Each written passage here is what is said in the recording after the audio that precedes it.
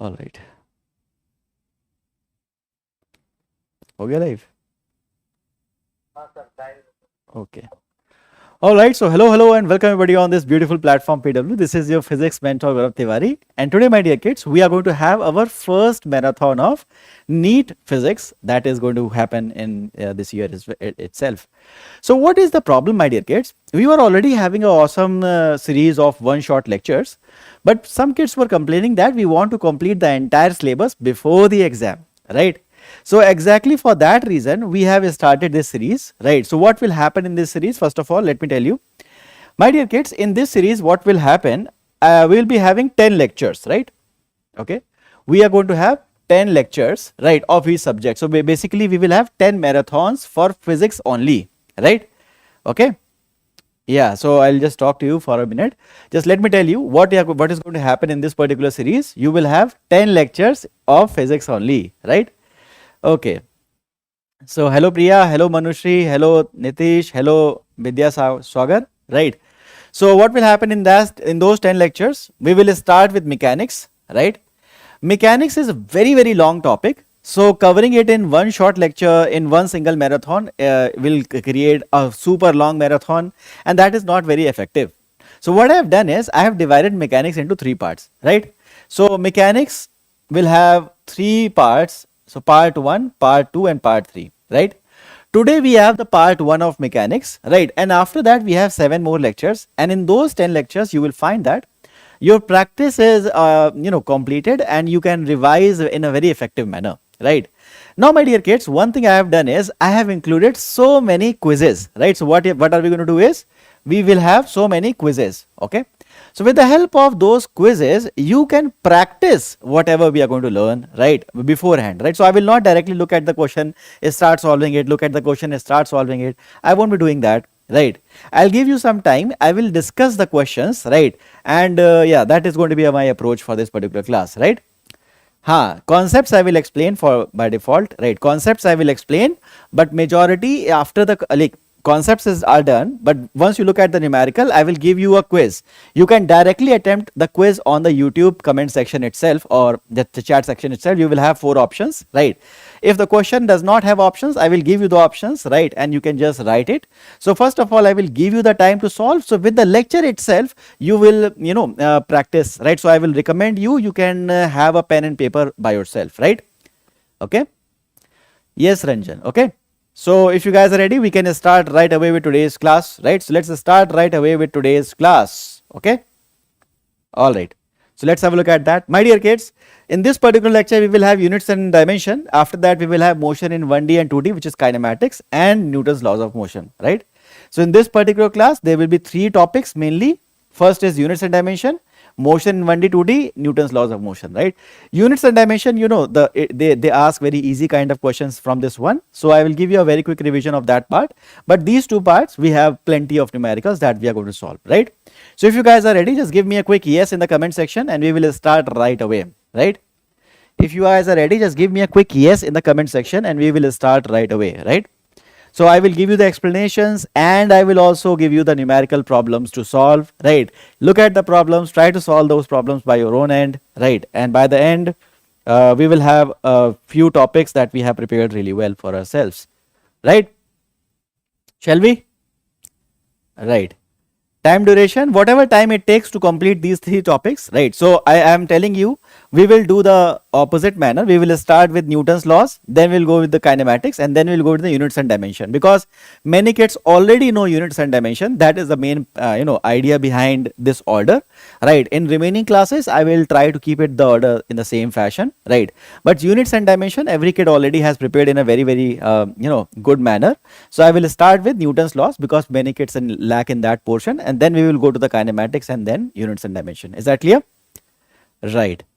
So let's start right away with the first concept, right? So this is the chapter, laws of motion, and in the Neet syllabus, right? These are the topics mentioned in the Neet syllabus on the NTA website, right? So what I have done is I have written those topics like this in a bullet form, and we will cover each and every topic one by one, right? We will look at the concepts. I will explain you the concept, right? And then I will show you the numerical. Take the pen and paper with you, right? Practice first of all by your end answer it in the quiz, right? I will show you the leaderboard as well over here, right? So let's start right away. So the first thing is the concept of inertia, right? Let's start from here, right? So what is inertia? You know that the bodies resist any change in their state of motion. For example, if a body is at rest, right, and this body will remain at rest unless some force acts on it, right? But if a body is much bigger than this one, let's say this body is 1 kilogram, this body is 10 kilograms, right? So of course the other body will require bigger force to move, right? So clearly we can say that higher the mass, higher the tendency to oppose the change in the state of motion. So my dear kids, we say that mass of a body is a true measure of the inertia of the body. Bigger the mass, higher will be the inertial property of the body, right? So because of bodies having inertia, if you want to change their state of motion, what do you need? A force is required, right? A force is required, right? Look at this thing. There is a glass on which a cardboard and a coin is placed. If you take the cardboard like this, the coin will fall like that because the inertial property. This thing has inertia. It does not get enough force so that it cannot move.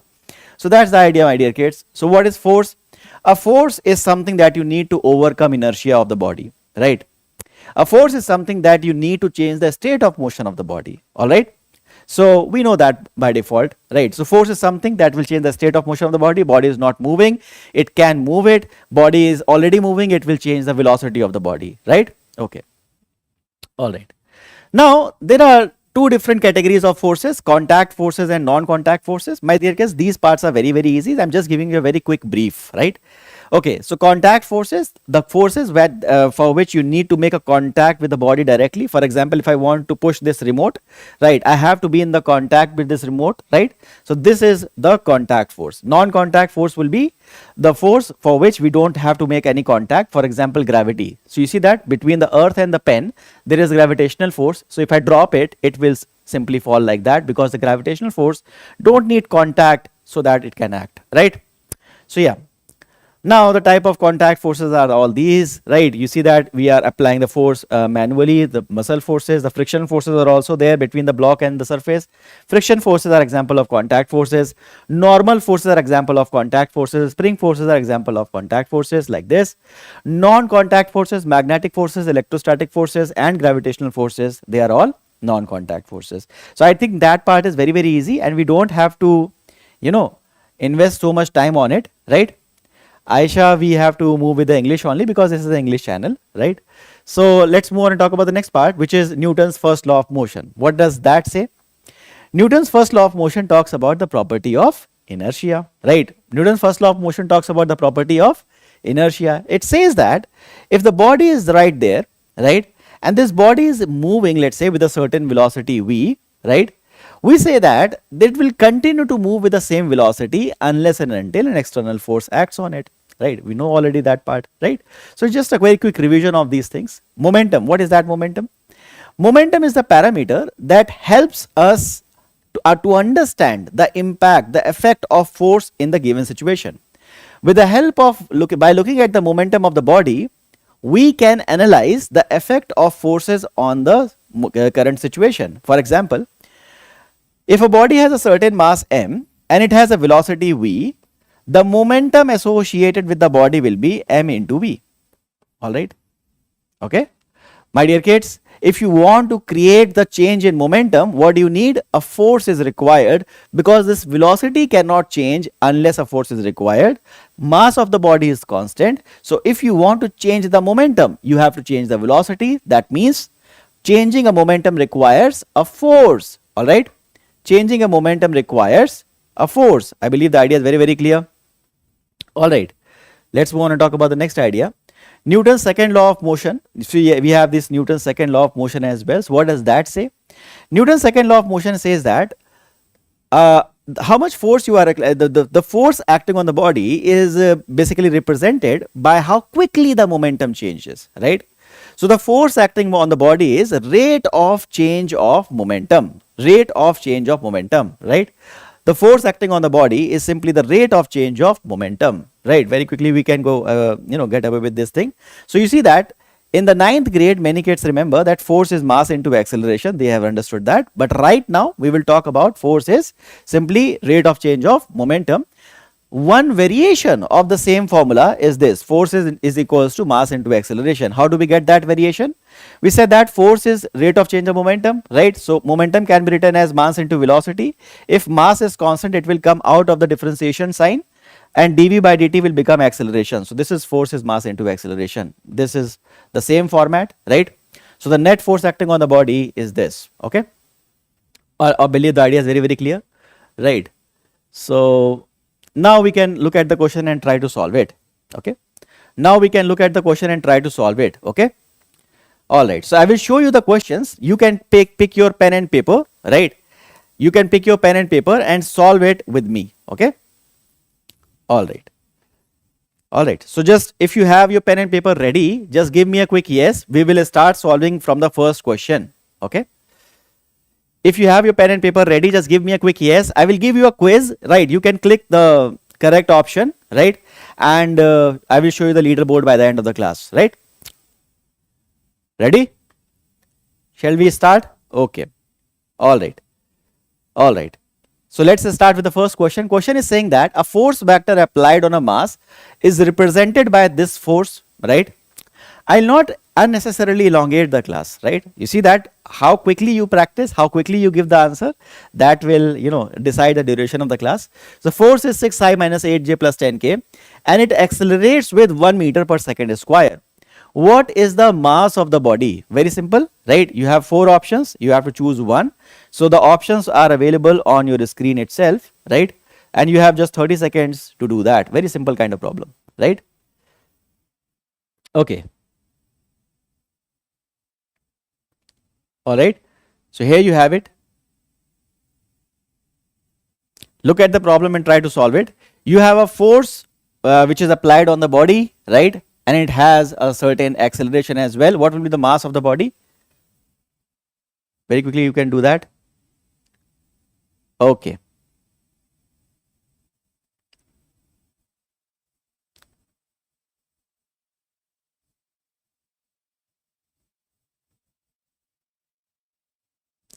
All right. So I believe the idea is very clear. Let's see that. Okay. Just a second. Now, okay, I believe the answers are slightly late, but no problem, right? If there is any problem, I will reinitiate this quiz. No problem, right? You can quickly answer it so that your answers can be recorded, right?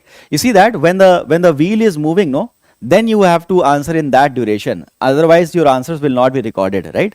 So this is the idea behind it, okay? So here you have it. All right. So yeah, I guess we have to reinitiate the quiz so that you can answer it. So this time you can answer it in the correct time duration. Again, you have to answer it in the quiz section, right? So just try to answer it. Okay, Nitish is answering. Okay, Anjali is answering. Ritika is answering. Very nice.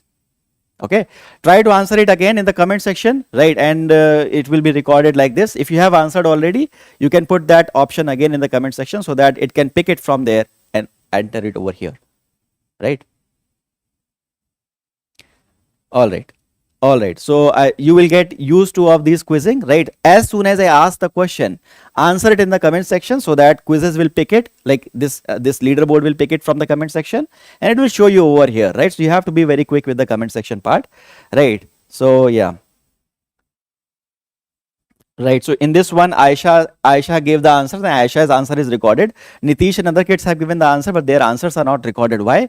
Quiz was over and then they clicked B. Right. So this is the idea, right? This is how you have to be very quick. Now let's move on and talk about the next question. Okay. Let's move on and talk about the next question itself. Okay.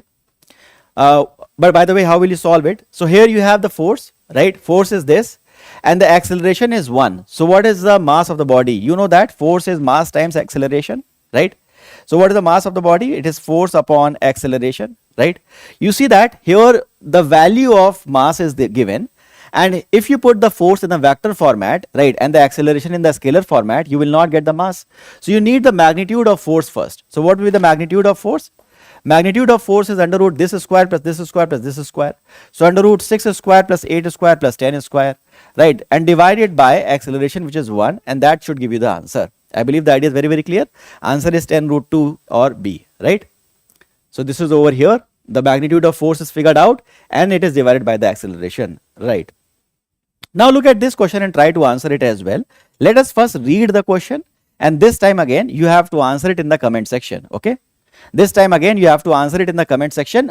After I start the quiz, answer it in the comment section, right? So let me read it first. A ship of mass that many kilogram initially at rest is pulled by a force of that many Newton through a distance of 3 meters. Assume that the resistance due to water is negligible. What will be the speed of the ship? So you see that kinematics and dynamics are involved in this one. So just try to solve it. I will give you, let's say, 60 seconds to solve this question, right? Find the answer and try to put the answer after the wheel starts rotating, right, in the comment section, so that your answers can be picked up and the leaderboard can be shown over here, right? Okay. All right. Very nice.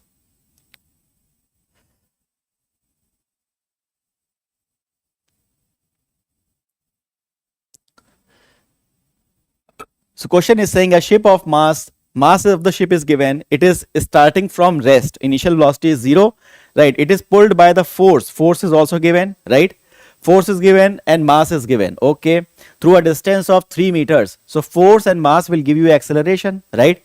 And distance of 3 meter is also given, right? Okay, so that can help you to calculate other things as well. Assuming that the resistance is 0, what will be the final velocity? So equation of motion will help you. Acceleration you can figure out, okay? Try to look at that. So here the time is up, right? Time is up. And let us see that how many of you are giving the correct answer. Very nice. I can see many kids are clicking the answer, and let's say that how many of them are recorded. So here we have to see, right? So all of the kids have given the correct answer, and let's say the fastest answer was given by Nitish, right? And then you have Hruday Anjali, okay, Hruday Anjali, okay, right? So Nitish has given the fastest answer over here, and his answer is correct as well. So here you have this thing, right? And how will you solve it? Let me just help you with this, right? So what are you going to do is, you have the mass, okay, right? It starts from rest, so initial velocity is 0. It is pulled by a force of that many Newton, right?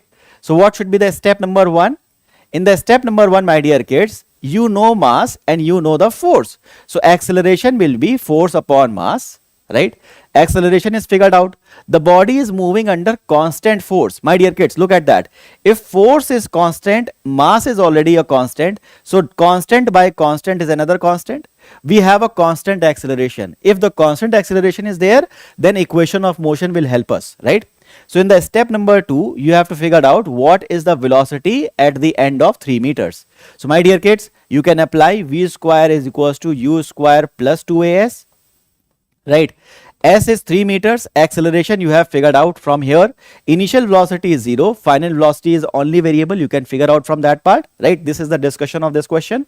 And here you see that acceleration is figured out, right? Initial velocity, initial is 0, so v square is u square plus 2as, and you can solve it like this. Point 1 is the answer. Let's move on and talk about the next question. Read it and try to solve it. So first of all, read it and try to solve it, okay? That part is clear? Okay, very nice. All right, 1 second. Okay, now let's try to solve the next part, my dear kids. So here what is happening? A boy is pushing a box of mass 2 kg with a force of 20I plus 10J. A box is being pushed with a force of 20I plus 10J. Okay, right? The mass of the box is 2 kilograms. The mass of the box is 2 kilograms. All right, and he is pushing it with the force of how many newtons? 20I plus 10J, right?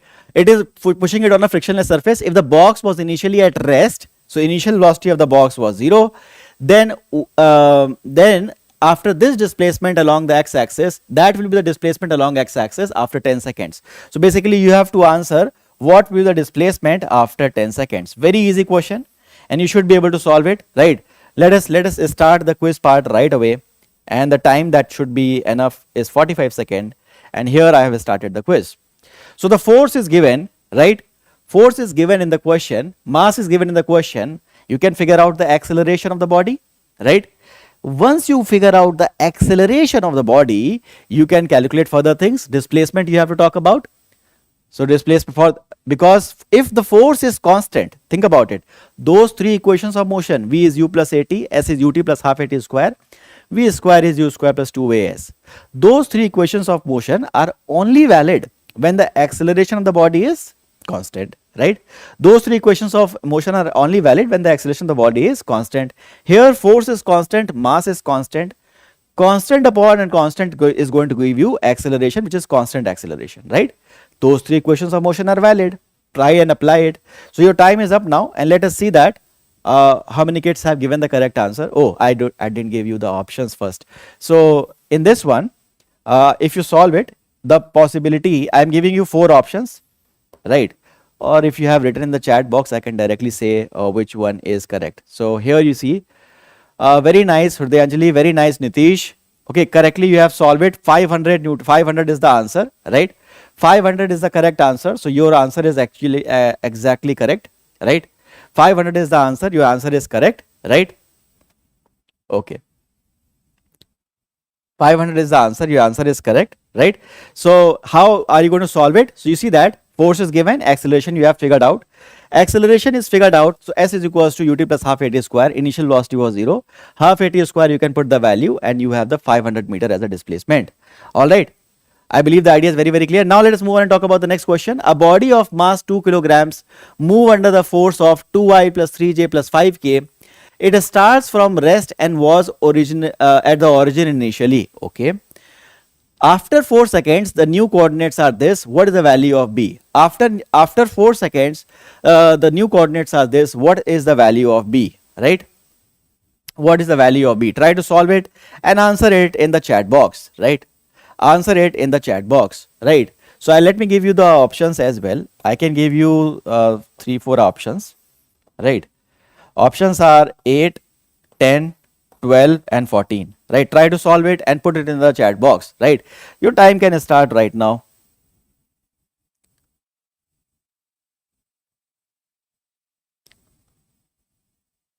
Okay, so your answer is, yeah, now the poll starts. So here you have the question, right? And you can answer it right away in that section, right? So again, force is given, mass is given, acceleration can be found out. The body was initially at the origin, right? So after 4 seconds, the new coordinates are this. What is the value of b? This is something you have to answer, right? So again, if you figure out the displacement, it will help you to figure out the remaining parameters. Because the force is written in the vector format, you can also get the displacement in the vector format. And by looking at the value of displacement, you can tell that what will be the new coordinate, right? Try to find it. Nice, very nice. Yuvraj has solved it, Aisha has solved it, Srija has solved it. Okay, very nice.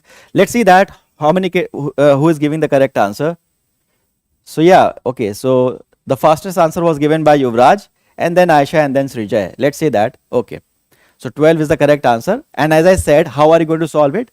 Here you know the value of force, right? And you know the value of mass. So divide force by mass, you get acceleration. That is the step number 1. You can get acceleration. In the step number 2, what will you do? In the step number 2, after 4 seconds, new coordinate will be this, right? So you can apply the equations of motion and you can get the, this vector format of displacement. And by looking at the x, y, z coefficient, you can tell the value of b. So here is that, right? Acceleration is figured out, force by mass, no problem with that, right? And the displacement will be ut plus half at square. So just solve it and you will have displacement 8i, 12j and 20k. So this is A, this is B, this is C. This is the B you have to figure out, right? 12, right? So the answer is 12. Let's move on and talk about the next numerical, my dear kids. A body of mass 4 kg experiences 2 forces F1, F2, right? Well, and what is the acceleration acting on the body? If the body of mass 4 kg is experiencing forces F1, F2, what will be the acceleration of the body? Very easy question, right? And you can solve it in 30 seconds, right? So try to solve it and put the answer in the chat box. Okay, you have a body of mass 4 kg, right? It has 2 forces. The acceleration acting on the body will be. So this is something you need to answer, right? Half of the time is already up. And I believe you can easily solve it. right?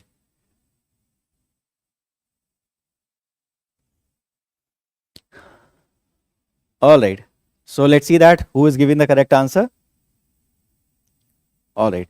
So I think leaderboard couldn't pick the answer. No problem. So here you have the mass, you have forces F1, F2, right? And you have the mass. So all you need to do is the acceleration is created by the net force. The acceleration is created by the net force. So what will be the net force over here? F1 plus F2. So first of all, you will get the net force, which is F1 plus F2, right? And once you add these vectors 5i and 3i, 8i, right? Similarly 8j and minus 4j, 4j, and 7k and minus 3k, 4k, right? Add the vectors, get the net force. Once you divide the net force by mass of the body, you get the acceleration. I believe the idea is very, very clear, right? Okay, so forces give you acceleration, you can simply find out by adding the forces. Net force you can find out, and by dividing the net force by mass you can get the acceleration. This is the answer, right? Look at this question and try to solve it as well, my dear kids. Question is saying that at any instant the velocity of the particle of mass 500 gram is this. Velocity is given, okay? If the force acting on the particle at t is equals to 1 is this, then what is the value of x? What is the value of x? Look at that. Look at the expression of velocity. If you look at that, velocity is changing with time. You see, velocity is changing with time. At different values of time, particle has different velocities. Since the velocity is changing with time, that means there is a force acting on the particle, right? We want to talk about that force is I plus xj. We have to talk about what is the value of x. Try and answer it. Try and answer it in the poll, right? And let's see how many kids can answer it in the poll, right? So here you have it. Okay. So at any instant this is given and you have to answer it in the poll section.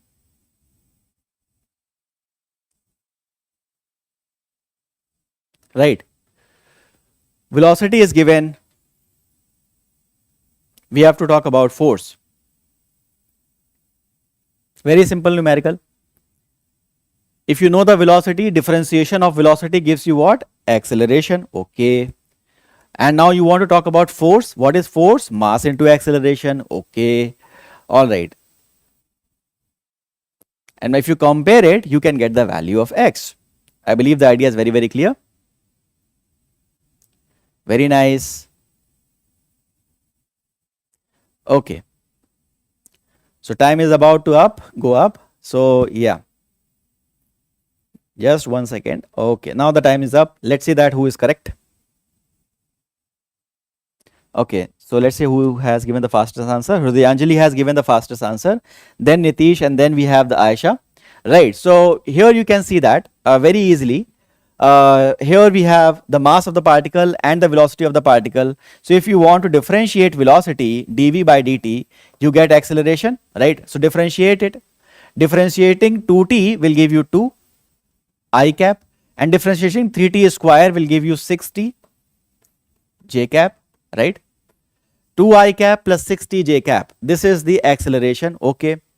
If the force acting on the particle at t is equals to 1 is this, so you know, you have figured out the acceleration of the body, no problem, right? Mass of the body is also given. Mass of the body is 0.5, 500 grams, which is 0.5 kilograms, or 1 upon 2 kilograms, you can write like that, right? So what will be the force? Force is equals to mass into acceleration. So divide half into this thing, right? 2i plus 6tg j. So you have I plus 3tj. And you can say that it is I plus xj. So instead of x you have 3, right? Instead of x you have 3, because they are asking about they are asking about the force at t is equals to 1. So t is 1, right? So here you can say that force at t is equals to 1. You can put it I, and instead of t you have 1 second, plus 3 into 1 is 3 only, 3 into j, right? So I plus 3j is the answer. I plus 3j. So instead of x, there should be 3. So option D is the correct option. I believe that is very, very simple and clear. Look at one more problem and try to solve it. The next thing is impulse, right? Now the next concept is the concept of impulse. What is impulse? When a force acts on a particle for a very short interval of time, right? When we talk about the forces as well as the time interval in one duration, in one sector, right? We are talking about the impulsive effect of the forces. For example, what is happening? You are hammering a nail. In that situation, we can talk about the impulse, right? You want to catch a ball. In those situations, we can talk about impulse, right? So all those things we have. So impulse is force into the time duration for which the force is acting, right? Okay. So let's look at that. Okay. Impulse and momentum are also connected with each other. How? Force is rate of change of momentum, my dear kids, right? Force is rate of change of momentum. So if you keep change of momentum over here and take dt on that side, so change of momentum is f into dt. That is impulse itself, right? Okay. So my dear kids, the impulse imparted to the body while you are hammering or doing something. So impulse imparted to the body is basically the change of momentum of the body itself, right? Okay, impulse imparted to the body is represented by the change of momentum of the body. Clear? Okay. So this is written, right? Impulse is change of momentum, right? Okay. So let's look at that. So here you have it, right? So here, if you have this simple thing, look at this part. Look at this part. We want to understand the interpretation of this part, right? For the further reference. So here you can see that. If you integrate that, you get impulse for the total value of impulse. So impulse is integration of fx into dt. What does that mean? It tells you the area under the curve of force and time, force time curve, right? If you take the area under the force time curve from t1 to t2, this is the change of impulse in the x direction, right? This is representing area under ft curve in the y direction, right? So this is telling you the change of impulse in the y direction, area under the fy and dt, right? This integration is telling you the area under the curve in the area under the curve in the ft curve, force and time curve, and that is telling you the impulse imparted in the y direction. Similarly, area under fz and dt, fz and t is telling you the impulse imparted in the z direction, right? So if you look at the force time curve, and take the area under the curve, right? So area under force time curve tells you what? Impulse imparted, right? Okay, right. So here you have it. Look at this question and try to solve it. Figure shows an estimated force time graph for a baseball struck by a bat. Okay, so you have a baseball, you have struck by a bat. From this curve, determine the average force exerted on the ball. So from this particular thing, you have to talk about the average force which is exerted on a ball, right? From this thing, you have to talk about the average force exerted on a ball, right? So try to solve it, and here are the 4 options. So I can start the quiz right away, right? And you can answer it. Okay. So the question is same, right? You have the graph in front of you and you can directly solve it. Okay. So what is impulse? Impulse is nothing but, what is impulse? Impulse is nothing but the change of momentum you bring. But in this situation, you have force time curve. So area under the curve can also tell you the values of impulses, right? I need to see the time over here. So I will bring it over here. So think about it. You have the force time to determine the average force exerted on the ball. So first of all, you can find out the change of area under the curve will tell you the impulse. Impulse is simply F into delta t, right? F delta t is the area under the curve, right? So F delta t is area, right? Area you can calculate, right? F delta t is the area you can calculate, and divide the area by delta t, right? F delta t is the area, and force will be, average force will be area upon delta t. That will be your answer. This is the answer you want to find out, right? Let's see that who has given the correct answer, right? Let's see who has given the correct answer. What are the options? Okay. All right. So let's see that. Again, sometimes this poll does not work properly. But anyways, I can see D is not correct, Nitish. A is correct. Yeah. Right. A is correct. A is correct. Nice. Hridayanjali, A is correct. Sanjay, A is correct. No problem with that. Right. Will you upload the notes PDF? Yes, Vidya Ashwar. I will be uploading the notes of this particular class by the end of the class itself, right? Always I do that, right? So here you see that, first of all, we will try to find the area. A is the area. Area you can find out this 1 upon 2 this side into this side, right? So that side is 18,000 and this side is 1 to 2.5, which is 1.5. So 1 upon 2 into this, that's how you can figure out the area. Once you know the area divided by time duration, how much is the time duration from 1 to 2.5? It is 1.5 second. Divided by that, you can get the value of force. Look at that, right? This is the impulse area under the curve, 1 upon 2, 18,000 into 1.5, right? So once you do that, this is the area, right? Once you know the area is the impulse, right? Area under FT curve is impulse, divide by time, that is the value of force. As I have already told you, impulse is F delta T, that is impulse, and that is area under the curve. Area you have already figured out here, right? So you want to know that what is the value of force over here. So here you have it, area divided by delta T, that is going to be the value of force. My dear kids, I believe the idea is very, very clear. That is 9,000 newtons, right? So this is Newton's third law. For every action, there is equal and opposite reaction. Action force acts on one body and the reaction force acts on the other, right? By looking at that one, we can solve a few numericals on that part as well, right? So here we have it, law of conservation of linear momentum. This is something good, right? So this is where I will little slow down and try to explain you this thing. So here you know that the net external force acting on the body is rate of change of momentum of the body, right? My dear kids, if the momentum of the body is not changing, or is it, we are saying that this is constant, so the rate of change of momentum will be 0. If momentum is constant, that means differentiation of a constant is 0, right? If momentum is constant, so dp by dt is 0. Now look at that. When momentum is constant, dp by dt is 0, but dp by dt is force, right? dp by dt is force. So that means the force has to be 0. That means for a body having constant momentum must have 0 net force, okay? So that is something we can understand from here.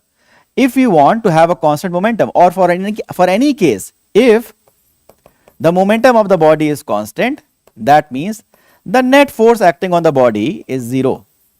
If the momentum of the body is constant, that means the net force acting on the body is 0. Okay, all right. So let's look at that.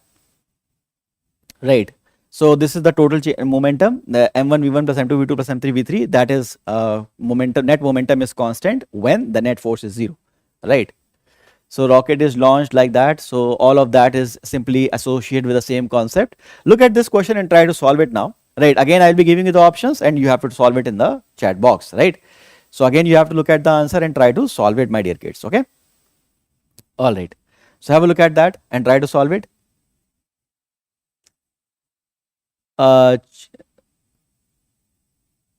Chizia 260. If you follow sincerely, okay, yeah, I mean, I can say so, but not just this class, right? You have to follow rest of the classes as well for all other subjects. Look at this question. 2 billiard balls of mass 0.05 kilogram, each moving in opposite direction with 10 meter per second. They collide and rebound with the same speed. If the time duration of the constant is 0.005 second, then what is the force exerted on the ball due to each other? My dear kids, if two balls are moving, you look at that, two balls are moving like this, right, and they collide. So this one has its own kinetic energy, it is moving, right? You are looking at that. This body has its own kinetic energy, it is moving like that. You are not applying any external force. Because of their own kinetic energies, they move and they collide. No net external force is applied. And in this situation, when there is no net force is applied on the system, these two balls are making a system. No net force is applied on the system. That means there will be no net change in the momentum of the system, right? Got the point?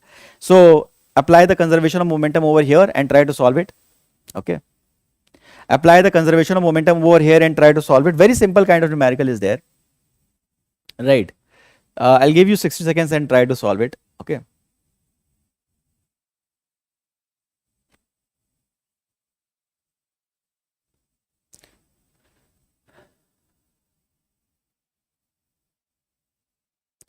two billiard balls of mass 0.05 kg, right? They are moving in the opposite directions with 10 meter per second. They collide and rebound. So they collide and rebound. So if it is moving with 10 meter per second this way, after collision, it moves 10 meter per second the other way.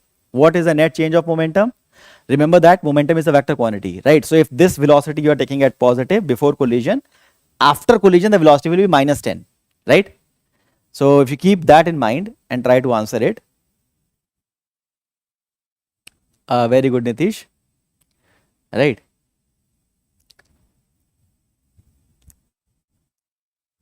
Extremely simple kind of problems, right? These kind of problems are asked in the NEET exam, which is why I am not taking any difficult problem for this session, right? So if you just practice these ones, you can say that I have good practice of NEET exam. If you cannot solve these problems, then it's questionable, right? So here you have it. I guess the time is up, okay? And the correct option is this, right? So yes, Nitish has answered it correctly as well. So here you have it. So now you see that what is really happening. The ball was initially moving like this after collision. So the momentum is m into v. After collision, the same ball, after collision with the other one, the same ball moves in the opposite direction, right? So what is the net change of momentum? We can say momentum before and momentum after, right? m1 v1 minus m2 v2, right? So mass is 0.05, mass is 0.05, right? Into velocity is 10 minus, right? Mass is 0.05 and velocity is minus 10. Got the idea? Because before the collision it was moving like this, after the collision it is moving like this. So velocity will be minus 10.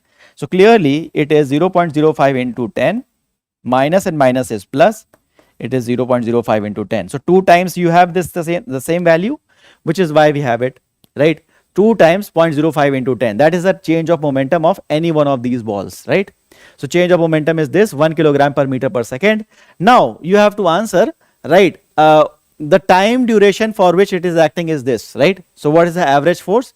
So average force is, impulse is equals to change of momentum, right? So change of momentum you have figured out. Impulse is force into time. F delta t is change of momentum 1, which is what you have figured out. So delta t is given, force, average force for that duration will be 1 upon delta t. 1 upon delta t. Delta t is given how much? 0.005 seconds. So 1 upon 0.005, that is the answer, right? 200 Newton. Now look at this question. Two bodies of mass 4 grams and 25 grams are moving with equal kinetic energies. The ratio of magnitude of their linear momentum is. The ratio of their, magnitude of their linear momentum is. This is something you have to answer now, right? I'm giving you the poll, right?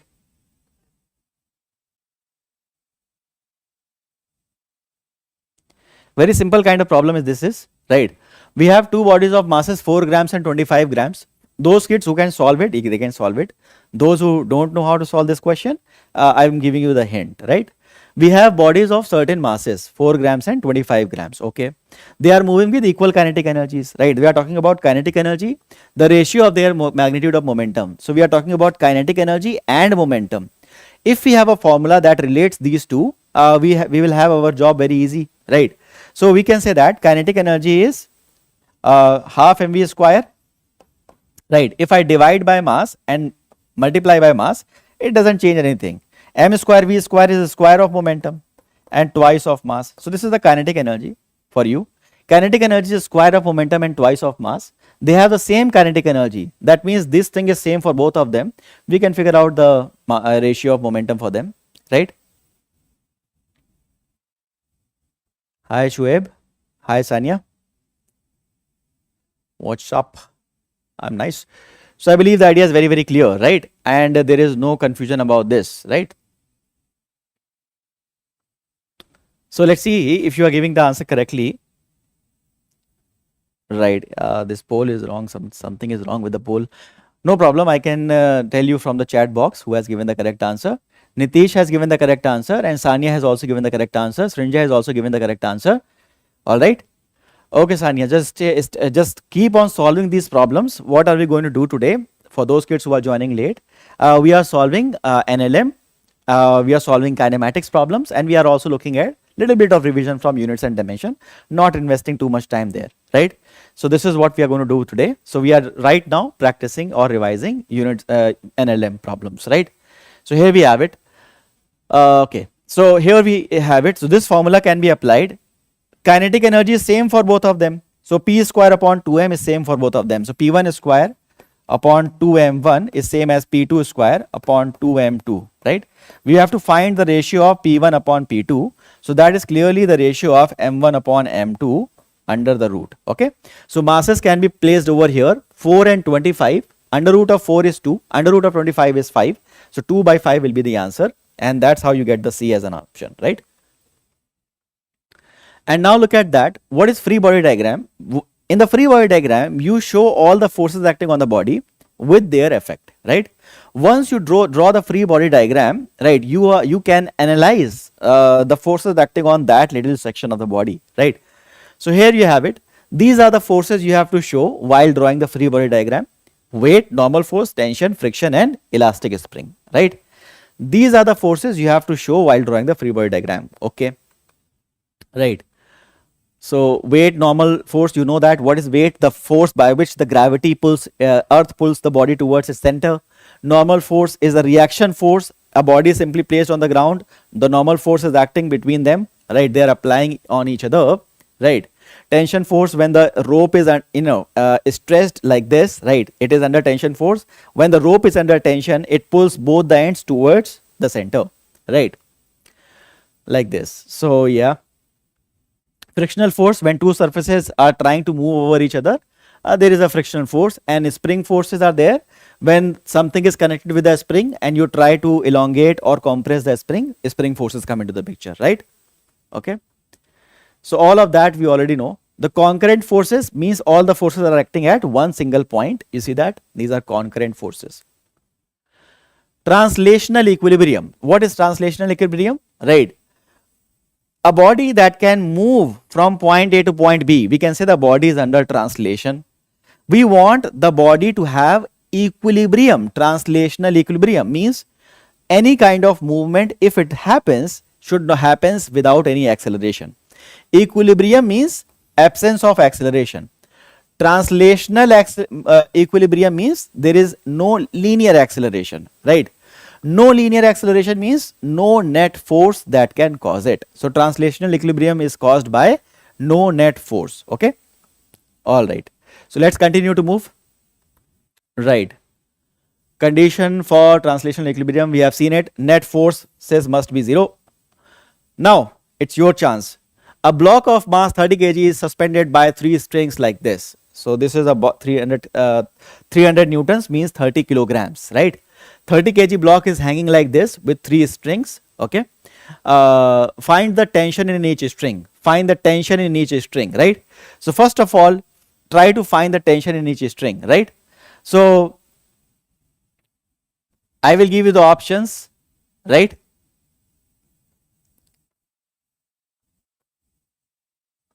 Right, try to solve it, okay? Meanwhile, I'll give you the options. Try to solve it. Very easy problem. You just have to draw the FBD and you can solve it directly without any problem, right?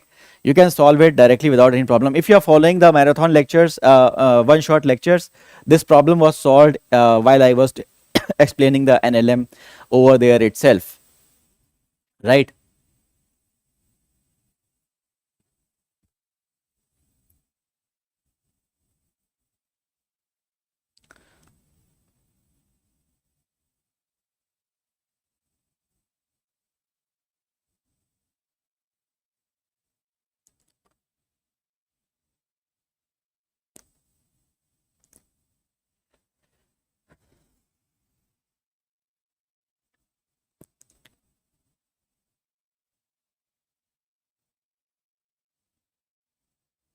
Try to solve it.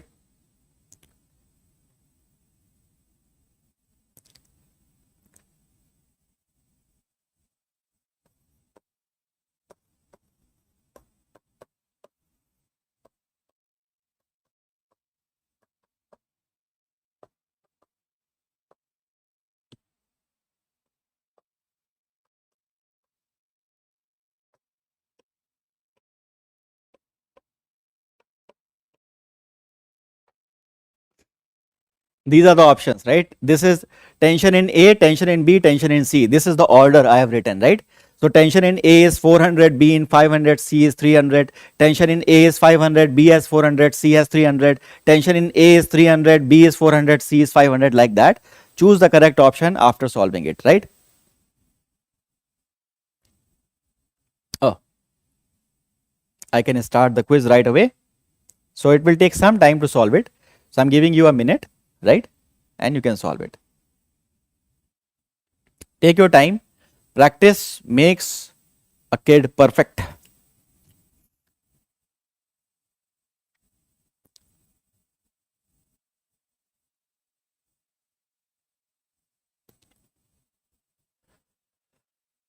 All right. So all you need to do is, first of all, imagine a free body diagram, right?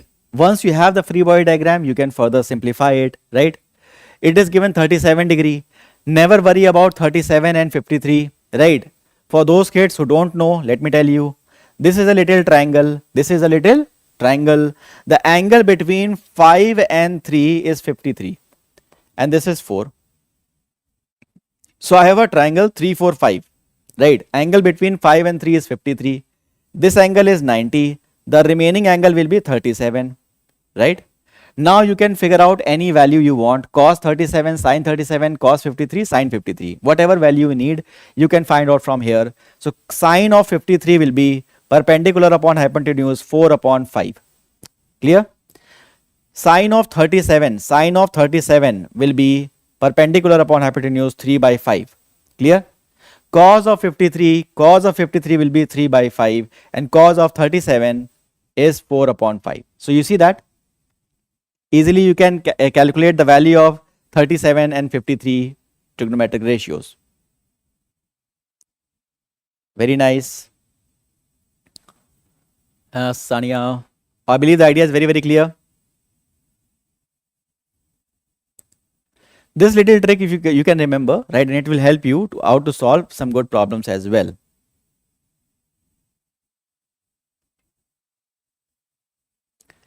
Very simple kind of problems.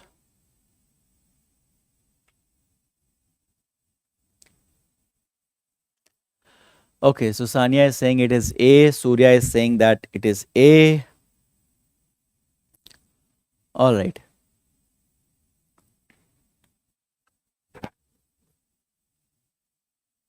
Crazy, good. Poll has been stopped. Let's see. All right, so let's see that who has given the correct answer. Nitish has given the correct answer. Shoaib and Sania has given the correct answer. Rudyanjali has given the correct answer as well. So how are you going to solve it? My dear kids, very easy. First of all, you have to draw the FBD of this thing. So how will you draw the FBD? This weight is going to pull it, because of which there will be a tension in this string. This tension of the string is going to pull this end in this direction and this thing in the above direction. Weight is acting in the downward direction, 300 Newton. Now, if you separate it from here, you see that, look at the FBD of the block only. The block has a downward force of 300 Newton and upward force of tension force. By looking at the equilibrium, because the whole thing has no acceleration, by looking at the equilibrium, tension is C rope is equals to 300 Newton. Tension and C rope is 300 Newton. So either option A is correct or B is correct, right? Now look at these two now. Very easily you can solve it, right? This is 37, right? So you can say that this is 37. So the other angle will be 53. So this component and this component, right? You will have these two components of forces and you can easily solve it. Tension in B is like this and tension in A is like this, right?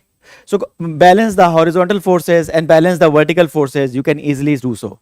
So horizontal forces balancing, tension in A will be balanced by tension in B like this, right? This component of the tension in B is being balanced by tension of A, and by doing so vertical components can be balanced as well, and that will give you the answer.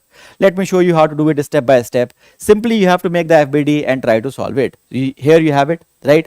So this is 37, this is 37. You can take the component tension in B in this direction, TB cos 37, TB sin 37. No problem with that, right? So once you equate it, you see that first of all tension in C can be figured out very, very easily, 300 Newton. Tension in C can be figured out very, very easily, 300 Newton. No worries about that, right? Now what you need to do is equilibrium of the point, this point, consider the equilibrium of this point. The horizontal forces should be 0, the vertical forces should be 0. The horizontal forces are TA and the component in this direction is TB cos 37. TB cos 37. So TA is equals to TB cos 37, right?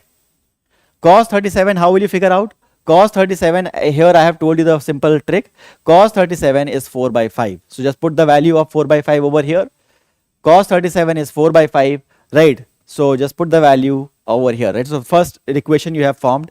Vertical component, there should be no forces. Again, in the no force should be there in the vertical direction, right? So TB sin 37, look at that. TB sin 37 is balanced by TC, downward direction, TC. TC already know is 300 Newton. From here, we can calculate the value of TB, right? Sin 37 is 3 by 5, calculate it, TB comes out to be 500 Newton, okay. So we have TB 500 Newton, put 500 over here, 4 by 5 into 500 is 400, right? So TA comes out to be 400, right? TB comes out to be 500 and TC comes out to be 300. That is your answer. That is your answer over here. 400, 500, 300. Option A is correct. I believe the idea is very, very clear. Those kids who are not able to solve it, I believe they also understood it, right? Yes, right. Now let us move on and talk about the next question, right? Right. Okay, look at that. So far, we have talked about dynamics of particles when the whole system has no acceleration, right? In this one, the system had no acceleration. We said upward force and down, how horizontal force and vertical forces are balanced. So the forces in this direction and the forces in this direction are balanced, right? But it is possible that the body is moving with a certain acceleration, and in those situations, how will you apply the NLM? Let's have a look at that, right? Okay. Now let's look at that, Surya. Okay. So here you have it, block and block system and all these things. So yeah, so now you look at this thing. So these kind of problems are very, very popular in the NEET exam. What is really happening? A force is acting on bunch of masses. So think about it, when you are pushing all the masses, will they have a common acceleration or different acceleration? When you are pushing all these masses, will they have common acceleration or different acceleration? We can say that they are going to have common acceleration. What will be the value of that common acceleration? It will be the force upon total mass, right? Force upon total mass. I believe the idea is very, very clear, right? So let's try and apply it. So you see that acceleration is force upon total mass, right? So this is how you get the value. And normal reaction, by looking at the FBD of individual blocks, you can get the normal reaction, right, of these two blocks, right? Similarly, you can go ahead with the 3 blocks. Acceleration of these 3 blocks will be common because there is only one force on them, right? So force upon total mass M1, M2, M3, summation of M1, M2, M3, that is the common acceleration of each blocks. You can solve it, right? Okay. Now we know all these concepts, right? And we have seen those concepts in the classes itself, right? Now let us try to know how to solve the problems on these concepts itself, right? So let's have a look at that and try to solve some problems, right? Look at this thing and try to solve the problems. First question is saying this: 2 blocks of mass 4 kg and 6 kg, right? They are placed in contact with each other on a frictionless horizontal surface. If we apply a push of 5 Newton on heavier mass, the force on the lighter mass will be, this is 4 Newton, 4 kilogram, this is 6 kilogram. The force is applied on the heavier block, that is force is applied on the 6 kilogram block. How much force is transferred to the 4 kilogram, that is lighter block in this situation? My dear kids, which force is going to act on the 4 kilogram block? It is a normal reaction, right? Now look at this question and try to solve it, okay? Now look at this question and try to solve it. You have a minute, right? You can look at the question and try to solve it. What is really happening here? The force is acting on the heavier block. The force is acting on the heavier block, right? Okay. So what will be the force on the lighter block, my dear kids? First of all, think about what will be the acceleration. Because these blocks are in the contact, they will share a common acceleration, yes or no? These blocks are in a contact, that is why they will have a common acceleration, right? What will be the value of that common acceleration? My dear kids, the common acceleration will be net force upon the total mass, right? Net force upon the total mass. So once you know that, you can figure out the common acceleration of the body, right? Once you know that, you can figure out the common acceleration of the body. And after looking at the FBD of individual things, you can figure out the acceleration of force acting on any one of them. Any missing force can be calculated by looking at the FBD. All right. Uh,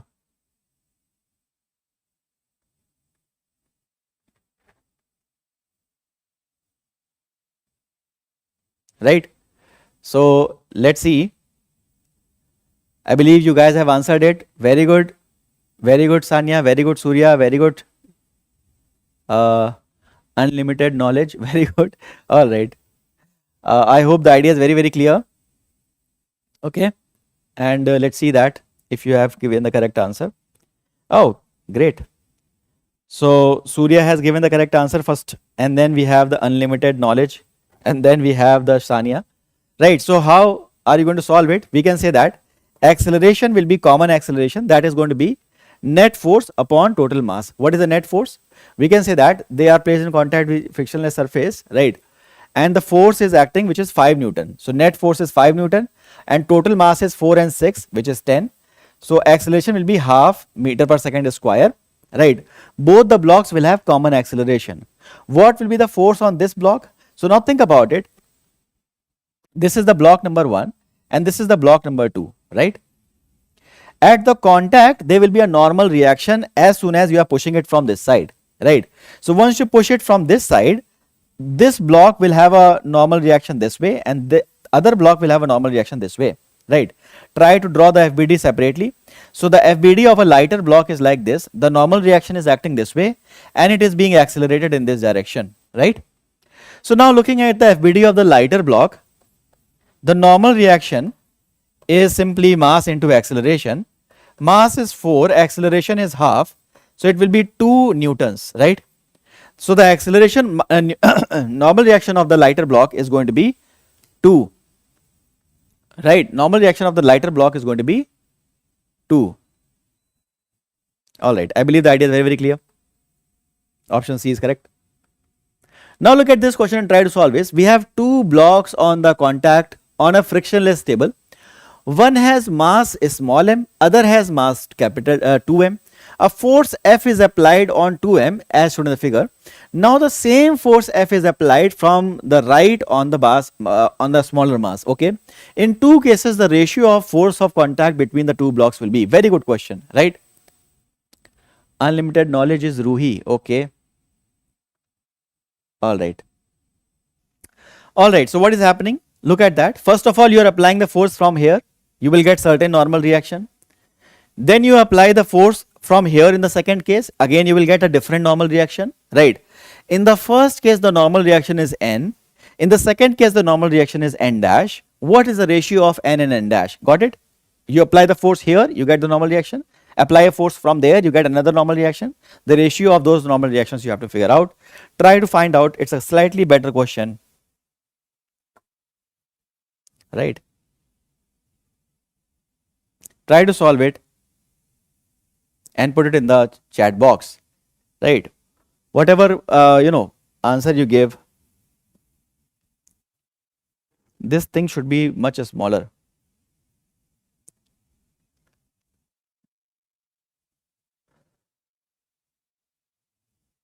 Okay.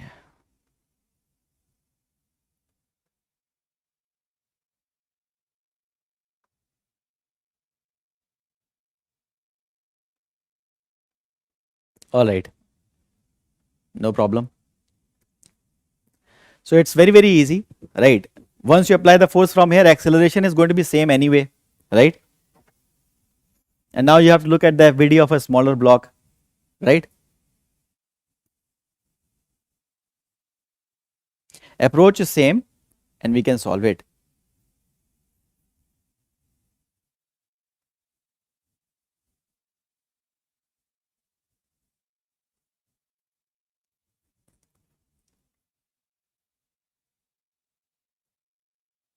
So let's see that. The poll is time is up. Let's see that who is giving the correct answer. Okay. Surya has given the answer first, then Sanya, and then we have Sri Sanjay. Nice. Right, so very simple kind of question is this. Basically, when you're applying the force from here, what will be the acceleration caused, right? Acceleration in, this is the first case, right? This is the first case when you're applying the force from on a heavier side, right, on the mass of 2m. This is the first block, second block, 2m and m, right? You are applying the force from here. This is the first case. What will be the acceleration? The system will have a common acceleration, which is force upon total mass. So it is F upon 3m, right? Now, because these blocks are pressing against each other, there will be a normal reaction. Let's say the normal reaction in this situation is n, right? What will be the normal reaction? Look at the FBD of a smaller block. A smaller block has a normal reaction like this, and it is accelerating with the acceleration a. So normal reaction is mass into acceleration. N is m into a. Mass of this smaller thing is small m, and acceleration caused is F upon 3m. Alright. So clearly, normal reaction right now is F upon 3. Okay. In this situation, normal reaction between the block is F upon 3. In the second case, we have the same blocks, bigger block, smaller block. The force is applied on the smaller block now. M and 2m is the masses. The acceleration again will be force upon total mass, which is F upon 3m. Again, the same acceleration will be there, right? But the normal reaction is going to be different. Normal reaction, let's say that it is n prime now. Look at the FVD of bigger block right now. So this is 2m, right? Normal reaction on this bigger block is n prime, right? Normal reaction in this block is n dash, right? And it is accelerating in this direction with an acceleration of F upon 3m a. So right now again you will say normal reaction is n dash is 2m into F upon 3m. So it is 2f upon 3, right? So clearly n was F upon 3, n dash is 2f upon 3. So n upon n dash will be 1 upon 2. Alright, I believe the idea is very, very clear. 1 upon 2. So option B is the correct option. I hope there is no confusion about this particular question. If you have it, you can definitely ask me. Right. Okay, let's move on and talk about the next question. Again, you can solve it. Okay, let's move on and talk about the next question, my dear kids. And I hope you can solve that question as well. So this is the question. Here you have the block. One force is acting at an angle 37 degree. Again, don't get worried about 37 degree and all. Another force is acting like this, and a force is acting from downward direction in the upward way like this, right? So three forces are there on the plane, on the block like this. Okay. Now, three boys, each of mass 45, are pulling a block on a smooth surface. The mass of the block is 20 kilogram. Find the acceleration of the block, right? What decides the acceleration of the block? I will say the net force acting on the block decides the acceleration. So first of all, you know the mass of the block and three forces are acting. So first of all, you have to find the net force that will help you to find the acceleration. Okay. Find the acceleration of the body, find the acceleration of the boy exerting the force F1. So acceleration due to this boy, right? We have given that F1, F2 and F3. These are the values of F1, F2, F3. Now, you can talk about this particular thing. First of all, try to solve the part number A. Find the acceleration of the block. I will give you the options, right? I will write it over here. Try to solve it, right? And once I have written the options and given you the poll, then I'll write the answer in the poll section, comment section, so that software can pick it from there, right? All right, just a second. I believe the idea is very, very clear. Do not type the answer right now in the chat box. Solve it, right? I will write it over here and I'll give you the options. Then you solve it so that your options can become a part of the poll.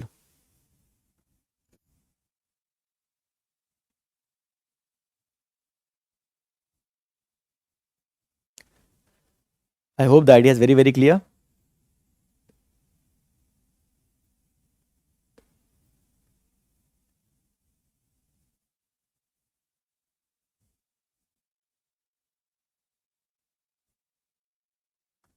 Very nice. Keep on trying.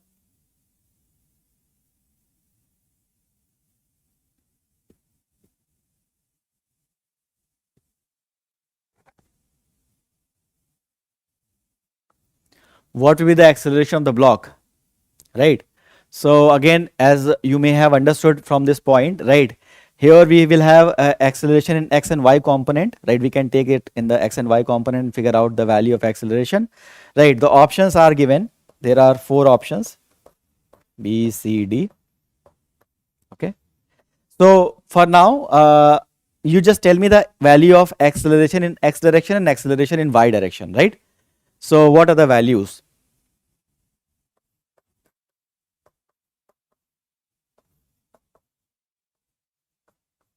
All right.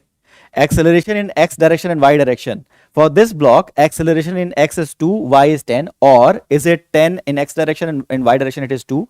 In x direction it is 8 and y direction the acceleration is 2. This is something you have to figure out, because the net acceleration will be under root ax square plus ay square. That is going to take some calculation time. I am not asking you the net acceleration. Tell me the acceleration in x direction and y direction. These are the options, right? And now you can answer that part in the poll. I have already given you sufficient time, so you should be able to solve it. 30 seconds. Right. For those kids who don't know the 37, if they are confused with 37, remember that there is a triangle waiting for you. This side is 53, where this is 5, this is 3, and the remaining side is 4. So this angle will become 37, right? So for whatever reason, you have to find the sine 37, cos 37. By looking at this triangle, you can get the ratios, right? I hope the idea is very, very clear. Okay.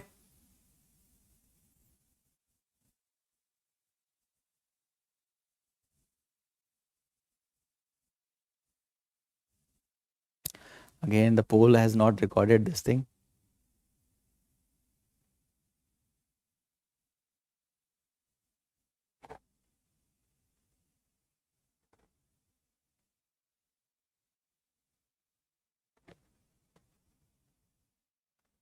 Anyways, so here we have it. Let's try to look at the solution of this particular thing. B. B is correct answer. Nice, Surya. So it took slightly more time. B is the option, correct? B is the option. So how are you going to solve it? My dear kids, it's very, very easy. If you want to find out the acceleration, all you need to know is the value of force, right? The value I'm asking about acceleration in x direction, acceleration in y direction. So try to find out the net force in x direction, divide that by mass, get the acceleration in x direction. Try to find out the net force in the y direction, divide that by mass, get the acceleration in y direction. What is the hard thing about that? You see that for this force, we have 2 components, this and this. So we have F1 cos 37. All right. What is F1 over here? F1 is 90. 90 into cos 37. Cos 37 is 4 by 5. So that is the value of F1 in this direction, x direction. Similarly, F3 is 45. It will have 2 components, right? F3 cos 45, F3 sin 45. This angle is 45. So this is F3 cos 45, cos 45. And this is F3 sin 45. All right. And here you F2 only. So in the x direction only these 2 components are acting, F1 cos 37 and F3 cos 45. Just add them up and get the value of net force in the x direction. Whatever that net force is, whatever net force in the x direction is, divide that by mass, you have the acceleration in x direction. Similarly, this component, and this component, add them all up. This you will get the net force in the y direction. Divide that net force by y, mass, acceleration in y direction. What is hard thing about that? Yes, Surya. I got 10.2 acceleration, 10 and 2 acceleration. 10 and 2 is correct, na? 10 is x axis, y 2 is y axis. Correct answer, Surya. Right. So here you have it, right? In x axis you have this acceleration, net this you have this force, and in y axis you have this force. Just take the components and add it up, right? Acceleration in the x direction is net force upon mass. In the x axis, acceleration y direction Fy upon mass, right? So you just add it up and divide it by masses, and you have the acceleration in x axis is 10, right? And acceleration in y axis is 2. I believe the idea is very, very clear. Right. Now look at this question and try to solve this one. Right. Now look at this question and try to solve this one, my dear kids. Just a second. Right. Very simple question. No problem with that one. Two blocks of mass 1 kilogram and 2 kilogram are placed in the contact with a smooth surface. A horizontal force of 6 Newton is applied on applied on 1 kilogram block, and in the second part it is applied on 2 kilogram block. Find the force of interaction of the blocks. Force of interaction is the normal reaction. So you have to answer the normal reaction in the first case and normal reaction in the second case, right? Normal reaction in the first case and the normal reaction in the second case. Very easy kind of problem. We have solved these kind of problems 2 or 3 times in the same lecture itself, right? So try to solve it. Very simple.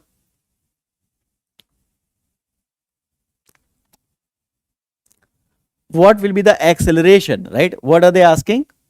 Find the force of interaction of these two blocks, right? Just first of all tell me one thing, what will be the acceleration of these two blocks, right? Then I will ask you about that part, right? First of all tell me, what will be the acceleration of these two blocks in these two situations, right? Force of interaction we have figured out by looking at the normal by looking at the FBD of these two things, right? We have seen it, right, in the previous problem. Force was acting this way, then in the second case force was acting that way. The ratio of normal reaction was to be found out, right? That is something we know. Now let's say that we have to know the value of acceleration. In the first case force is acting from here, in the second case the force is acting from here, right? Try to answer it. Options are this: the value of acceleration will be different, and acceleration in the first case will be more than acceleration in the second case. Second option is again the values are different and second acceleration is more than the first acceleration. Third option is first and second acceleration are going to be same, and fourth option is none of these, right? Try to answer it.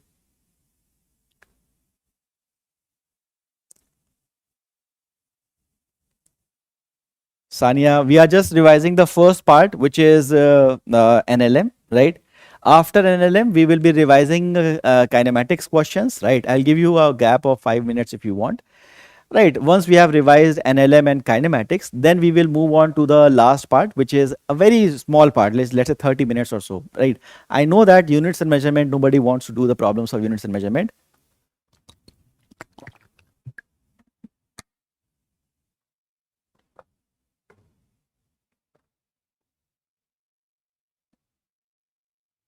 Right.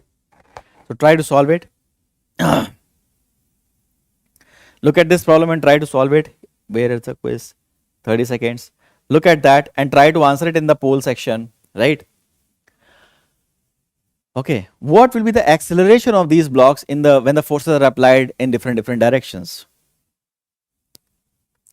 Will it be same? Will it be different?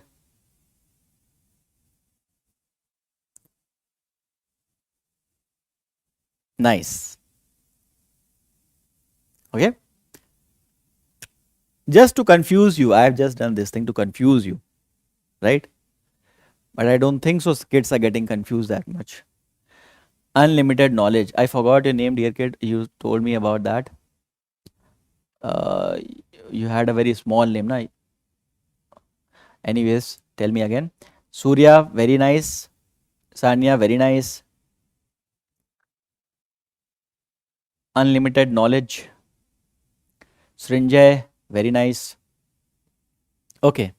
So all I can tell that only one kid is giving the correct answer, which is that, and Srinjay has also given the correct answer. So yeah, here you see that the acceleration I'm asking, the acceleration is net force upon total mass, right? So acceleration is net force upon total mass. 1 plus 2 is 3, which is 2 meter per second square, right? And if you apply the force from here, the net acceleration is force upon total mass 6 upon 3. That does not change. Again 2, right? So we can say that acceleration will remain same if you apply the force from here or here. But in the previous numerical we have seen the normal reaction between them will get changed, right? The ratio of normal reaction we found out, right? But in this one you can see that the acceleration is going to remain same. So option is option 3. Option is option 3, right? Yes.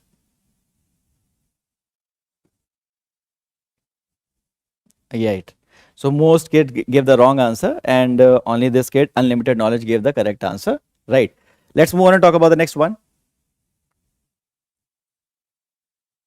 So now you have the concept of apparent weight. Apparent weight is when the body is placed on an accelerated object, the net force by which the earth pulls that body is different, right? And that's why we have a different weight that comes up.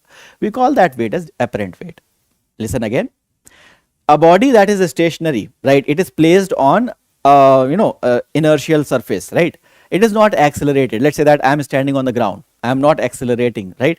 So what will happen? Earth is going to pull me towards its surface, okay, towards its center, right? Let's say my weight is 80, my mass is 80 kilogram and the value of G is 10. Then the weight of my body is 80 into 10, 800 Newton. That is the force by which Earth is pulling me. But if I start accelerating upward or downward, in that situation, the net force by which Earth is going to pull me will be different, right?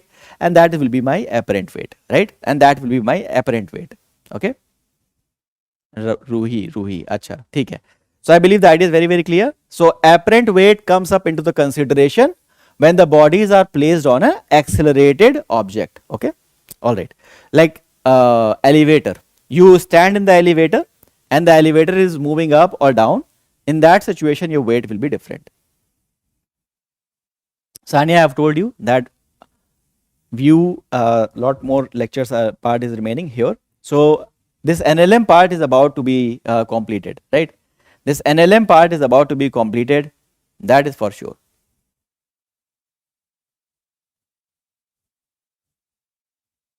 Right. So let's continue. So here we have it, right? This is the elevator. The body of mass m is placed in the elevator and the elevator is accelerating in the upward direction. My dear kids, as I said, when a body is placed in an accelerated surface, on an accelerated surface, the net force by which the earth pulls it seems to be different as long as it is inside, right? That's how we get the apparent weight. What is the apparent weight right now? It is shown by the normal reaction in that situation, right? The normal reaction is going to be mg plus a. So you see that when the elevator is accelerating upward against gravity, the apparent weight increases, right? If it is accelerating upwards against gravity, right? Gravity is pulling it downward. You are accelerating a body against gravity, the apparent weight rises mg plus ma, right? If the elevator is moving downward, accelerating downward, right? So in that situation, what will happen? Apparent weight will reduce mg minus ma. If the body is moving in the direction of gravity, the apparent weight will be lesser, right? If the body has no acceleration, then it is going to have same thing, right? If the body is under free fall, then what will be the apparent weight? Body is under free fall. As I said, body is moving in the direction of gravity with the acceleration a. Its apparent weight will be mg minus ma. When it is under free fall, its downward acceleration will be g only, right? So the apparent weight will be mg minus ma. And if it is under free fall, the acceleration of the body is only g. So it is mg minus mg, right? So which is 0. So if the body is under free fall, right? Right. Okay. So if the body is under free fall, then what will happen? We can say that if the body is under free fall, what will happen? It is falling with the same acceleration of gravity and it will seem as if it has become weightless, right? So this is the idea, right? This is when the idea, these things become, all right. Just focus on the class. I believe the idea is very, very clear, right? Okay. So now look at this question. These are two statements that we are going to make. The first statement is saying that an elevator can go up or down with uniform speed when its weight is balanced with the tension of its cable, right? Elevator can go up or down with the uniform speed when the weight is balanced with the tension in the cable. So this is the elevator. This is the cable of the elevator. The cable is under tension, right? Cable is under tension, which is why the elevator can go up or down, right? Okay, so when the cable is under tension, it is balancing the weight of this thing, right, which is why it is moving with a uniform speed. Okay, right. Second part is asking force exerted by the floor of an elevator, which is the normal reaction, right, standing on it is more than his weight when the elevator goes down with increasing speed. That means elevator is going down with increasing speed, means acceleration is downwards, right? In that situation, if you are accelerating downwards, your apparent weight will rise or drop, right? Think about it. There statement 2 is saying that when he is moving downward, right, with increasing speed, a person is standing on it, the weight is more than his actual weight, right? So is that correct? So think about it. There are two statements you have and you have to answer it. So these are the things you have, right? So you can just look at these things and try to answer it. 45 seconds, answer it in the poll. I believe it is very, very simple. All right. So elevator can go up or down with uniform speed, of course, when the tension forces are balanced by the weight. Okay.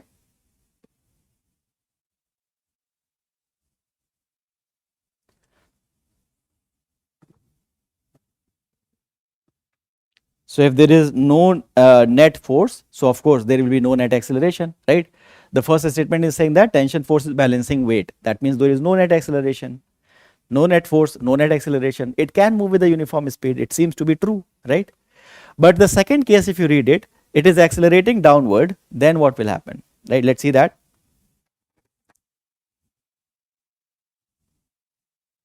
Yeah.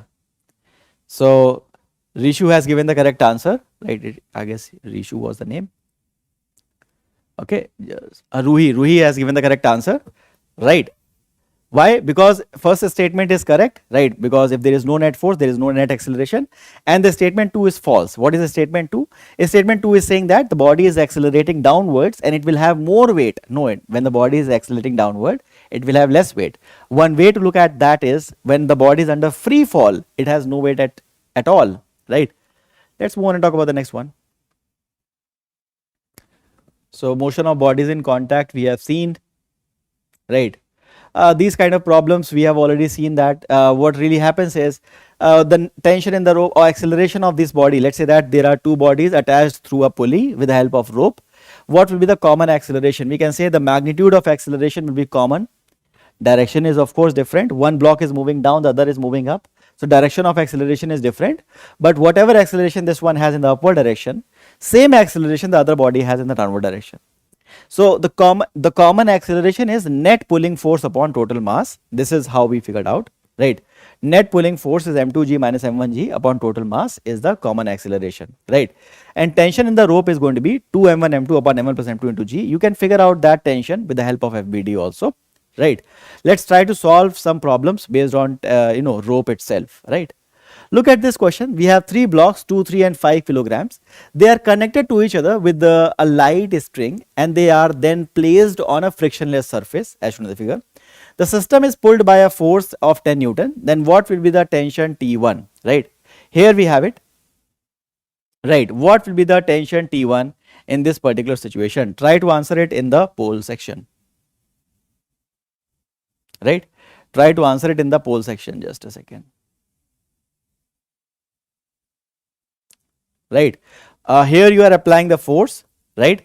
This is the tension T1 and this is the tension T2, right? We have to find the tension T1 in this situation, right? Very simple problem, nothing to worry about. Try to solve it. You have 60 seconds right now, right? My dear kids, the rope is inextensible. That means these three bodies will share the same acceleration, right? What will be the common acceleration? We can say that force upon the total mass, right? And once you know that, you can figure out the value of tension force.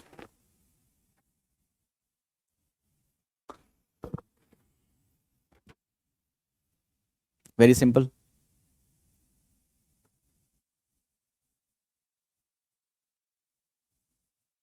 All right.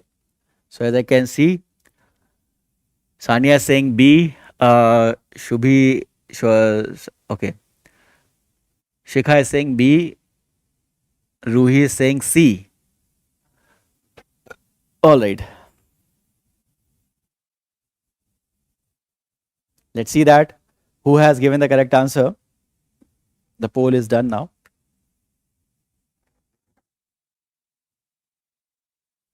Okay. The fastest answer was given by Ruhi, then Sania, then Shikha, and then another user 9S9, whatever. All right. So how can you figure out? First of all, in the step number 1, clearly you can calculate the acceleration of the system. The acceleration of the system will be force upon total mass. Force of the ball acting on the system is 10 Newton and total mass is this and this, which is 2, 3 and 5. So this is 2, this is 3 and this is 5. So 2, 3 and 5 is 10 kilograms. Force is how much? It is 10 itself, and mass is how much? 10 kilograms in total. So acceleration will be 1 meter per second square, right? Acceleration of the body will be 1 meter per second square, isn't it? Right? So once we know the value of acceleration, we can simply calculate whatever we need to do. So in the step number 2, we want to know the value of T1. So let's cut the rope from here and talk about the remaining system, right? So the remaining system after T1 looks like this. Only these two blocks are there with this 3 and this 5 kilograms, and the T1 is acting over here, right? Now, the whole thing is accelerating under a common acceleration of 1 meter per second square. Look at that, right? So here you can say that, assume that this is one object, right? So here if we have tension acting this way and acceleration is this. So T1 is equals to mass times acceleration, yes or no? T1 is equals to mass into acceleration. What is mass of this system? We can say 5 and 3, 8, and acceleration is 1. So we have 8 Newton. That is going to be our tension in this particular thing, T1. So option C is going to be the correct option. Option C is going to be the correct option, right? Now let's try to solve one more question. We have two masses M and M. They are attached to a string with which passes over a frictionless smooth pulley. When M1 is 10 kilograms, M2 is 6 kilograms. M1 is 10 kilograms. M2 is 6 kilograms. Okay. So we have two masses M1 and M2. Right. M1 is 10, M2 is 6. Then acceleration of the masses will be very simple kind of problems. Right. You should be able to answer it directly. Right. Net acceleration is net pulling force upon total mass. Right. Try to answer it. Here you have the poll running. Acceleration is net pulling force upon total mass. So you have it. Right. Try to look at the question, answer in the comment section, and the software will pick the option from here and put it in this particular poll, right? And your name will be visible over here.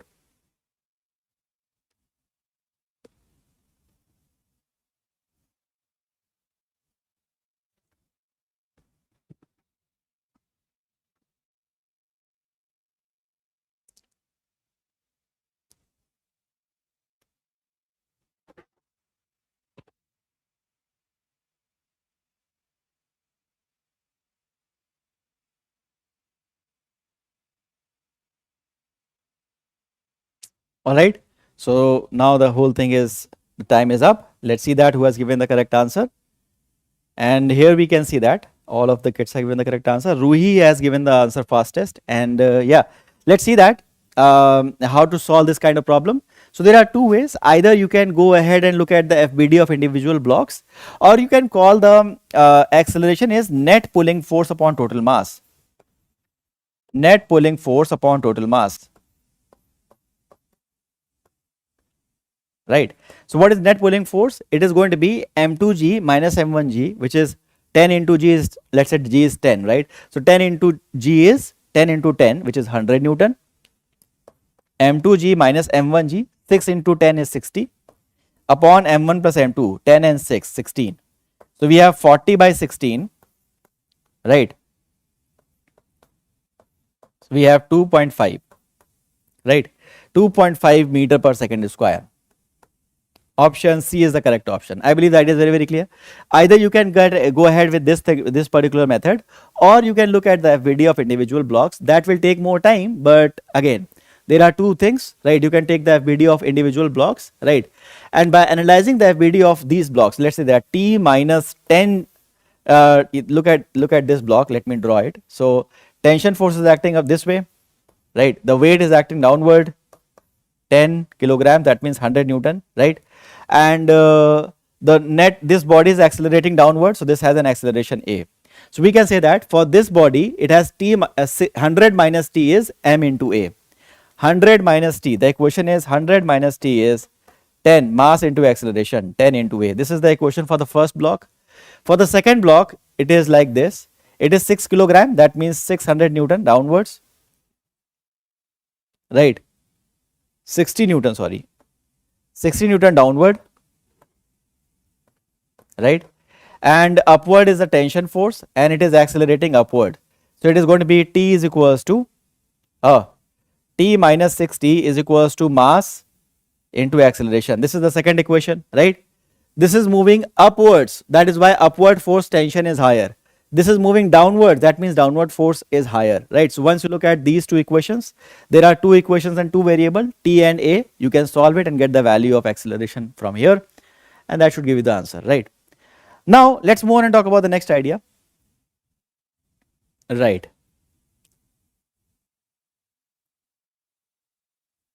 Okay, thank you. I believe the idea is very, very clear. Now let us move on and talk about the next idea. This is the concept of friction, right? What is this? This is the concept of friction. Let's have a look at that as well, right? Okay, so friction is something that opposes the relative motion between two surfaces. What is that friction? Friction can oppose two things, right? The correct way to define friction is friction will oppose the relative motion between two surfaces, relative motion between two surfaces,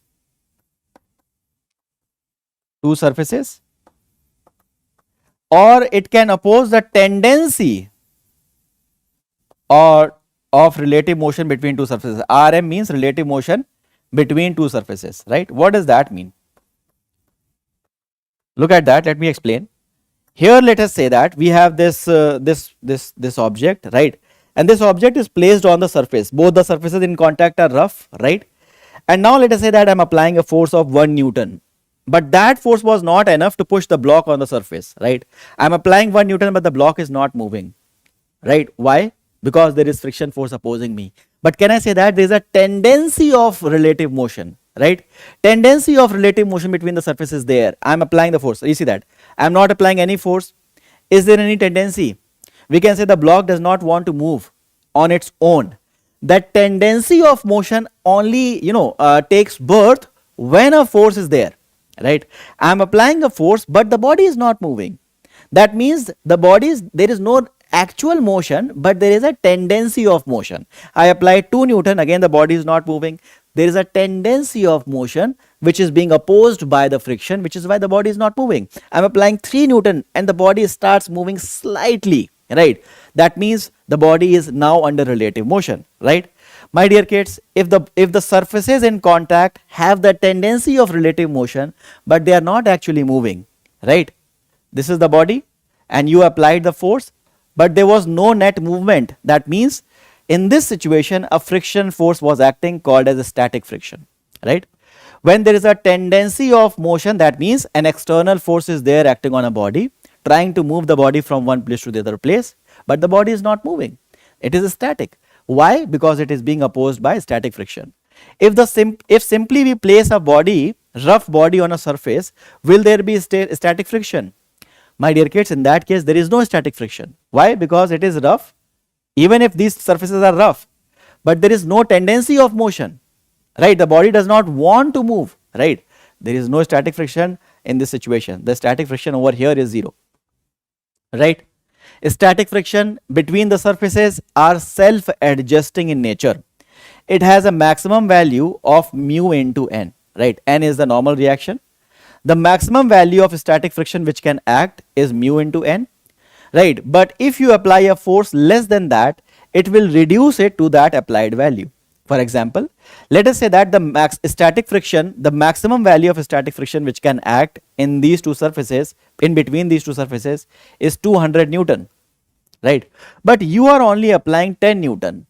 In that situation, the static friction of 200 Newton will not act.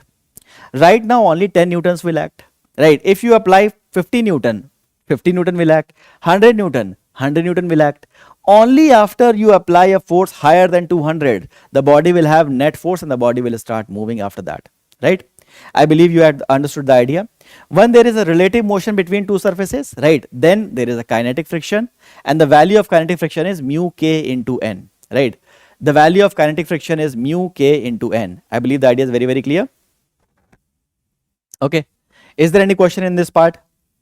Right. Let's move on and talk about the next thing. Right. So here we have it, mu s into n and mu k into n. So here we have it. What is the angle of friction?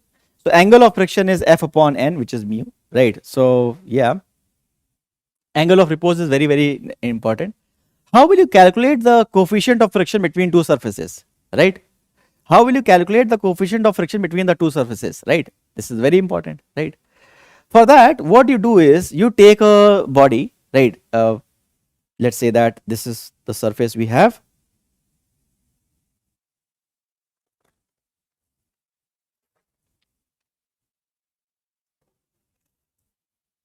Okay. So this is the surface that we have over here, right? And let us say that I have done a little experiment, right, in the main classes, right, in the marathon lectures over here. So what is really happening, right? Look into this situation. What is really happening, right? We want to calculate the angle of repose. So this surface has this mobile mount, right? And on that mobile mount, I can add this phone over here, right? Okay. Let me just try and add it over here. Just a second. Let me try and help you to understand the concept of angle of repose. Okay. So you can do this thing at your home as well. So here you can say that I can have this surface and I can attach the mobile phone on this surface itself, right? So right now, this is the mobile I have attached to this surface like this, okay, like this.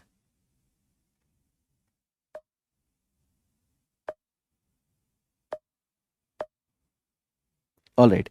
So you see that when that happens, just a second. You see that when that happens, right? It is this, it is this, it is now 0. Almost it is 0, right? Oh, I have to flip it. Now it is 0. Just a second. Let me adjust this experimental apparatus so that it can give you slightly accurate value. I am just telling you some basic idea. You can perform this experiment at your home at the end. Okay. So I believe you can see the screen, right? You see that. Now you see whatever angle I tilt this plane, right? Right. Whatever angle I get on this particular thing, right? You can see over here, right? You see that if I want to measure the angle of repose for any particular surface, it will be different. For example, if I want to measure, let's say that this is the block I have, right? This block is a metal block that I have over here, right? Here is a metal block that I have over here. So what I can do is I can put the metal block on this surface and I can calculate the angle of repose between this block and the surface of this particular body, right? So you see that I will place it over here and I will take the angle that we are getting over here. Let's say that angle is 31. We are increasing the angle, whatever angle we are getting, right? Whatever angle we are getting. Gradually at one particular value of angle, the block will just start to slide, right? The block will just start to slide. Right? We will stop right there. We will see what is the reading of angle over here, right? We will call that angle as angle of repose, right? Once we know what is the angle of repose, we can calculate what will be the coefficient of friction between this surface and this surface, right? What will be the coefficient of friction between this surface and this surface? I believe the idea is very, very clear, right? So see that Let us say that that angle comes out to be 30 degree, then angle of repose is 30 degree, right? Okay. I hope the idea is very, very clear. Okay, just a second. All right.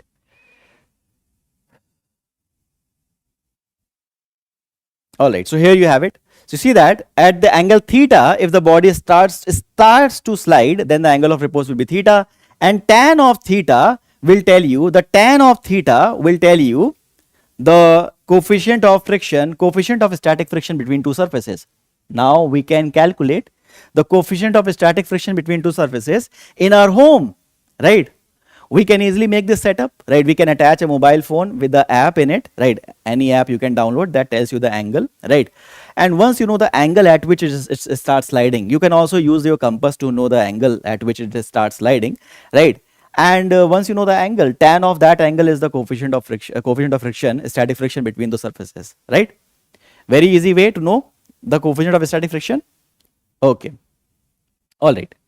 Now let us move on and talk about the next idea. Right. Now let us move on and talk about the next idea. Here we have it. Look at this question and try to solve it. A block is lying on an inclined plane, has a weight of 50 Newton. It just begins to slide down when the inclination of the plane is 30 degree. What is the coefficient of static friction? Right. Try to answer it in the chat box. Right.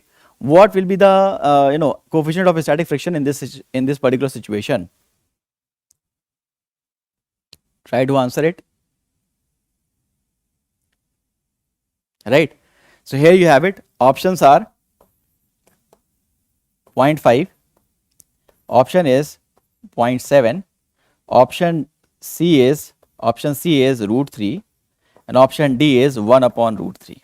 Right. This is something you have to answer.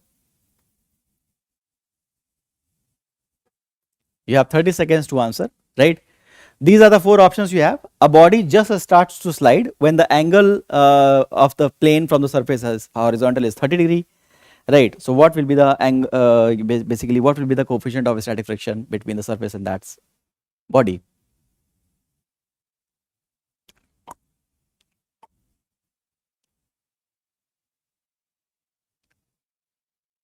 Think about it.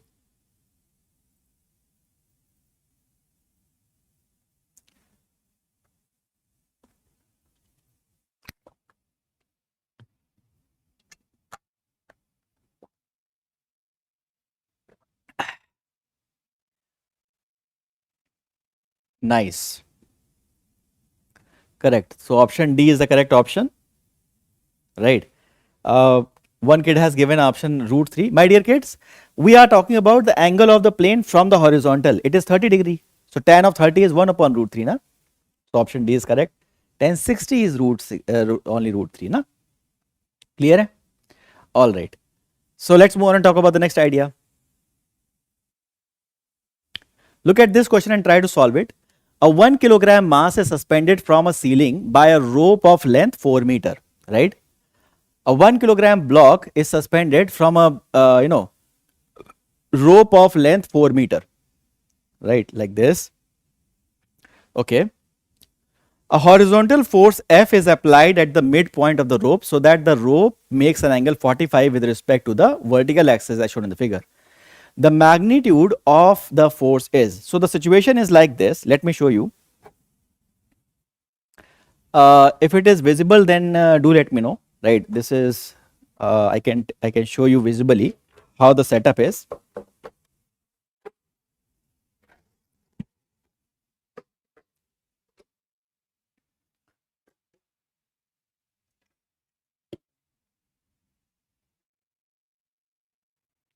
All right, so try and have a look at over here. So I believe you can see it. Yeah. Right. So even if I don't place it, it is still visible. I can remove it. Okay. So the situation is like this. Imagine that over here a 1 kilogram block is hanging. This, instead of these safety pins, we have a 1 kilogram block which is hanging over here, right? And from the midpoint of this string over here, I'm applying a force like this, right? I'm applying a force like this, right? So this is the situation, right? This is the situation. Read it. Okay. Read it. Right. Here we have one rope, and from the midpoint of the rope, we are applying the force. Okay. Such that it makes an angle of 45 over here, right? We have to talk about certain things. We have to talk about horizontal force F is applied so that it makes angle 45 degree with respect to the axis. What is the magnitude of that force? So how much force you have applied so that the angle it makes is 45 degree, right? The angle it is making right now is 45 degree. Then how much force you might have applied, right? This is something you have to talk about. Okay. So try and answer it.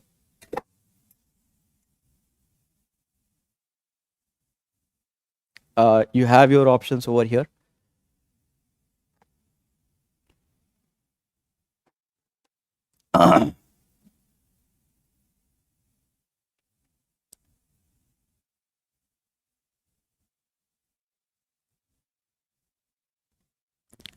Very easy problem. Nothing to worry about this kind of problems, right?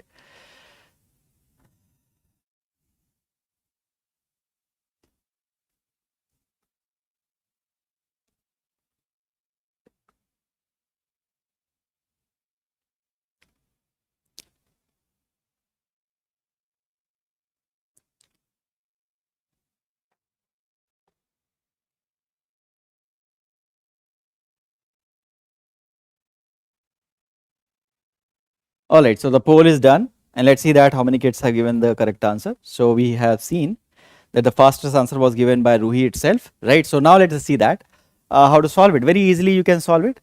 A kilogram of block is acting like this. That means the weight is acting like this, right? So if a weight is acting like this, 10 Newton force is acting like this. So basically, the tension in the rope is also 10 Newton, right? Balance it. T2 is equal to 10 Newton, na? T2 is equal to 10 Newton. So here you have 10 Newton. The component of T1 is here and here, right? The component of T1 is here and here. So T1 cos 45 and T1 sin 45 is here. Balance in the vertical direction. So T1 cos 45 is 10. That will give you the value of T1, right? And balance horizontal forces. F1 is T1 sin 45. F1 is T1 sin 45, right? And by balancing vertical forces, T1 cos 45 is 10. So from here you can calculate the value of T1, right? And you can put the value of T1 over here and calculate the value of F2 also, right? F also. So this is how you can get ahead with this thing, and the value of force comes out to be 10 Newton, right? T1 cos 45 is F, T1 sin 45 is mg, which is this 10 Newton, right? So my dear kids, this is where the first part of the lecture is completed. We have completed the Newton's laws of motion, right? Now we are going to revise another part, which is the kinematics. So kinematics of one dimension and kinematics of two dimension. This is something now we are going to do, right? Okay. So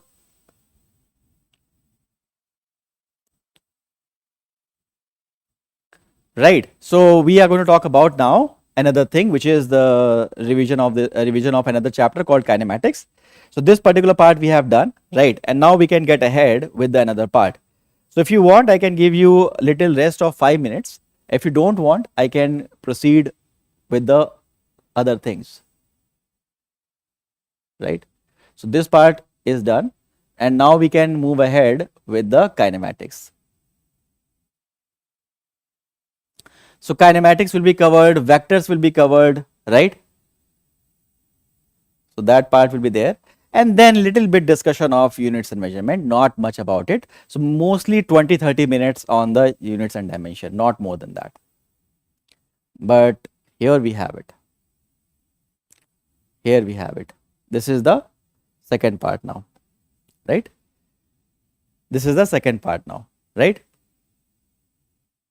All right. So let's start right away with this thing. So what is really happening in this particular part? Okay, let's do one thing. Right, let's do one thing. Right, it's a good practice to have a little break between when we are starting entirely new part. So let's keep a 5 minute break for it, for you, right? Let's keep a 5 minute break, right? You can go ahead and drink some water, right? 5 minute break, okay? And we will start right away after 5 minutes, okay? Sir, please change the schedule. Why? What's wrong with the schedule? Like we started the class at 4 p.m. so that if the class goes, so big, let's say 6 7 hours or something. So I have tried to divide the sessions in such a way that we don't have to go for extremely long lecture, right? So in 4 hours or so, we can complete these topics. We can revise these topics 4 to 5 hours, not more than that, right? But if we take entire mechanics over here, then even 12 hour is not enough, right? So think about it. If we have 5 5 hours, 3 lectures, or 4 4 hour 3 lectures, that is consumable, right? 12 hours in 3 days you can do. 12 hours in one day, it is hard for you, right? I can do it if I try hard enough, right?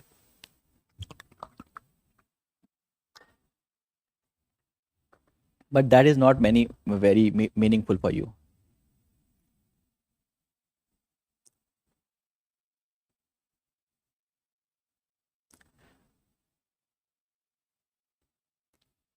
Ruhi, uh, I'm going to take lectures on the PW app, right? There are going to be 3 batches. I believe you know, right? The name of the batches is Arjuna, and Lakshya, and la- one more batch is there, Yakin, right? So in these 3 batches, I will be there, right? So I'll be explaining physics in English in these 3 batches, right? And when are we going to start these batches? Mostly on 13th of April. I believe you can see them on the app itself, right? So yeah.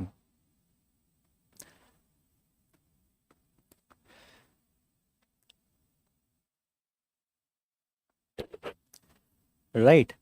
So one batch is for grade 11th, another batch is for grade 12th. So, and the last batch is for the droppers, Yakin batch.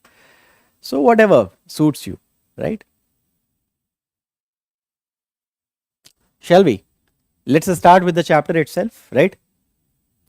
I believe we have taken the rest that was needed, and now we can start right away with the topic itself.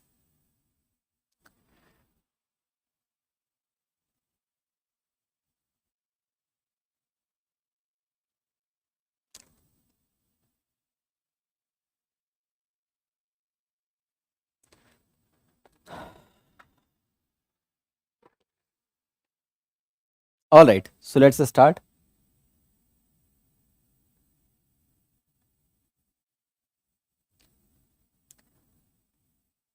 Sir, guide me about the above doubt. Which doubt?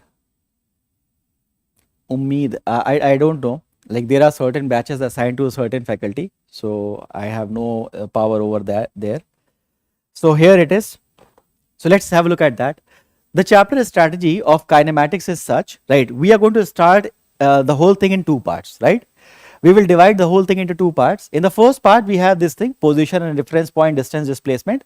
All these things are basically terms of motion, right? After covering the terms of motion, we will start talking about their application, right? Same thing we will do when we are going to cover motion in 2D. First part, we will talk about the terms, then we will talk about the application, right? So let's move ahead. Look at the terms of motion, right? Right.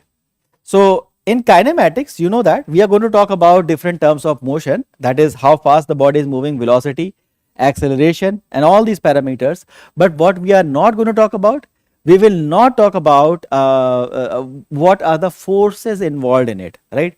We have just discussed the Newton's laws of motion, right? We talked about the body is moving like this, it is now moving with this velocity, how much force was involved in this discussion. Now we are not interested in the force, right? We are only talking about the terms of motion. So such analysis where we are going to talk about the forces involved, we are going to talk about the terms of motion without talking about the forces involved. It's called kinematic analysis, right? These are the topics that we're going to talk about right now. Okay, position and reference point and all. So here we have it. So the idea of rest and motion is always described with reference to some object, with respect to something that is called as reference object, right? So this tree is at rest for you when you are standing next to the tree. But if you are sitting in the car, the trees seem to be moving backwards, right? So we know that part. Okay. Length of total path traversed by the body during the motion is called distance. What is distance? Total length of path traveled by the body. We know that, right? So here we have a boy traveling 4 meter in north, 3 meter in east. We have to find the distance traveled, right? What is distance traveled? Total path length, 4 meters somewhere, 3 meters somewhere. We don't have to worry about, we just add them up. So the total distance comes out to be 7 meters. No problem that. About circular motion, we are going to have a class on that as well, right? Yeah. Right, let's move on and talk about the next part. Displacement refers to the change in the position of an object in a particular direction. So displacement means we just talk about the initial point, final point, join the initial point from the final point, and the path doesn't matter, right? That is how we represent displacement, right? Look at that. We start from here and we end over there, right? So if we join the initial point from the final point like this, okay, so this vector is the displacement vector. What is this vector? This vector is the displacement vector. Okay, all right. It is independent of the path chosen, right? If there are 2 points, tell me, point A and point B, right? We follow the path 1, we follow the path 2, we follow the path 3, and we follow the path 4, right? Tell me which of the following option is correct? 1 and 2 and 3. Displacement of path 1, D1, is more than displacement of path 2. Displacement of path 4 is minimum, right? And the last statement is displacement of path 3 and displacement of path 1 is same, right? Or we can say is not same, right? So this D for displacement, right? These are the 3 options you have, right? And tell me which one of these 3 options, one more option should be there. So the 4th option is D4 and D2 is same as D1 and D3, right? These are the 4 options you have. Try to answer in the poll section, right? Try to answer in the poll section, my dear kids. Okay. So what can you say? D3 is not same as D1. Think about it. If you are saying D3 is not same as D1, that means they are the distances. Distances will not be same. But when we talk about the displacements, for all the 4 paths, we are going to have same displacements, right? So these kind of questions are simply made up, and they ask you about these questions just to confuse you, right? Very easy. Very easy, right? Let's move on and talk about the next idea. Calculate the magnitude of displacement when a body is moving along the inclined in this particular indicated path. So it moves L here, L here, and L here. We want to know the value of displacement. We want to know the value of displacement, right? Right. Yes, Minal Kumar ji. So let's talk about this part. Try to answer it in the chat box, right? This is L over here, this is L over here, this is L over here. Calculate the magnitude of displacement when a body is moving along the indicated path.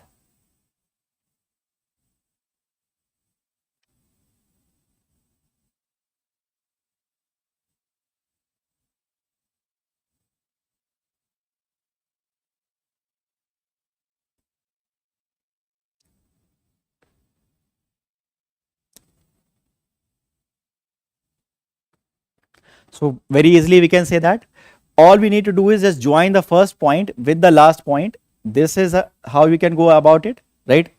Let's change color, right? Now here you see that, this is L and this is also L. So base of this triangle you can say is 2 of L, twice of L, and the height is only L, right? Now look at that. This yellow line is the displacement, right? Let's call it AB, right? So the displacement vector over here, for the displacement vector, you want to look at this triangle, right? And it is under root 2L square plus L square, and that's it. Look at this question and try to solve it. A person moves 3 meters to east and then 4 meters to the west. Determine the displacement from the starting point. So the person is moving. This is how you can make east, west, north, south. North, south, east, west, right? So person is moving 3 meters to east, 3 meter to east, then 4 meters to west. Right? 3 meter to east and then 4 meter to west. Okay. In the second part, he moves from A to B and then from B to C, right? 3 meters to east and 4 meters to west, all right. And then what will be the displacement from the starting point? This is the starting point. So tell me, what will be the displacement? Right, 1 meter, very nice, very easy, right? Displacement is only, this is 4 meter, this is 3, so displacement is only 1 meter. A person moves 3 meter to east and 4 meters to north. Calculate the displacement from the starting point. Very easy again. It is moving 3 meters to east and 4 meters to north, right? Calculate the displacement. This is 3, this is 4, the displacement have to be 5. Got it? A first person moves 3 meters to east, then 5 meters to north, and then finally 5 meters up. Determine the displacement from the starting point. Right? 3 meters east, 5 meters, 3 meters east, 4 meters north, and then 5 meters up. Calculate the value of displacement.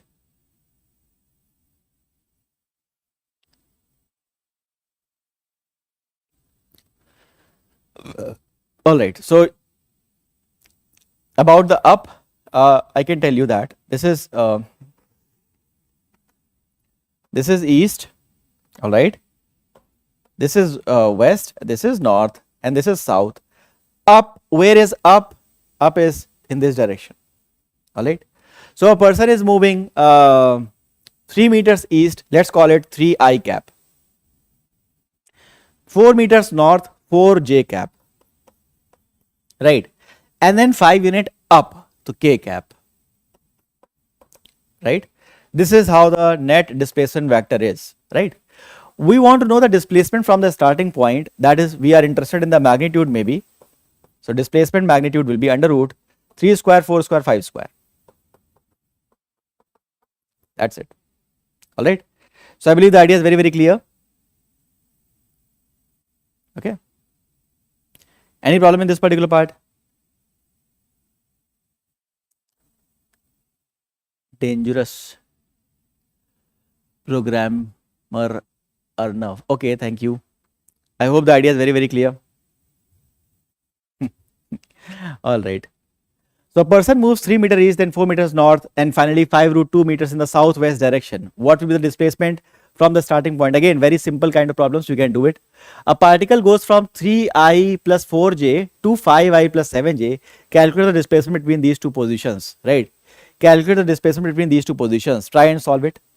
Slightly better problem, right? What will be the displacement in this position? Tell me the magnitude of final displacement that you get, right? Tell me the final value of magnitude of displacement that you get. So here you have initial position, final position. So displacement vector is R2 minus R1, right? R2 is this 5I plus 7J minus 3I plus 4J, minus 3I minus 4J, okay? So just solve it. You have 2I plus 3j. Okay, 2i plus 3j. All right. And now you want to know the displacement magnitude. So under root 2 square plus 3 square, that is it. Right. I hope that is very, very clear. Now look at this question. This is slightly better question. Try to solve it. Determine the displacement of the bottommost point during half the rotation while it is rolling forward. R is the radius of the loop. R is the radius of the loop. In half rotation, what will be the displacement of this thing? Try to solve it. Slightly better problem than the previous problems. Right. Try to solve it.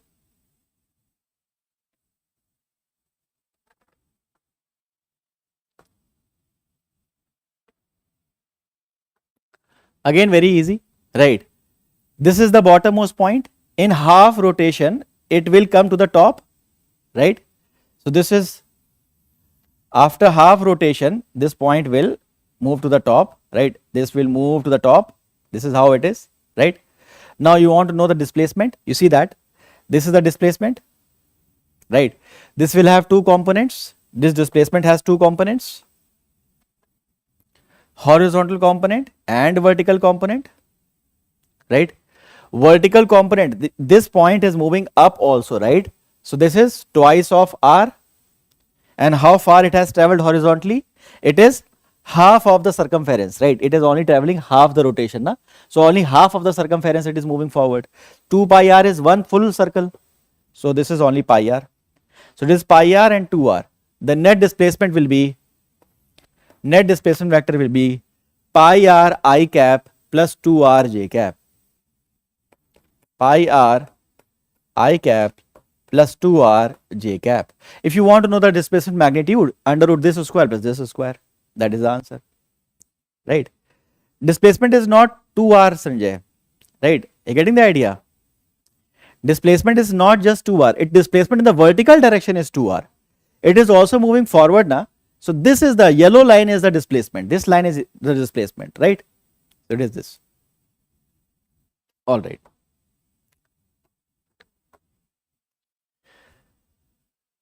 Okay.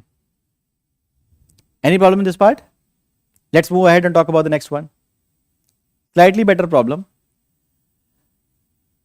The correct statement among the following is, when the displacement is 0, the distance traveled is not 0.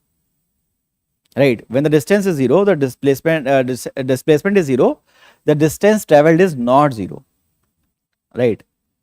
We have to talk about the correct statement. When the displacement is 0, distance traveled may be 0. Displacement is 0, distance traveled may be 0. When distance is 0, displacement is not 0.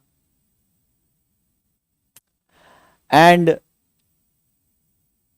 distance traveled and displacement traveled are always equal. So again it is wrong, because you can start from here and you can end over here. Distance is this, total path length, displacement is only this. They are not same, they are not always equal. Wrong. We have to find the correct statement.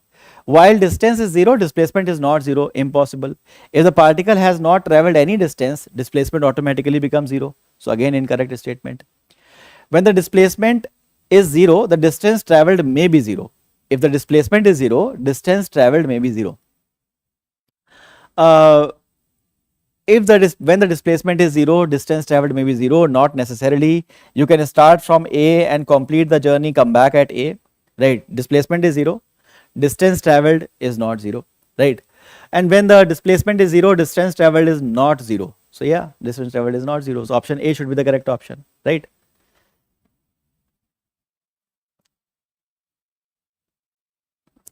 Here you have the next thing, velocity and instantaneous velocity. So instantaneous velocity of the particle is rate of change of its position vector, right? So look at this question. X is 3t square, find the instantaneous velocity. So you just differentiate is dx by dt, which is instantaneous velocity is going to be dx by dt, all right? So x is 3t square, so d by dt of 3t square, right? So it is going to be 6t, that is going to be the velocity, right? X is this, y is this, find the velocity. So velocity will be dx by dt, right? This is the x component of velocity, and Vy will be dy by dt, right? This is the y component of velocity. So here you have it, x component of velocity is 3t square. Put 3t square over here, it is 6t. Y component of displacement is 2t. Differentiate that, it is 2 only, right? So what is the net velocity vector? It is this 6t I cap and this 2j cap. This is the net velocity vector. I hope the idea is very, very clear, right? The displacement of a point moving along the straight line is given by this. Here s is in centimeter, t is in second. Calculate initial speed of the particle and speed at t is equals to 4 seconds. So displacement of the particle is given 4t square, 5t and 6. All right. Here s is in centimeter, t is in second. Calculate initial speed of the particle. What will be the initial speed? When we say initial speed,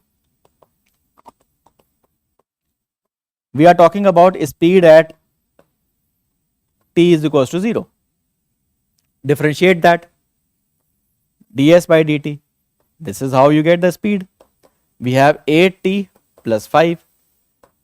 Put t is equals to 0. Initial speed 8 into 0 plus 5,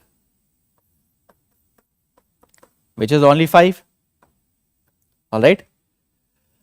Okay, initial speed we have calculated. So the second part is speed at t is equals to 4. So speed at t is equals to 4. So put t is equals to 4 over here. 8 into 4 plus 5.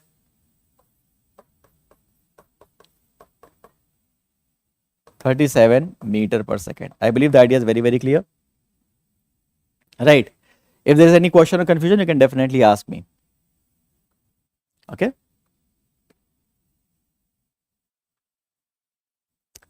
All right.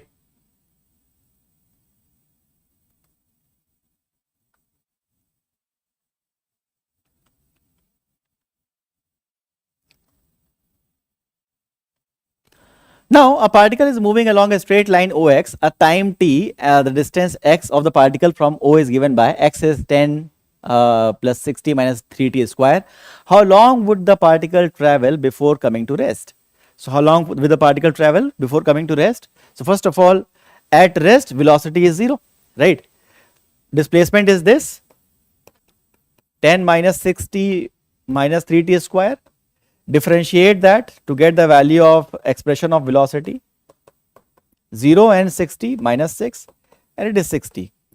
So for velocity to be 0, this expression turns out to be 0. Minus 6 minus 60 turns out to be 0, because this is nothing but velocity, right? So 60 is equals to 6 only, right? There is 10 plus 60, na? 10 plus 60 minus 3t square. So this is plus, right? Now it's good. Oh, okay. So t is equals to 1 second. So at t is equals to 1 second, the particle will come to rest, right? X is this, y is this. Find the velocity. We have seen it. Now look at the concept of average velocity, right? What is average velocity? When a particle is traveling from point A to point B, right, it is possible that it can break the journey into multiple parts. It is possible that the first part of the journey is traveled with velocity v1, the second part of the journey is traveled with velocity v2, the third part of the journey is traveled with velocity v3, right? So the average velocity is the velocity at which, if the particle consistently moves, will reach the point B in the same time. Right. If it is taking time t1 here, t2 here and t3 here, right? And now if it is moving with that average velocity, let's say v average, so it will again take the same total time. It is taking the time t1 plus t2 plus t3 in the first part. If it moves instead of v1, v2, v3, it moves with that average velocity, it will take the same time and end the journey, right? I believe the idea is very, very clear. What is the value of average velocity? Average velocity is total displacement divided by time. Average velocity is total displacement divided by time, right? Just the basic concepts are there, and I can cover the basic concepts really fast. After that, I will give you the quizzes and all, right? Yes, right. We will be starting the quizzes in this particular kinematics as well. So no need to worry about the quizzes as well. We will be starting very soon. Okay. Okay. So yeah. Look at the question and try to solve it. A particle is moving such that its position coordinates are 2, 3 at time t is equals to 0, right? Position coordinates are given 2, 3 at t is equals to 0, right? 6, 7 at t is equals to 2 seconds and 13, 14 at t is equals to 5 seconds. What will be the average velocity, right, from t0 to t5? What will be the average velocity to t0 to t5, right? For this, I will give you some time so that you can solve it. You will have 2 minutes. You can take your 2 minutes and solve it, right? So what is really happening in this question? We have a particle that is moving, right, from one point to the other point, and we want to find out its average velocity, right? So we can easily do that.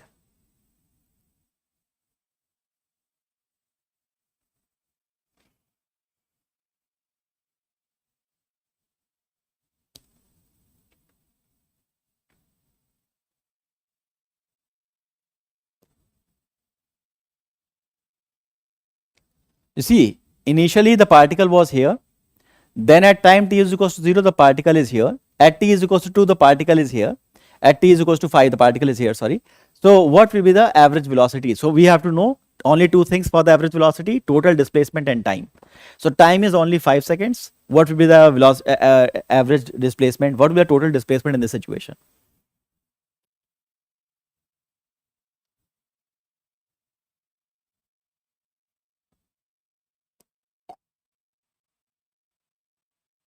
Very nice. C. Let's say that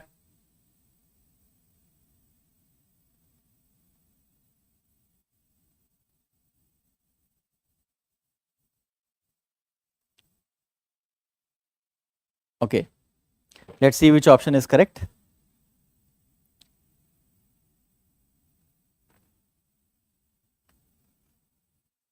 So we have to solve to know which option is correct.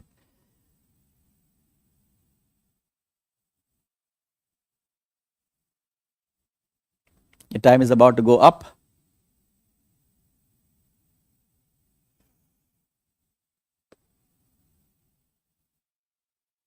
So let's see that how to solve it. So here we have it. My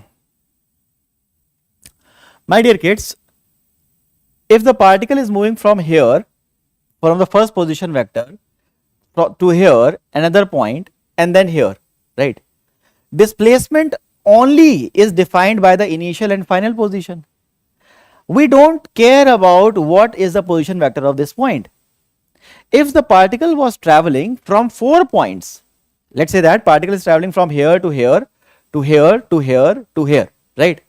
We don't care about the position vector of these points, because when we want to know the displacement vector, only the position vector of this and this initial and final points are important, right? For the initial point, you see that the initial point, initially the particle is here and finally the particle is here. In between, wherever the particle was, it doesn't matter. So this is only there just to confuse you, right? So you see that the initial vector was 2, 3, that is 2i plus 3j. The final vector of the particle is 13i plus 14j. Alright, and this position does not matter because it is in between, alright, time. So here we say that the displacement vector will be r2 minus r1. So here we have 13 minus 2, which is 11, and 14 minus 3, which is again 11. This is the displacement vector, right? And the time we have 5 seconds. We know that average velocity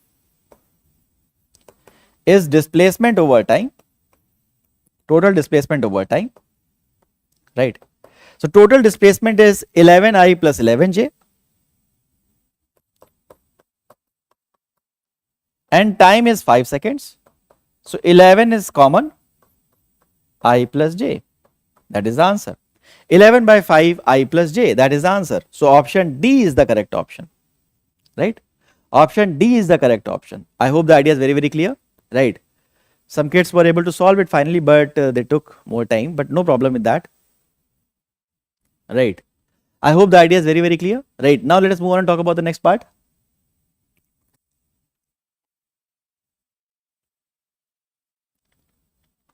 So how will you convert the velocity unit? You multiply by a certain factor. For example, if they are giving kilometer per hour, velocity is given in kilometer per hour, right? Let's say 5 kilometer per hour.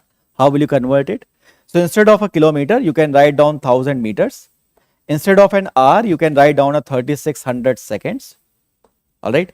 So whatever number is written, let's call that number is n kilometer per hour. So n into this. And if you just want to solve it further, so you have 5 by 18. All right. So if you have n kilometer per hour, that is same as n into 5 by 18 meter per second, right? And if you want to do the opposite, n meter per second, so 18 into 5 times n kilometer per hour, right? I believe the idea is very, very clear.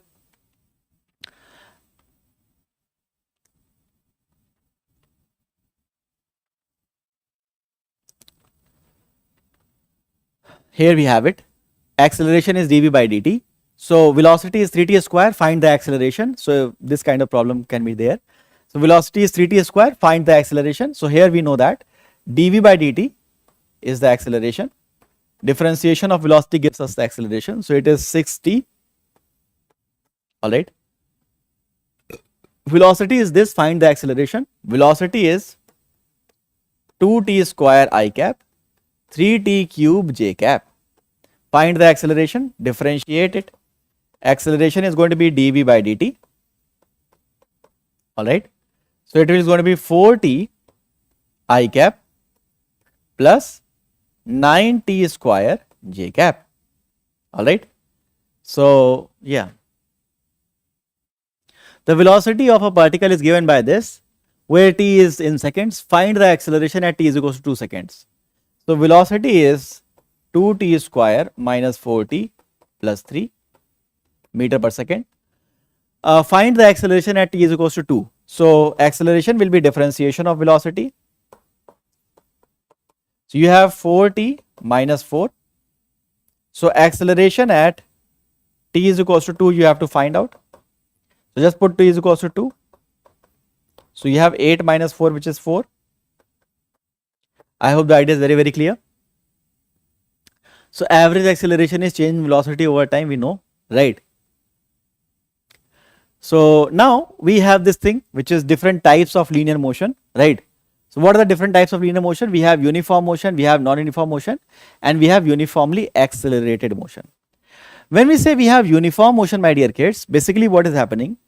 The velocity of the body does not changes with time. Uniform motion means the velocity of the body does not change with time. In the non-uniform motion, what really happens? In the non-uniform motion, what is happening? The velocity of the body, as I said, will change with time, right? But if I talk about non-uniform motion,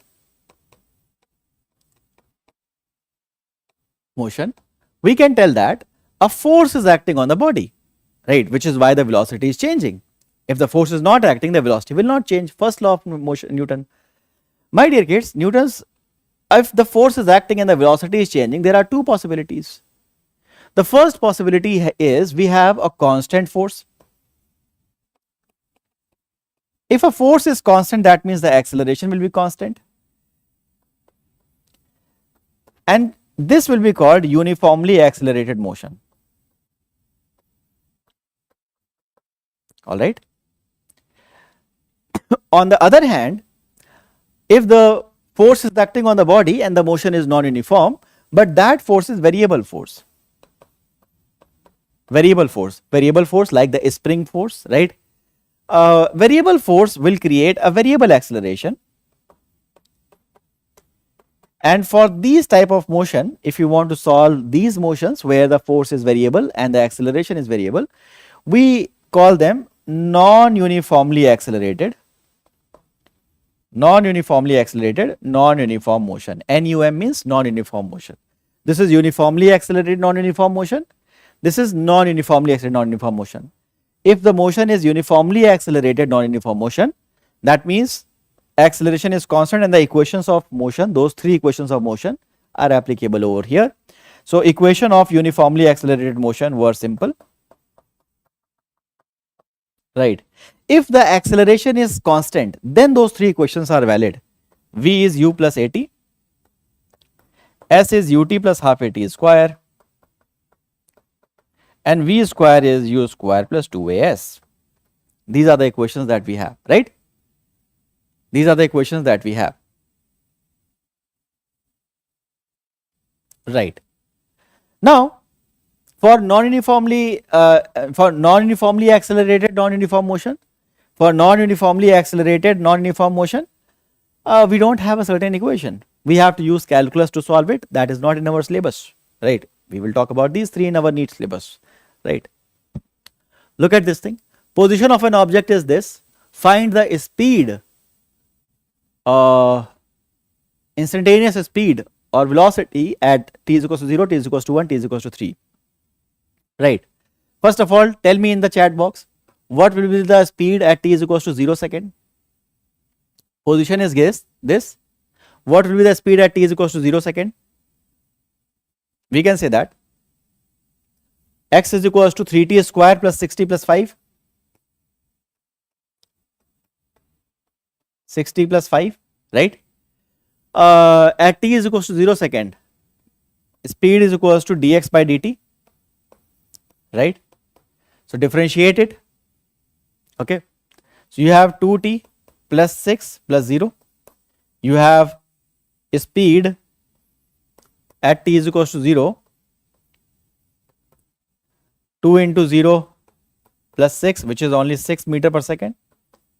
Speed at t is equals to 1, we have 2 into 1 plus 6, which is 8, and speed at t is equals to 3 is 2 into 3 plus 6 is 12. I believe the idea is very clear, right, and I hope there is no question or confusion in this particular part, right. Now, let us move on and talk about the next idea, okay. The motion of the particle along a straight line is described by the equation x equals to 8 plus 12t minus t cube, where x is in meter, t is in second, the retardation of the particle where its velocity becomes 0. We have to talk about the retardation of the particle when the velocity becomes 0. Options are given and you can answer it in the poll section. 45 seconds will be enough for such kind of question. Try to answer it and write it down in the poll section.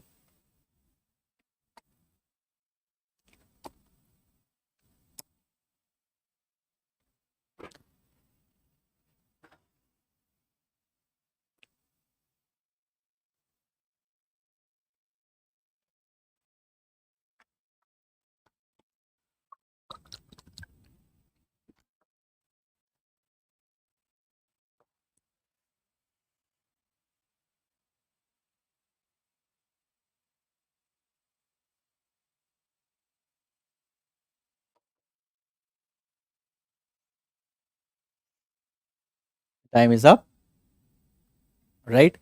So, let us try to solve it.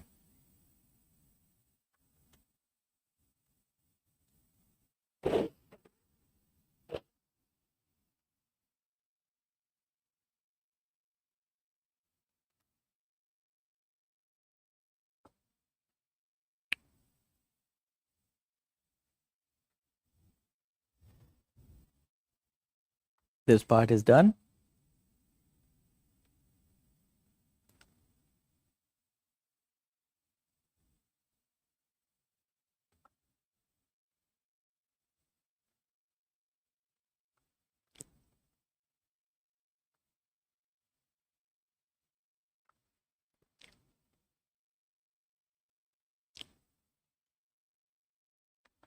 All right. So, let's move ahead, right, and try to solve it.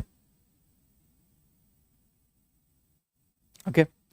So here we have it. The position of the particle is written as 8 plus 12t minus t cube, right? We have to talk about the retardation of the particle when the velocity becomes 0, right? So for the velocity, we have to take the differentiation of this thing dx by dt, right? So differentiation is going to be 0 plus 12 minus 3t square, okay? So we have to talk about the retardation of the particle when the velocity becomes 0. So when the velocity becomes 0, that means this whole expression becomes 0, right? So this can only happen when 3t square is 12. So t is equals to 2 seconds, right? Because this is 4 and this is 2 seconds. So at t is equals to 2, velocity is 0, and at that instant, what is the retardation? So for retardation, you have to further differentiate the velocity. Velocity is 12 minus 3t square. Differentiate the velocity and get the retardation, which is negative acceleration, right? Differentiation of 12 is 0. Differentiation of 3t square is minus 6t, right? So acceleration is coming out to be minus 60. Negative sign is showing the velocity is reducing. That is why you're calling it retardation. Put the value t is equals to 2 over here. It is minus 6 into 2. It is minus 12 meter per second square. I hope the idea is very, very clear. So 12 meter per second square, that is the value of retardation, right? I hope there is no question or confusion in this particular part, right? Okay. Now let us try to solve another question. Okay. Let's try to solve another question. Just a second. Yeah. Okay. The position x of a particle with respect to time t along x-axis given by 9t square minus t cube. This is how the position is changing with respect to time, where x is in meter, t is in second. What will be the position of this particle when it achieves maximum speed along the positive x direction? So yeah, you can have your time. The position of a particle is given, right? What will be the position of this particle when it achieves the maximum speed? So for speed, you can get the expression. For maximum speed, differentiate it and put it to 0. You can get the value of the time for which the speed is 0 and put it back over here, get the value of displacement. Simple.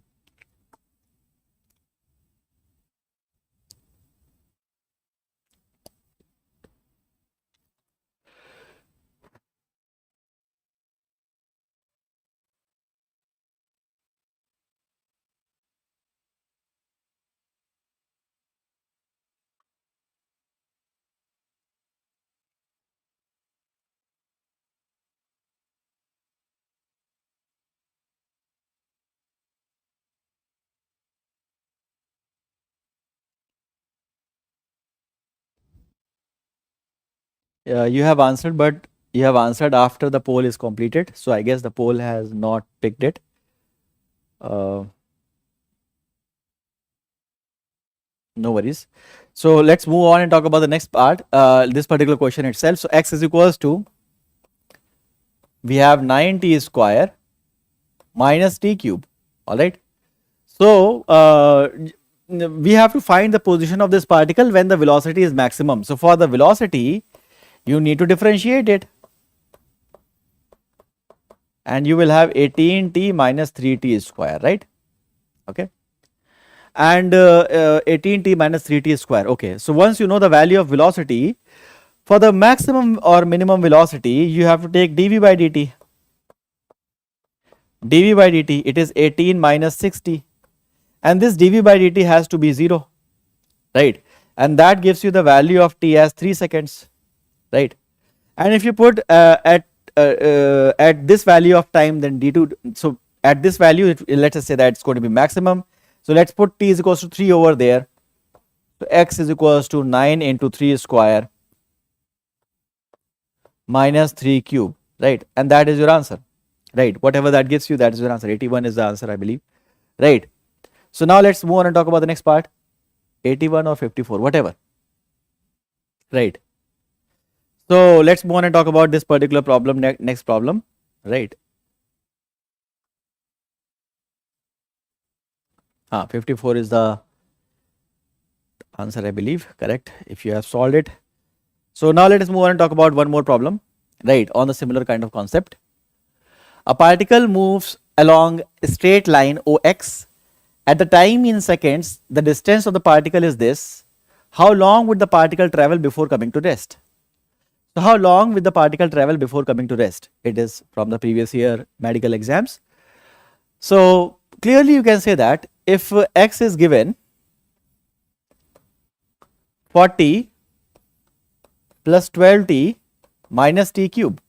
So you can differentiate it first of all, right? Yes or no? You can differentiate that first of all and get the value of velocity. So 40 differentiation is 0, 12t is 12 and 3t is cube is 3t square, right? Alright. So what will be the value of velocity before it comes to rest? So when it comes to rest, the velocity becomes 0. So put that is equals to 0, 12 minus 3t square, so t is equals to 2 seconds. Alright. So at t is equals to 2 seconds, the velocity will become 0. And if you put the particle is moving along the distance before it becomes it comes to rest, right? So at t is equals to 0, you can get the value of displacement. X is equals to 40 plus 12 into 2 minus 2 cube. That is your answer, right? That is your answer. 56, right? So I hope the idea is very clear. Let us move on and talk about the next one.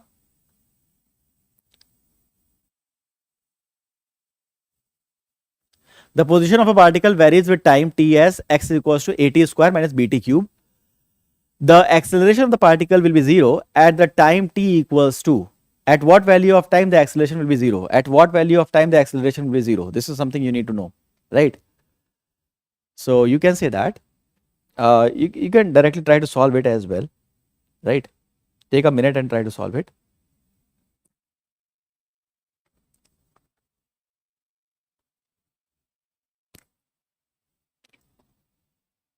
Take a minute and try to solve it. Whatever answer you put in the comment section, right, that answer will be picked from the poll and will be visible over here, right?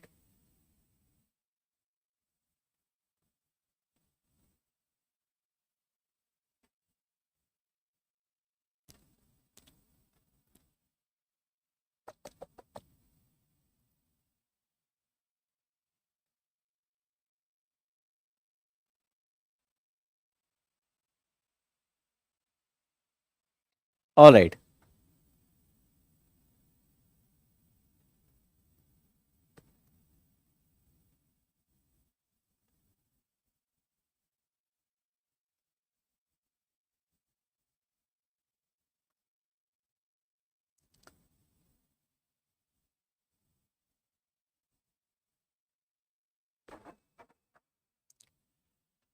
Alright, so time is up. Let us see that who has given the correct answer. So here we have it.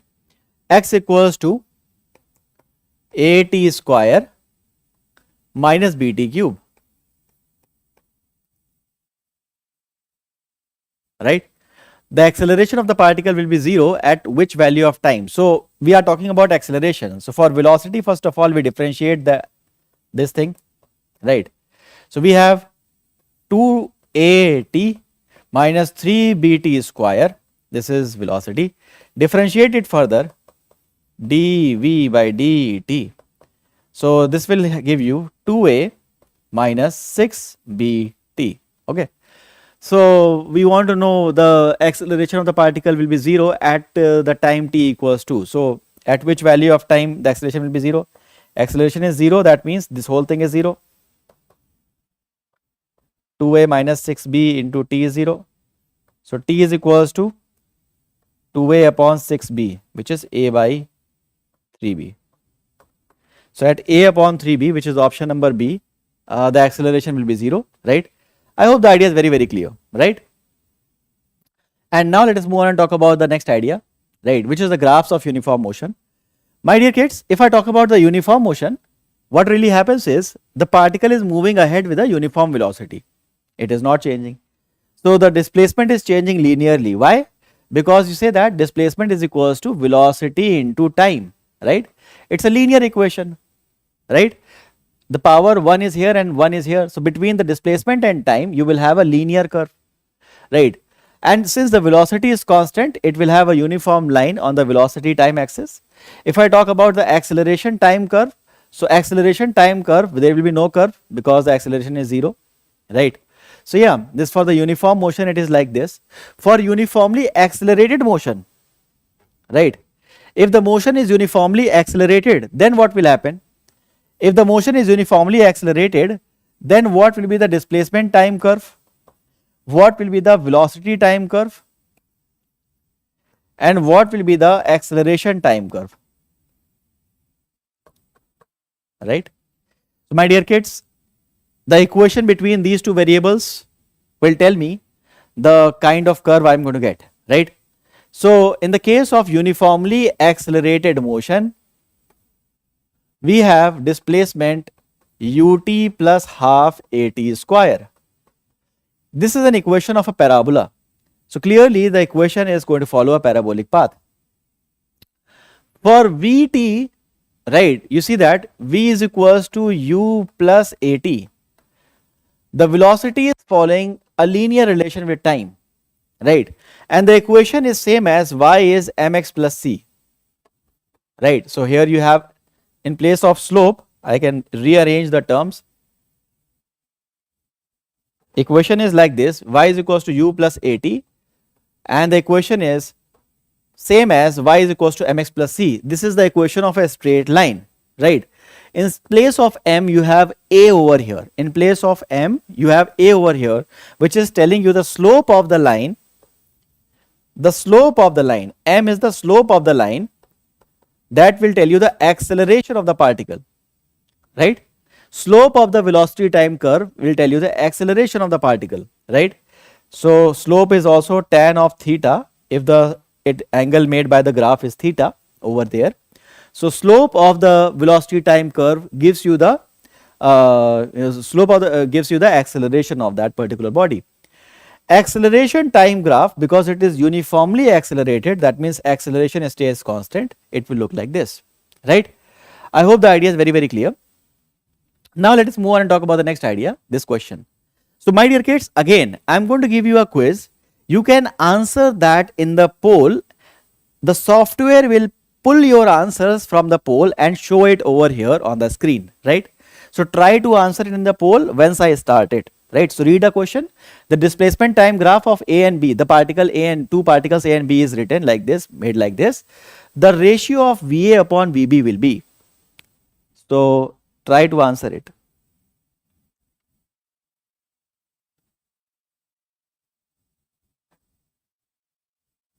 Okay. So let's say that I'm giving you 45 seconds.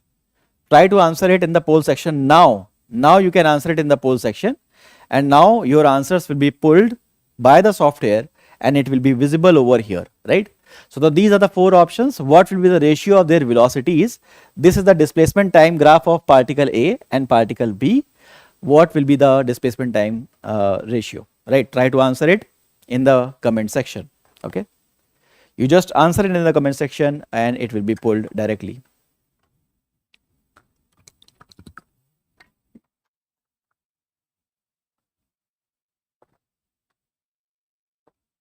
Very good, Priya. Very good, Harsham. Very nice. Okay. Keep on trying, Jaldi. Okay, so poll has been stopped now. Let's see that how many kids have given the correct answer and what is the correct approach. So basically the slope of the curve, here we have seen the slope of the curve is telling you what? The acceleration of the particle, and we have to talk about the ratio of velocities. The slope of displacement time curve tells you the velocity, right? So here you see that the particle B has higher slope, so clearly it will have higher velocity, right? The particle B has higher slope. So the slope of particle B, will tell you the velocity of particle B. So tan of theta, what is that? Tan of theta, it is 45 and another 15. So tan of 60 degree, which is root 3. And slope of A will tell you the velocity of A, which is tan of theta, which is tan of 45, which is 1, right? So VA upon VB we have to find out. So 1 upon root 3 will be the answer. Option B is the correct option, right? Very nice. Harsham is giving the correct answer. Priya is also giving the correct answer. Abhinav is also giving the correct answer. Very nice, right? My dear kids, you have to ensure that whatever answer you give is before the time is up, right? So I believe I will be giving you more time so that your answers can be recorded, right? So let us move on and talk about the next one. And this time I will give you some more time to solve it. It's a good question. I'll give you 2 minutes to solve it, right? Let me first read it and then I will give you 2 minutes to solve this particular question, right? Read it. The position time graph for a particle moving along a straight line is shown in the figure, right? The average speed of the particle in the time interval t is equals to 0 to t is equals to 6 is t is equals to 0 to t is equals to 6 is average speed of the particle we have to find out, right? Average speed of the particle, total distance upon total time, right? Again, this time take your 2 minutes and try to solve it.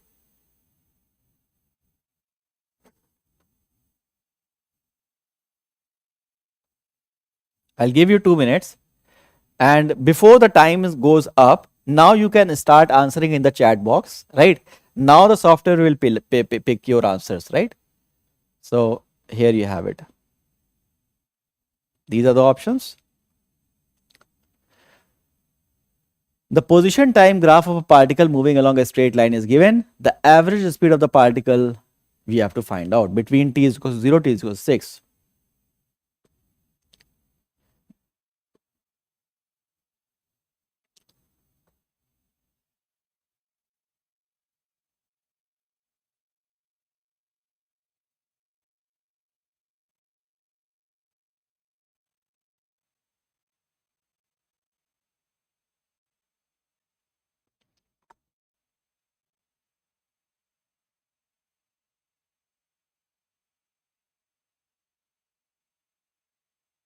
We have to talk about the average speed, not the average velocity.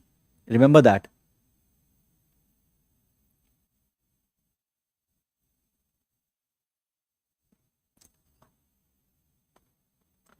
Very nice. Shivam is trying, Priya is trying, Harsham is trying, Priyanka Yadav is also trying. Nice.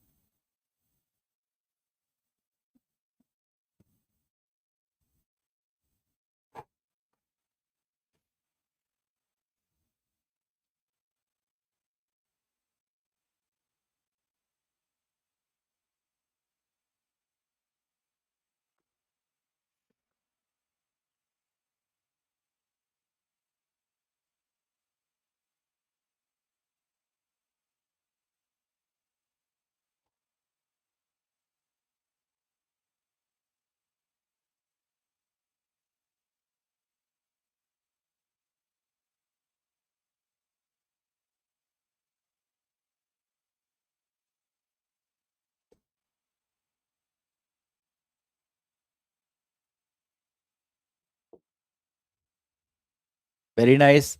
Abhinav, Lokesh. Okay. So the time is up. Let's see that how many kids have answered it correctly. So I guess 2 minutes were more than enough, but just the question looks difficult. That is why I gave you 2 minutes for this one. You see that what will be the average speed of this thing? What is average speed, by the way? Average speed is total distance, not displacement. Speed we are talking about, right? So total distance upon total time, right? You see that between 0 to 1, the particle has traveled 10 meters. Between 1 to 4, in this duration, particle stayed wherever it was. It has not traveled after x equals to 10. So that means in this duration, particle has not created any movement. And then between 4 to 6, between 4 to 5, again another 10 meters, 10 to 20, another 10 meters are covered. And then between 5 to 6, particle has covered back all the 20 meters. You see that here we have 10 meters, here we have 0 distance, here we have another 10 meters, here we have 20 meters, right? So we have 10, 10, 20 meters in one direction and then 20 meter back to the same place. This is what is happening. Displacement would be 0, but here the distance we want to talk about, that is not 0, that is 40. 10 plus 10 plus 20. So total distance is 40 and time is 6 seconds. So 40 by 6 is the correct answer. If they were asking the average velocity, tell me what will be the answer in that situation, right? If they were asking the average velocity, the answer would have been different. All right. So let's see that. How many kids actually gave the correct answer? So yeah. And the fastest answer was given by Shivam, right? Then Priya, and then Harsham, and then we have this kid Abhinav, and then finally we have Lokesh. I hope the idea is very, very clear, right? And let's move on and talk about the next question. All right. So this is another part of this thing, right? I believe we can give you a little 5-minute break. Very good, Abhinav. So I can give you a 5-minute break before we start with the second part, right? Okay. All right. Very nice, Lokesh. All right. So right now in the second part of the kinematics in one dimension, we are going to talk about these things, right? Very easy. Very easily we can cover that part as well, right? And there will be no worries about that part again. So I will give you 5-minute rest, right? And then we will start with this topic, right? So we will give you 5 minutes break. Okay, and I'll be right back after 5 minutes.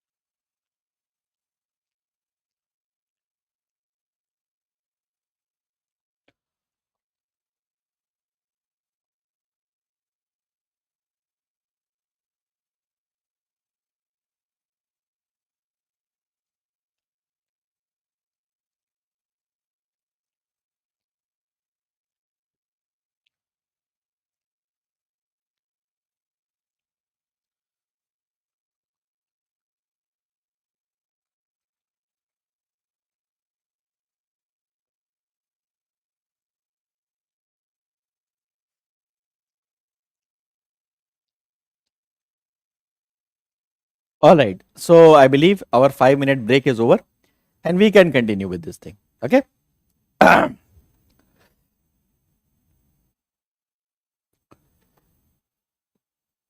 So here we are. Now what we're going to do, what are we going to do is we will talk about the kinematics and the application part of this thing, right? So here we have it, uniformly accelerated motion, right? As I said, the body is said to have uniformly accelerated motion when the acceleration of the body is constant, and that will happen when the force acting on the body is constant, right? And when these equations, in the case of uniformly accelerated motion, these equations will hold true, right? These equations will hold true. What are these equations? V is equal to u plus at, s is ut plus half at square, v square is u square plus 2as, and displacement traveled in nth second is u plus a upon 2, 2n minus 1. U plus a upon 2, 2n minus 1. Let's continue to move ahead, right? So here we have it. Look at this question. If a car at rest accelerates uniformly to a speed of 144 km per hour in 20 seconds, then it covers a distance of, okay, so it is accelerating at a rate of 144 km per hour, right? Convert it into meter per, it is accelerating uniformly to a speed of 144 km per hour, sorry. So it is not acceleration, it is the final velocity, which is 144 into 5 by 18 meter per second. The time it takes is only 20 seconds to do so. Since it starts at rest, its initial velocity is going to be 0. What will be the distance covered in this situation? My dear kids, the distance covered is going to be v square is, now first of all, you can talk about the acceleration because we don't know the acceleration. Velocity is getting, velocity is increasing, so of course there is acceleration. So v is u plus at. Use that to calculate the acceleration, right? This is going to be the step number 1. You will have the acceleration, then s is ut plus half at square, or v square is u square plus 2as, whatever, right? No, displacement is not given, na? So use the second equation. S is ut plus half at square. Okay, we could have, distance is something we have to figure out. So no, anyways, we can go with the second or third because we know all of the parameters. So second or third, anyone is anyone is fine. So this part will become 0, right? Half at square, acceleration you have already found out. Time is 20 seconds. You can put the value t is equals to 20. You can get the value displacement. No worries about that, right? I hope the idea is very, very clear. 160 meters. Now let us move on and talk about the next one. Two cars start off a race with velocities 2 and 4, travel in a straight line with uniform accelerations, right? One car starts with speed 2 meter per second, another car starts speed with 4 meter per second. They travel in a straight line with uniform acceleration of 2 meter per second square, right? And acceleration of the second car is 1 meter per second square. What is the length of path if they reach the final point at the same time? So this is the final point and they reach at the same time. So clearly the second particle is starting at a higher speed but accelerating slowly. First particle starts at the slower speed but accelerates at a higher value. So clearly both of them eventually will catch up and they will take the same time to complete the journey. My dear kids, we have to talk about the length of the path traveled, right? Answer this in the chat box. You can solve it and answer this in the chat box, right? I'll give you 2 minutes to solve this question. Okay.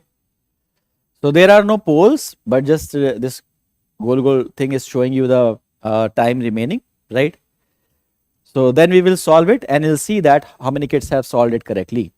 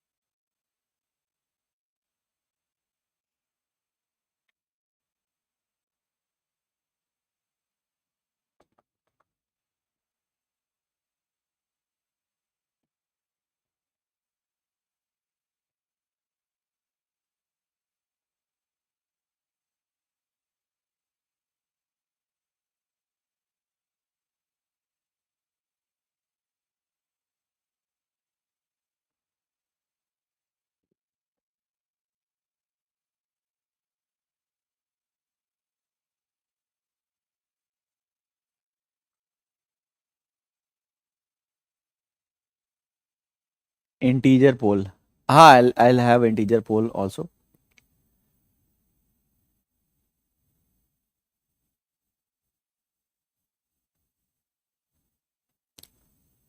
Spiritual life by Krishna. I don't know, right? Maybe they want to watch recorded part, right? Anyways, so this is it. Let's have a look at how to solve this kind of question, right?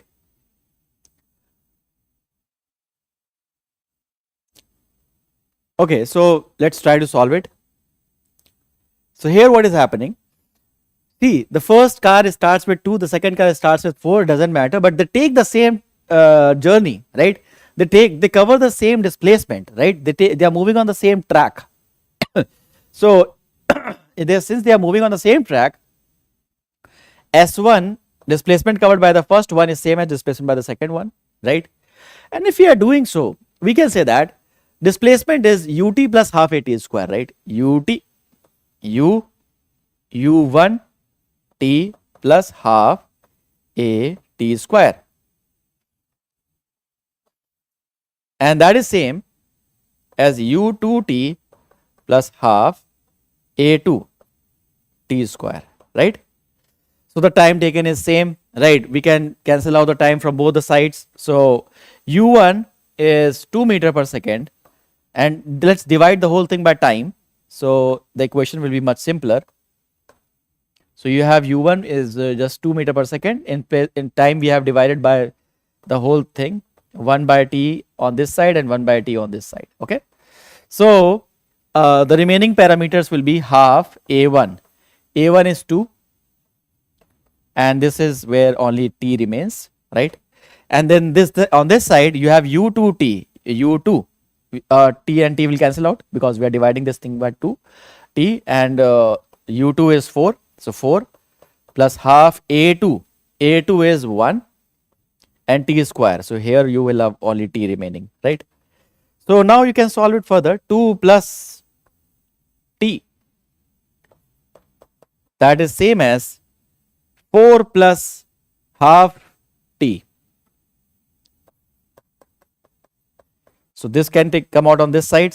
This will go t minus half t is 4 minus 2. So you have half t is 2. So t is equals to 4 seconds. Right. So this journey will take only 4 seconds to complete. And now once you know the value of time, you can easily calculate the displacement ut plus half a t square. So displacement is ut plus half a t square. Right.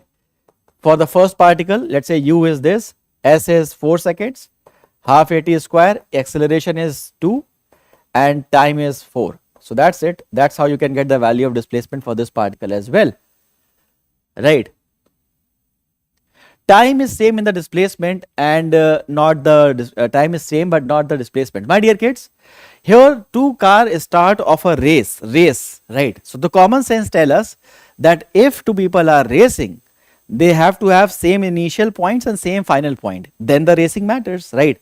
If one person is starting from here and the other is starting from here, right? So of course the journey doesn't matter, the race doesn't matter, right? Yes or no, Rushikesh?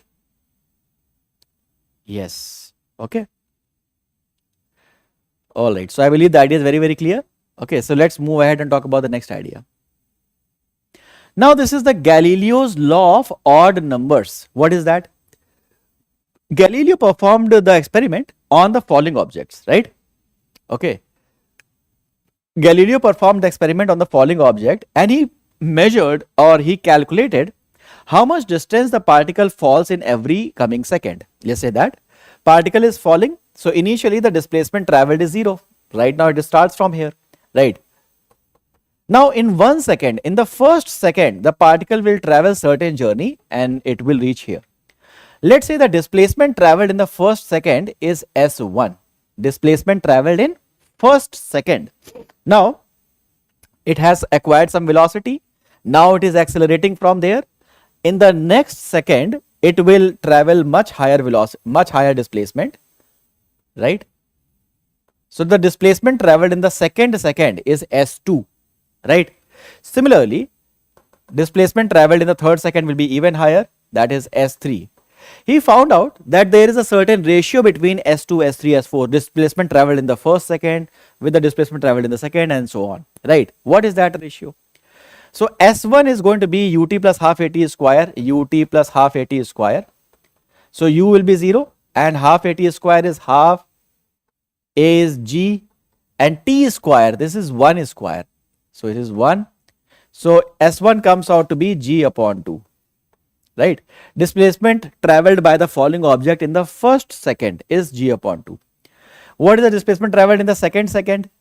We can say that let's calculate the total displacement in 2 seconds, right? Displacement in 2 seconds, right? And subtracted the displacement in the first second, right? Calculate this thing and subtract this one. We will have the displacement traveled in the second, right? Okay. So S2 is going to be from here to here, it is half ut plus half at square. From here to here, time is 2 seconds. So initial velocity is 0, only half a t square, that is 2 square, which is 4, minus this part which is g by 2. So you have 4g by 2 minus g by 2 is 3g by 2. What will be the displacement traveled in the third second? We can say total minus displacement traveled in the first 2 seconds. So total is 1 upon 2g into 3 square, which is 9, minus from here to here, it is 3g by 2. To subtract it, it is 9g by 2, and then it is, okay, from here to here, it is 4g by 2, sorry. From here to here, total, it is 4g by 2. So 9g by 2 minus 4g by 2 is 5g by 2, right? So clearly we can see a pattern. In the first second, the displacement is g by 2, right? In the second, the displacement is 3g by 2. In the next second, the displacement is 5g by 2. In the next second, it will be 7g by 2. In the next second, it is again.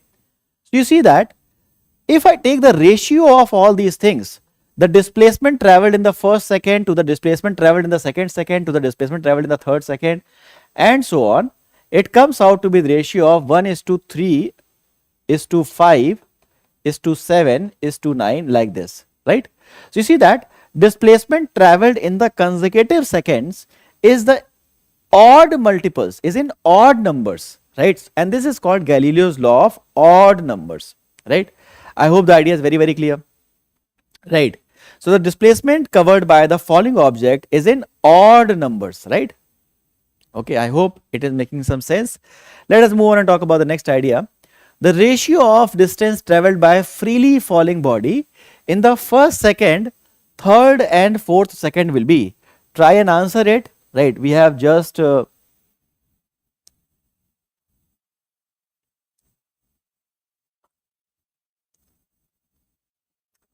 and answer it, right? You have 45 seconds to answer. The ratio of distance traveled by the freely falling body in the first, second, third and fourth second will be. What will be the ratio?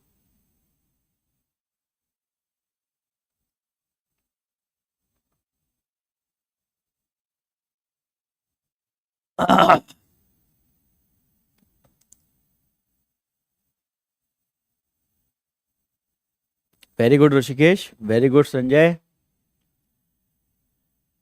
All right.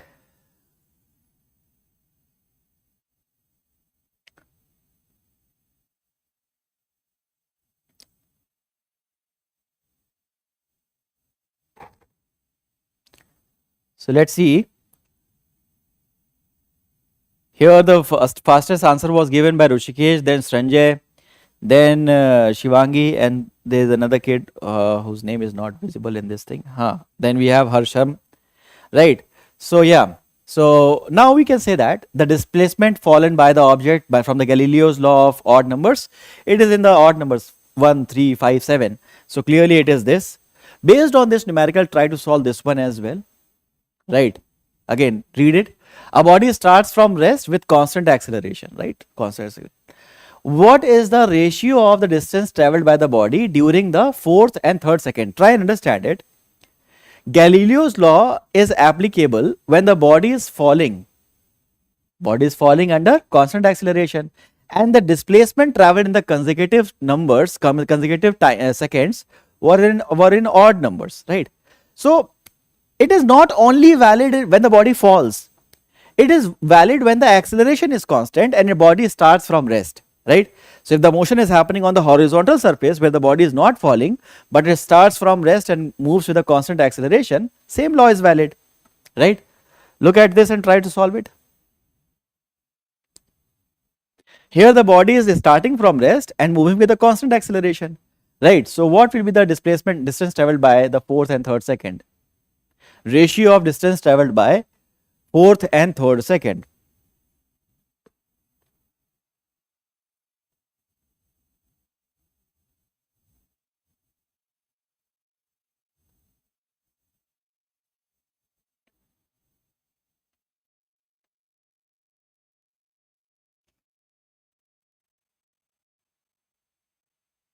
All right.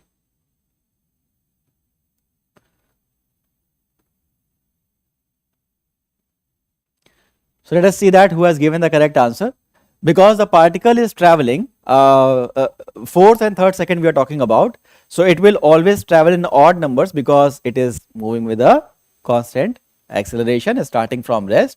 So the ratios of distances traveled will be 1, 3, 5, 7 like this. So fourth second is displacement travel is 7x.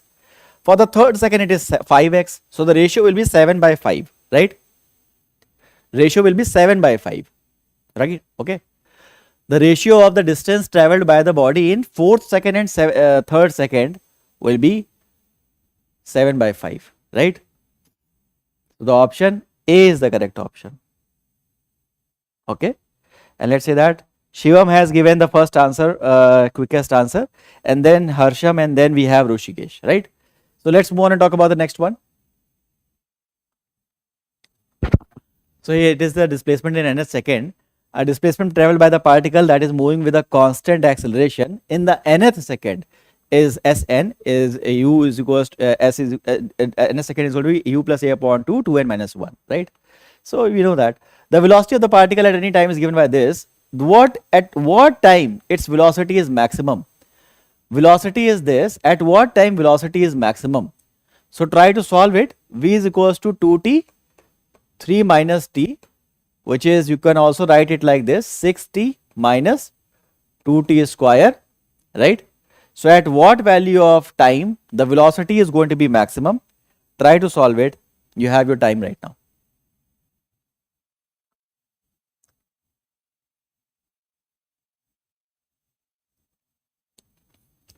Yes.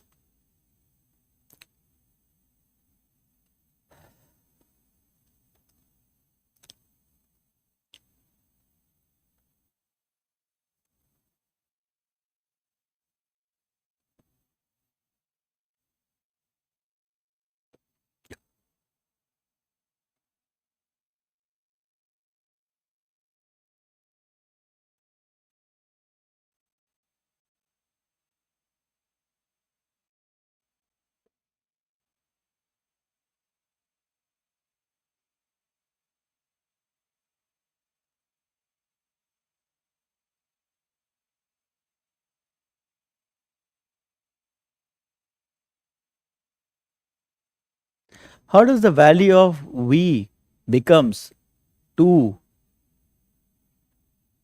2t 3 minus t? Okay, how does the value of velocity becomes that? Okay, so the kid is thinking the velocity is 20, 30, 40, 50. How is this that? That means the velocity is changing with the time. For one value of time, put t is equals to 1, it will have one velocity. For another value of time, put t is equals to 2, it will have another velocity. That shows that velocity is variable and it is changing with time. It is how it is, right? This is how you write it, right? And if you multiply that 2t inside, it will become like this, 6t minus 2t square. So for maximum and minimum, you have to do dv by dt is 0, right? When you put dv by dt 0, differentiate that, it becomes 6 minus 4t, that is 0. That becomes t is 3 by 2, right? T is 3 by 2, right? Now at t is equals to 3 by 2, get the value of d2v upon dt2, right? That will give you a negative value, right? You can say that here minus sign is there. That means at that value of time, double derivative comes out to be negative. That means here at that value of time, the velocity is maximum, right? So let's put that over here, right? So velocity at t is equals to 3 by 2. 6 into 3 by 2 minus 2 into 3 by 2 ka square, and that's all. That's it. That is your answer. Velocity at 3 by 2, whatever your answer is, right? That is your answer, right? Okay. Okay. Let's move on and talk about the next one. Yes. Yes. Let's move on and talk about the next thing.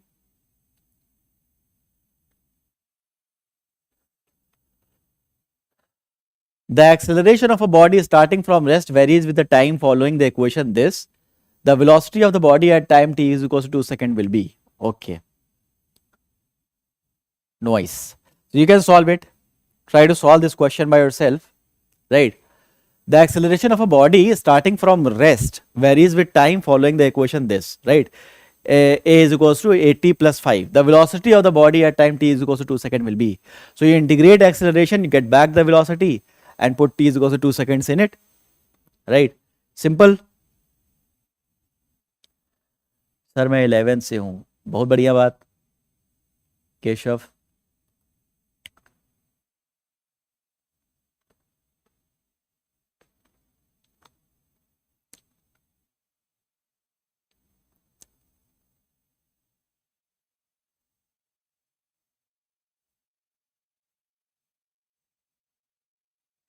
All right, so let's see that. Acceleration is 8t plus 5, right? My dear kids, you have to integrate that acceleration to get the velocity. So you have 8t square by 2 plus 5t. So velocity you have to find at t is equals to 2 seconds. So just put t is equals to 2 over here. So 8 by 2 is 4. You have 2, 5 into 2. That's it. That is the value of velocity in this situation, right? Now we have completed motion in a straight line with lots and lots of numerical problem, right? Now my dear kids, we are going to start motion in a plane right away. My dear kids, for our NEET exam, the relative motion part is not that important and it is very time consuming. So at this particular moment, the best way is to complete these parts. We will start with vectors because you cannot understand anything without vectors, right? Then we will move with the terms of motion. Then we will talk about the projectile motion, and then finally the circular motion will be covered in a separate video, right, where we will be talking about that. So this is also not going to be there, right? So we have three parts: vectors, terms of projectile motion and projectile motion, right? That will give us a very good understanding of this particular chapter of motion in 2D, right, with lot of other, again, lot of interesting problems, right? And right now vector is easy, right?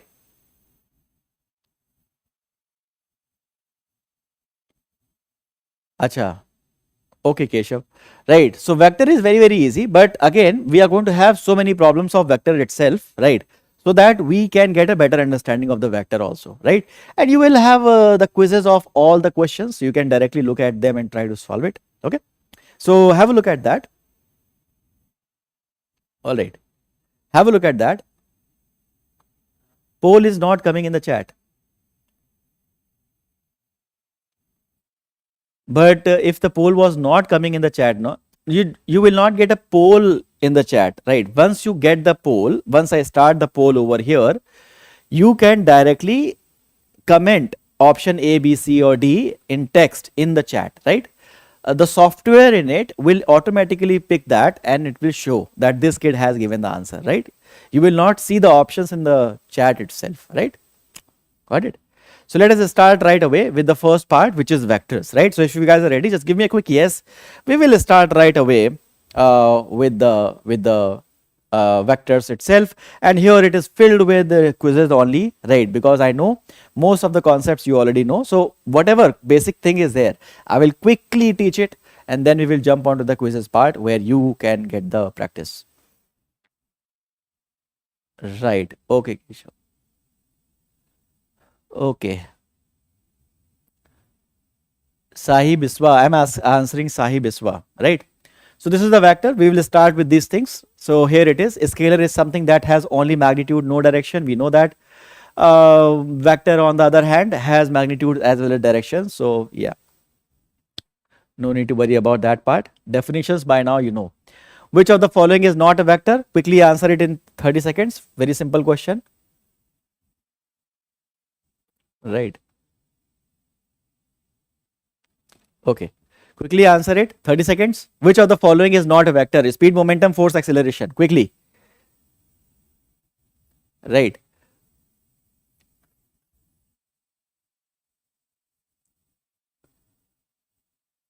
Sir, please tell the date of next lecture. The date of next lecture is 9th, 11th. 9th, 11th, 13th. 3 lectures will be there. And then we will have some other lectures of other subjects. Then again, I will have multiple lectures of physics. So by the end of March, itself, you see that April is there. By the end of March itself, we will complete entire physics marathons, right? If my health is, is not creating any hurdle, then definitely we are going to get away with it. So which of the following is not a vector quantity? So clearly momentum, force and acceleration are vectors. Speed is not a vector quantity. So option A is correct. And yes, the fastest answer was given by Sahil, then we have Keshav, then we have Harsham, and then we have Rushikesh. Very nice. Right. And let's move on and talk about the next one.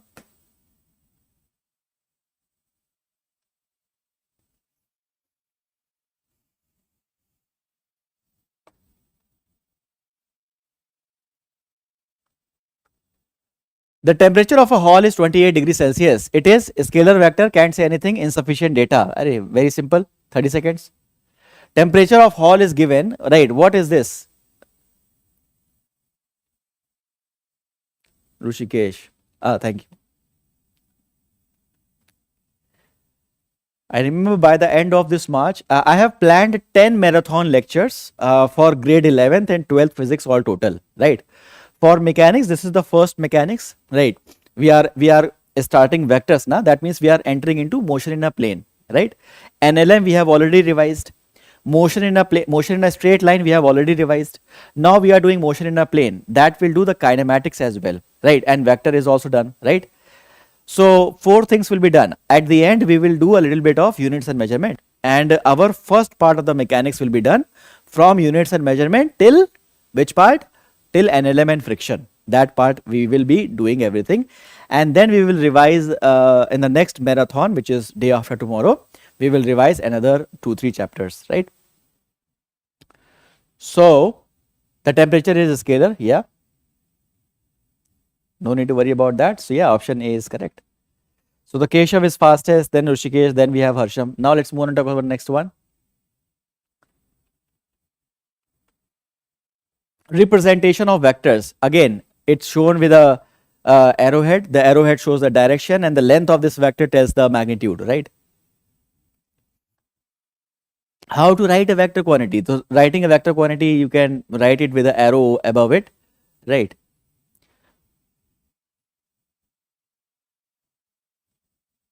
Equal vectors mean 2 vectors have same magnitude and same directions. Negative vector, 2 vector of same magnitude but opposite directions.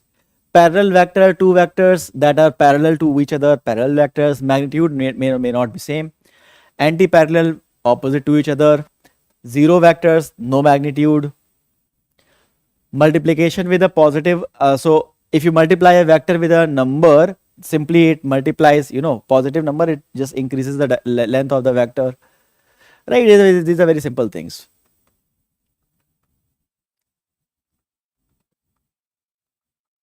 Let us have a look at some better concepts.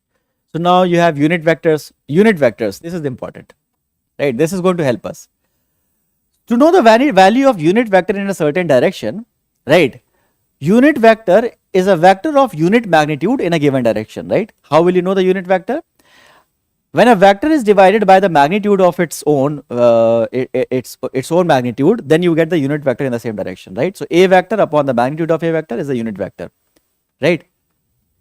These are theoretical. Very quickly we will do that, right? So unit vector along x-axis is called I cap, along j-axis is called j cap, along y-axis is called j cap, along z-axis is called k cap.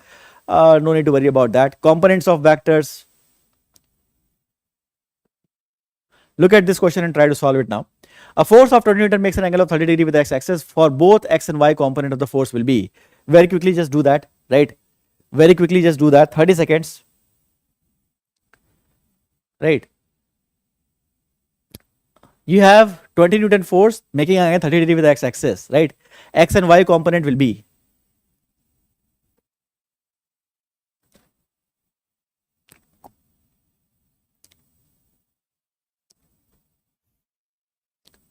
Thirty seconds, very small quizzes. So the horizontal component will be 20 cos 30, right? And vertical component will be, 20 sin 30. Okay. So 20 into cos 30, right? So 20 cos 30 will be 20 into cos 30 is root 3 by 2 is 10 root 3. Okay. And 20 sin 30 is the vertical component. So sin 30 is 1 upon 2, which is 10 Newton. So 10 root 3 and 10, option A is correct. Let us say that how many kids actually gave the correct answer? Oh. 50% kids gave the correct answer. So you see that even simple kind of problems, Keshav gave the correct answer, right? Are creating problems, right? Magnitude of vectors. So you see that what is the magnitude of vectors, right? You see when you write down these lines, no, around it, so it just tells the how much magnitude is there in the vector, right? Without talking about the direction, right? What is the magnitude of this vector 4i plus 3j? Try to tell that in the poll. 4i minus 3j. What is the unit? What is the magnitude of this vector? Yes, Keshav.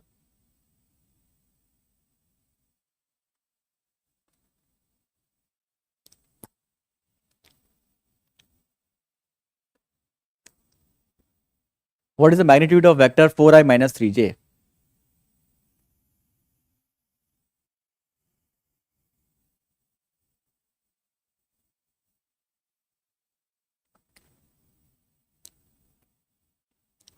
So clearly under root 4 square plus under root 3 square, under root 4 square plus 3 square, 16 plus 9 under root 5, under root 25, which is 5. So option C is the correct option, right?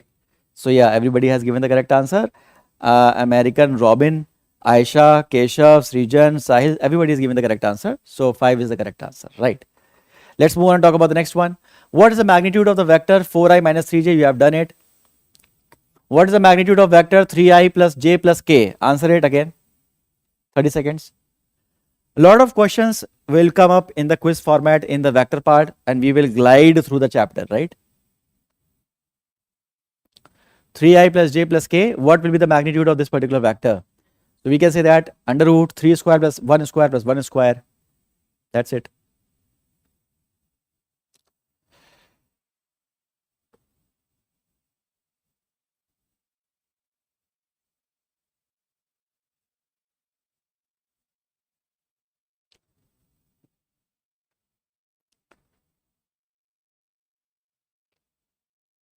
So here we have it. Yeah, everybody has given the correct answer, and the fastest answer was given by Keshav this time, then Harsham, then Aisha, then Sahil, then American, Robin. So we have take the under root of 3 square plus 1 square plus 1 square, which is under root 11. That is it. Find the unit vector for Q L for this particular thing, right? Find the unit vector for this thing. So how will you get the unit vector? The unit vector will be Q cap, that is vector upon the magnitude of this thing, right? So this vector you can write it like this, minus 2i plus 4j plus minus 4k upon under root this square, and this square, magnitude, right? This is the unit vector in the same direction, right? So based on that, find the unit vector for this particular vector.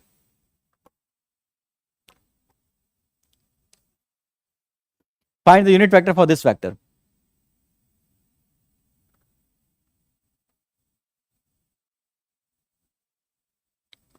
Yes, Keshav, but it's a new channel, so it's pretty much acceptable.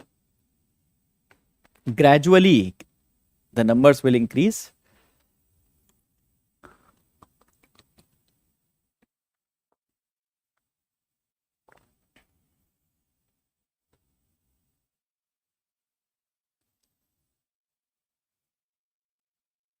Yes. Okay, so let's see. Not divide by 6. Why divide by 6, Rushikesh?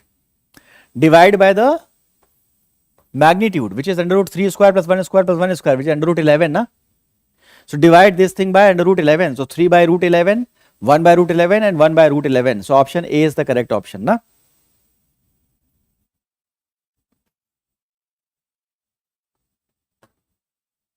Yeah, everybody has given the correct answer. And the fastest answer was given by Arsham. Alright, let's move on and talk about the next one.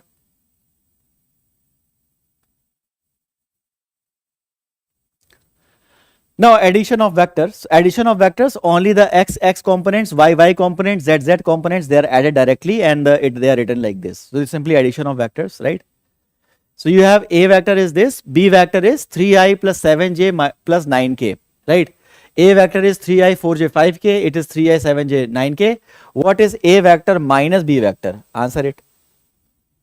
A or b? Leave c and d, right? What will be vector a vector minus b vector?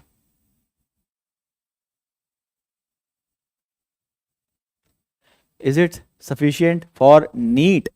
NEET revision is going on, right? So for vectors, we have a lot of questions that we are doing in the quiz format very quickly, right? Very quickly, just do that. Now the time is about to go up, and let's see that how many kids have done the correct answer. So a vector minus b vector we have to figure out. So 3 minus 3 is 0 I cap, so 0 I cap. 4 minus 7 is minus 3j cap, minus 3j cap. 5 minus 9 is minus 4k, so minus 4k. So 0 I cap, minus 3j cap, minus 4k cap. So option B is the correct option, right? So yeah. So Sahil has given the correct answer, Keshav, then Sanjay, then we have Harsham, right? So let's move on and talk about the next one. We have a, b, what will be the a vector plus 2b vector, right? A vector is 9i plus 5j plus 7k, b vector is 2i plus 3j plus 7k. What is going to be a plus 2b vector? Answer it very quickly, right? These kind of questions are there, right? Very simply they can be answered, right?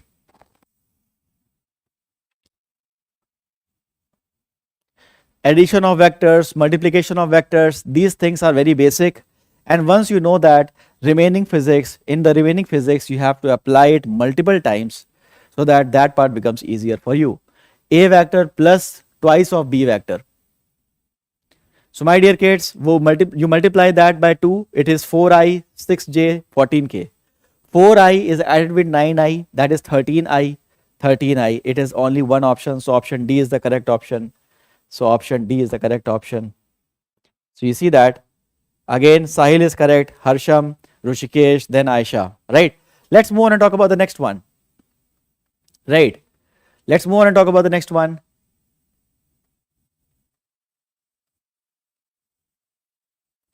We have now the position vectors, right? So what is a position vector?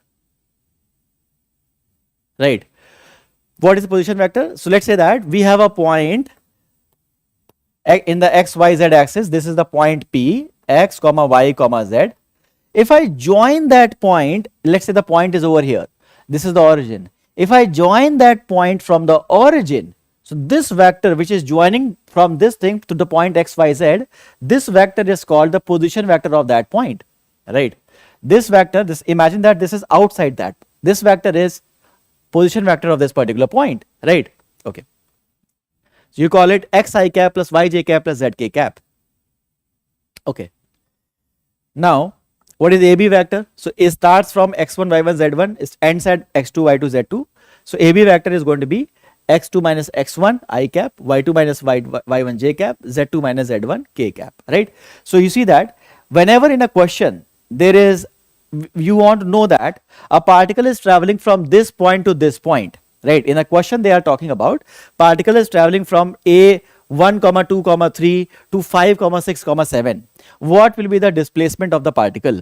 So my dear kids, displacement of the particle can be figured out very easily. How? Understand that. Let's say the question is particle is traveling from 2 3 4 to 6 7 and 9, right? What will be the displacement? In the magnitude of displacement we have to tell, right? So what will be the magnitude of displacement? It is traveling from 2 3 4, that is 2i 3j 4k, right? And it is traveling to the point 6i 7j and 9k, right? So 6i 7j and 9k, all right? So this is the point where you are traveling to, this is the point where you are coming from. So the point where you are traveling to minus the point where you are coming from, subtract it, you have this vector, you have the displacement vector, right? So just subtract it, it is 6i, this is 4j and this is 5k, right? This is the displacement vector, right? What is the magnitude of displacement vector?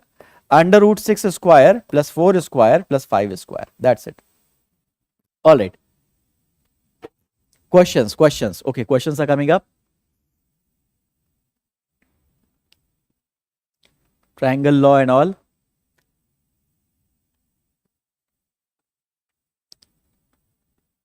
Now this is a good question. Try to solve it. The maximum and minimum magnitude of the resultant of two given vector are 17 units and 7 units, right? What is given here? Maximum and minimum of minimum magnitude of the resultant of two given vector are 17 units and 7 units respectively. If these two vectors are at right angles to each other, then the magnitude of their resultant will be. Answer it and take 2 minutes to solve this question, right? Very nice question, and it will test many concepts in your brain, right? Try to answer it, pull it, put it in the comment box. Okay? Verma ji, Rushikesh, Keshav, everybody, try to answer it in the comment section. Okay?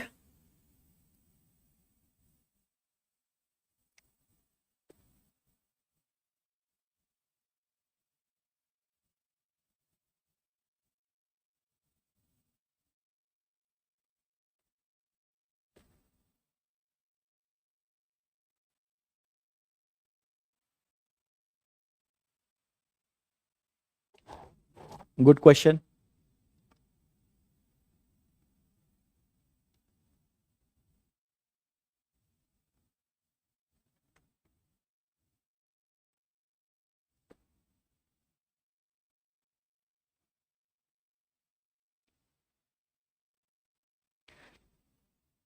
Keshav, practice करो यार, कहाँ जाना है?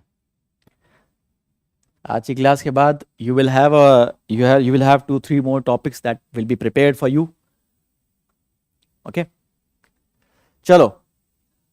So basically we have maximum and minimum magnitude of resultant of two given vector is 17 units and 7 units. If these two vectors are at right angles to each other, the magnitude of these vectors will be, magnitude of the resultant will be.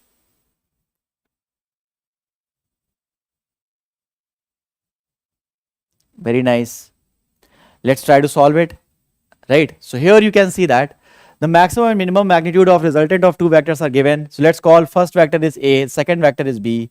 The maximum will be when you add them directly, and minimum will be when you subtract them directly. This is the maximum resultant, and this is the minimum resultant, right? So maximum is 17 units and minimum is 7 units. So you can individually calculate them, right? What is first vector, what is second vector? So just add it. You have 2A, 17 and 7, 24. So A is 12. So B will be 5. That's it. A and B are, you have calculated. These two vectors are at right angle to each other, then the magnitude of the resultant. So when two vectors are perpendicular to each other, the resultant is under root A square plus B square. So under root 12 square plus 5 square is 13. So option D is correct, right? So that's it. Let's see that how many kids have given the correct answer. So Harsham is given the correct answer. Ruchikesh is given the correct answer. And study with your bhaiya. That is also given the correct answer. Okay. Let's move on and talk about the next one.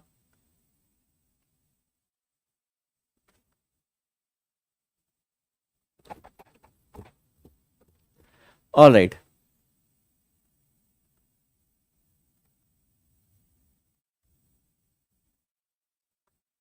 Subtracting of vectors we have already seen. Multiplication of vectors we can see, right? So vectors can be multiplied with numbers, that is called as one kind of multiplication. So when we have a vector, let's say that we have vector 2i plus 3j, which is multiplied with a number, we can just multiply in a coefficient of that vector, that is 10i plus 15j, right? But we can also multiply vectors with other vectors. And my dear kids, when a vector is multiplied by another vector, there are two possible consequences. The first consequence is called as dot product. A vector is multiplied with vector, but the product, this multiplication gives you a scalar number like work. Like force is multiplied with displacement, but the resultant is work, which is a scalar. And the other possibility is a vector multiplied by vector, but the answer is also another vector, that is called as cross product. How to get the dot and cross product? So here it is. We are multiplying by a number lambda. Here we are multiplying two vectors, they are parallel. So this is a very important thing. If vector A and vector B are parallel vectors, you see that vector A and vector B are parallel vector, so the directions are same. So there will be only a difference of coefficient, you see that this vector is parallel to this vector, right? So A vector and B vector, right? You see that A and B are same. A might be twice as big as B, right? A might be thrice as big as B. A might be 1.5 times bigger than B. So basically A is only some integer times, a number times bigger than B, right? A constant times bigger than B. That's how we can write it, right? So when two vectors are parallel to each other, they are just a different, they can be equated by using a constant like this, right? So A vector is a lambda times B, right? Lambda can be positive, that means they have the same direction, and if lambda is negative, that means they have opposite direction. No need to worry about that. A and B are written like this. So if two vectors are parallel now, we found out that the ratio of their coefficient is that lambda. The ratio of their coefficient is that lambda, right? That is, you see that lambda is what? A vector upon B vector, right? Lambda is what? A vector upon B vector, right? So basically if the vector A is written like this, so basically lambda is ax upon bx, ay upon by, az upon bz. So look at this question. A vector is this, B vector is this. A vector is 2i plus 6j, B vector is 3i plus alpha j, right? Both are parallel vectors now, these two vectors. Then we have to find the value of alpha. We have to find the value of alpha. Try and find it out.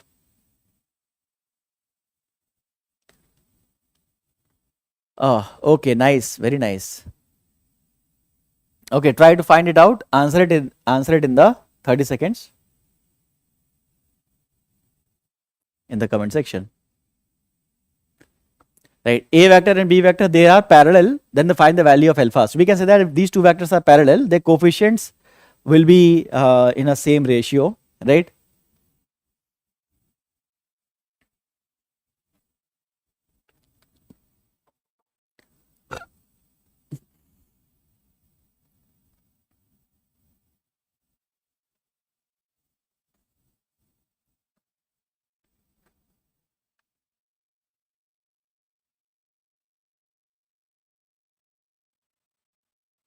Alpha is 9, okay. So answer it in the comment section. Okay, I gave you the poll, no problem. Just for the time it was. So the ratio is going to be same, 2 by 3 is going to be 6 by alpha. So here you have alpha is equals to 9. 9 answer is very clear, right? Very good Rushikesh, very good Sanjay, very good. Okay, let's move on and talk about the next one. So here we have the scalar product. A and B are respectively 4 and 6. The angle between them is 120. Then A dot B will be AB cos theta, right? Which is 4 into 6 into cos 120, right? No need to worry about that part, right?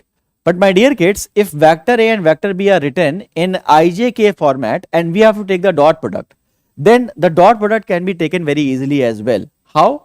Because I and I, that dot product is I cos 0. Cos 0 is 1. The magnitude of I is 1. The magnitude of I is 1. So dot product of same unit vector is 1. Dot product of any two different unit vector which are normal to each other is 0. Right? So I dot j is 0. Right? So when we are taking the dot product in ijk format, only the coefficients need to be multiplied. A vector is written this, ax plus ayj. B vector is written in this, bxi plus byj. We have to find what will be a dot b. So just coefficients needed to be multiplied, right? Ax bx I cap, ax by I cap j cap, like that, right? So you see that coefficients needed to be multiplied, right? So ax bx and ay by, like that. All right. So this is how the answer is, ax bx and ay by, right? All right, and az bz. So this is the dot product of two vectors, right? A is this, b is this. Simply multiply x with x, I and I, j and j, k and k, and that is a dot product, right? Okay. So look at this thing and try to get the answer. A dot b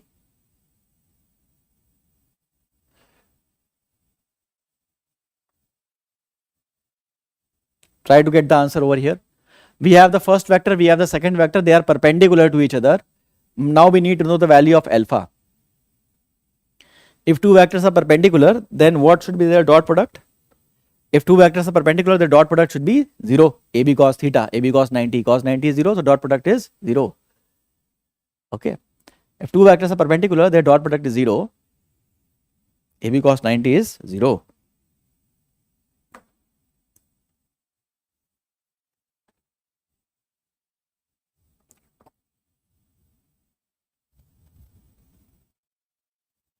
All right. Try to solve it. Okay. So here you can see that very easily, right? Because they are perpendicular to each other, the dot product is 0. So dot product is, just take the coefficient. Here it is 1, here it is 2, so 2. Right, here it is minus 2, here it is alpha, so it is minus 2 alpha. Here it is 1, here it is 1, 1. That product has to be 0. So 2 alpha is equals to 3. Right, so alpha is equals to 3 by 2. That's it. So yeah, here Rushikesh has given the correct answer first of all, right? So let's move on and talk about the next one. Application of dot product in physics. So of course, like there are certain quantities where we have to take the dot product of two quantities, and these tricks will help us to know, right? Find the work done by the force which displaces the object from the position this to that, right? What will be the value of work done? My dear kids, force is written, right? And it is displacing the particle from this point to that point, right? It is displacing the particle from this point to that point. What will be the value of work? Again, a very simple question. Try to solve it in the chat box. How is it A? Which one? Now we have came forward.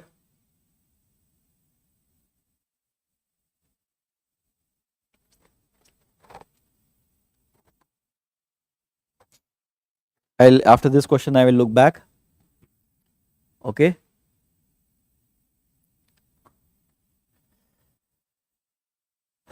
All right. So clearly, when you're moving from this place to that place, what will happen? The displacement vector we have to talk about. It is R2 minus R1. So 5i minus 2i is 3i. 6j minus 3j is 3j. Minus 5k minus 7k is minus 12k. All right. Do it one more time. We are moving from R2 to R1, right? So 5 minus 2 is 3. 6 minus 3 is 3j. This minus this is minus 12. Minus 12.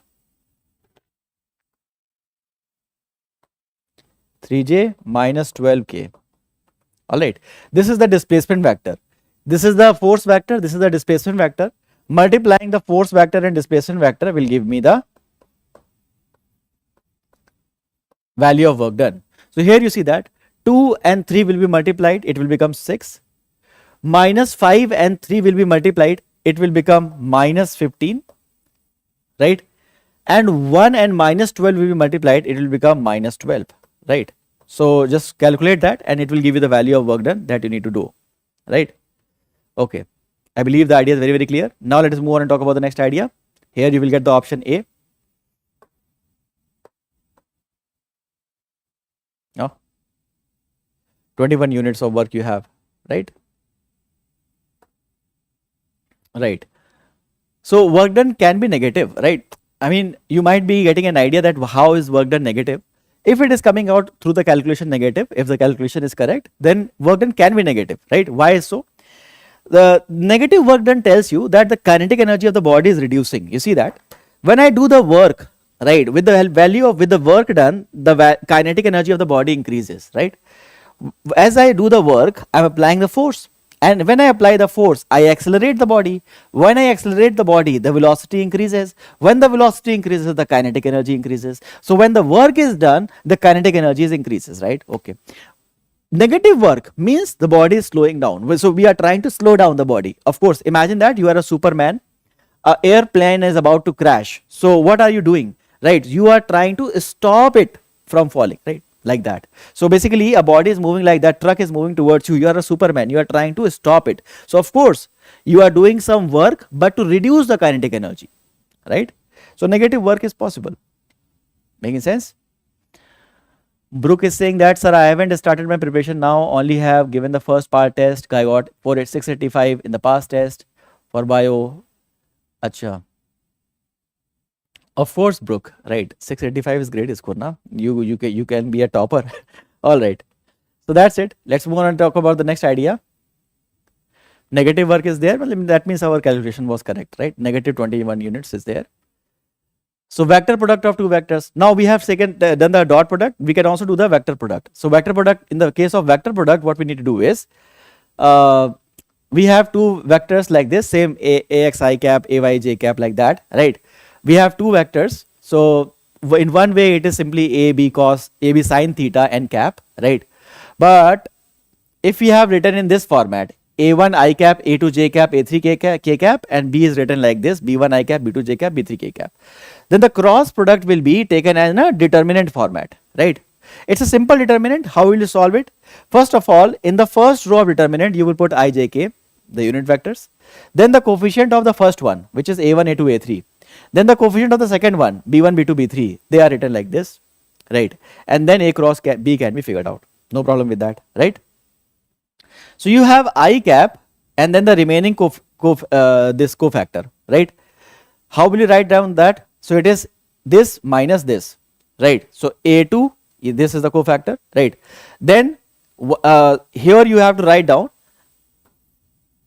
minus j cap and the remaining cofactor is a1, b1, a3, b3. All right. Similarly, at last part, do this. This is the remaining cofactor, right? Write down plus k cap, a1, a2, b1, b2, like this, right? So this is what you need to do, right? So once you do that, now you have to solve these cofactors. These are called as cofactors, right? Now you have to solve these cofactors and you can further go ahead with it, right? So a2 in b3 minus b2 a3, and here a1 b3 minus b1 a3, like that, and you can get this value. So this is by solving the determinant, you can get the cross product of two vectors as well.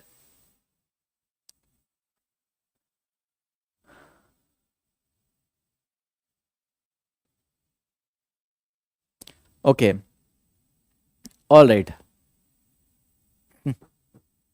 Poll is not working properly. Acha. It's possible. So calculate the cross product between a vector and b vector. So you have a vector 3i plus 3j plus k, 3i minus 3j plus k, right? This is the a vector, right? And b vector is 4i plus 9j plus 2k.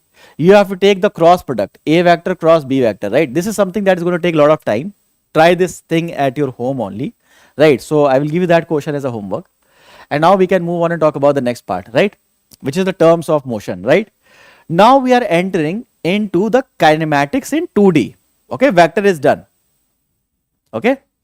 Now we have done the kinematics in 2D. Vector is done. So how much we have done so far? We have talked about Newton's laws of motion and friction. We have talked about motion in one dimension, right? We have talked about vectors. These four topics are already covered, right? Now we are going to do the motion in two dimension and projectile motion. So this is the fifth and sixth topic that we are going to do, right? So again, I'm going to give you a 5 minute ka break, right? And after that, we will do motion in 2D. And after that, kinematics part will be done as well, right? And after motion in 2D and projectile motion, we can now move, after that we'll move on to the some questions of units and measurements. So you see that in one class 7 topics will be covered, right? So after 5 minutes I'll be back and we'll be starting our journey from the terms of motion. Okay, all right, so you have a break of 5 minutes.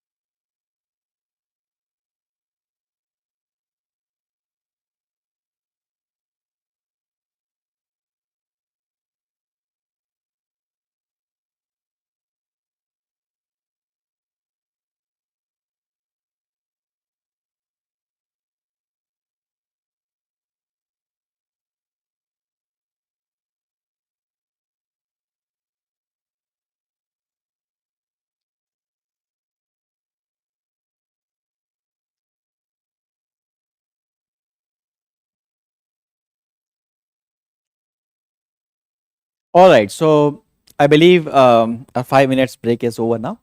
So we can now continue with this remaining part of the lecture, right? All right, so here it is. Terms of motion is something we are going to cover today right now. So we will be covering these topics. We will talk about the same terms we discuss in motion in 1D, but we are going to discuss the same terms in 2D, right? Again, for you, there will be a lot of problems to solve, right? Now let us do these problems. All right. So right now, the displacement vector you have to figure out. You see, let's say there was a point A. This is the position vector of point A. The point joining from the origin to that point is the position vector of that point. There is another position point B. The position vector of point B is this. You are moving from A to B. You know the position vector of A. You know the position vector of B, right?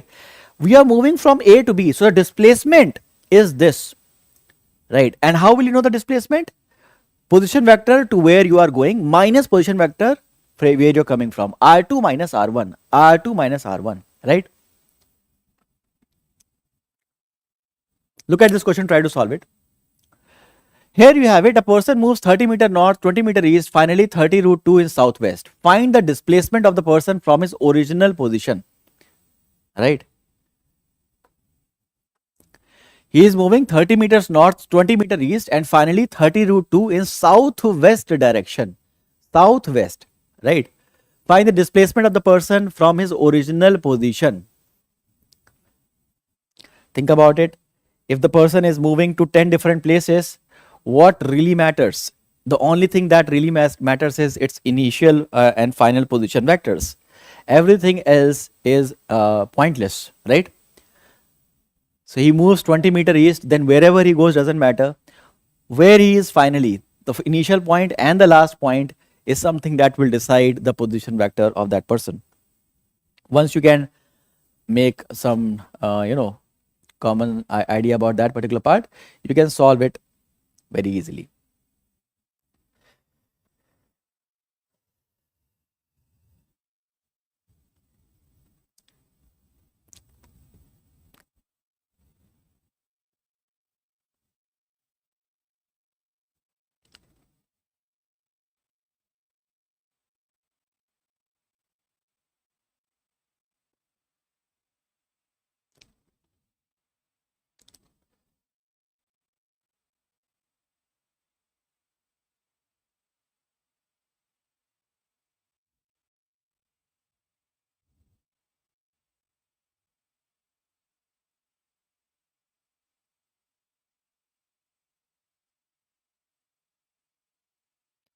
All right, so let's see that. What is the correct answer, right? So let's try to answer it. So person is moving 30 meter north, then 20 meter east. So you see that the journey of the particle is, he is moving 30 meter north, right? East, west, north, south. So 30 meters north he is moving like this, okay. 30 meters north he is moving like this, okay. Right. Then he is moving, okay, 20 meter east, 20 meter east. All right. And then he is moving 30 root 2 meter southwest, 30 root 2 meter southwest. This is south, this is west, this is how it is moving, 30 root 2. Okay. Find the displacement of the person from the original position. From the displacement of the person from the original position. My dear kids, it's a slightly good question, right? And I believe if you just give a slight attention, you can solve this question very easily, right? So I want to give you this question as a homework, okay? I will also give you the hint, right? So that you can solve it very easily, okay? While explaining, while looking at the question, I have already given you enough hints, but anyways, so hint number 1, right? Write down the movement of the particles in IJK format. So use vector notations, right? Don't measure and do all these things. Use vector notations, right? And finally, only look at initial and final position. Only look at initial and final positions. So in between positions don't matter. So if you do that, option A is the option I'm telling you, but I want you to solve this question at your own end, right? So yeah, simple question, but it's a slightly good question. So again, here what is happening, a body is displacing from this point to this point, then the magnitude of displacement is. So again, it is moving from this point to this point, the displacement will be R1, 0, 0, R2, 5i plus 12j, subtract it and you will have the, displacement vector. Magnitude you can easily find out, under root 5 square plus 12 square, which is 13, right? So option D is the correct option. Body is moving from 1 minus 1, passes through these points and reach this point, right? Then what is the value of displacement? So again, it really doesn't matter. This is the initial point and this is the final point. The in-between point don't matter. Try and get it, right? Similarly, if you try to solve this question now, try to find the initial place, final place, try to look at the location, right? And you will be able to find this one as well. Here, the initial is R1 is 1i minus 1j, 1i minus 1j, right? Not writing 1 and 1 will be accurate as well, no worries about that. And it reaches the point 1 comma minus 1. So you see that it starts from somewhere and come back to another place. Doesn't matter what are the points in between, 2, 3 and all these points. You see that initial point and final points are roughly the same, basically the same, right? So the displacement has to be 0. Right. Okay. Similarly, we can also have the displacement and velocity as well. So average velocity is rate of change of displacement, right? Okay.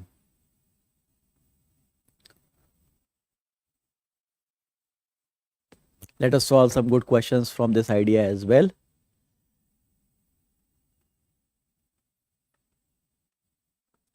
All right. So just few basic questions are there. No worries about any of these things.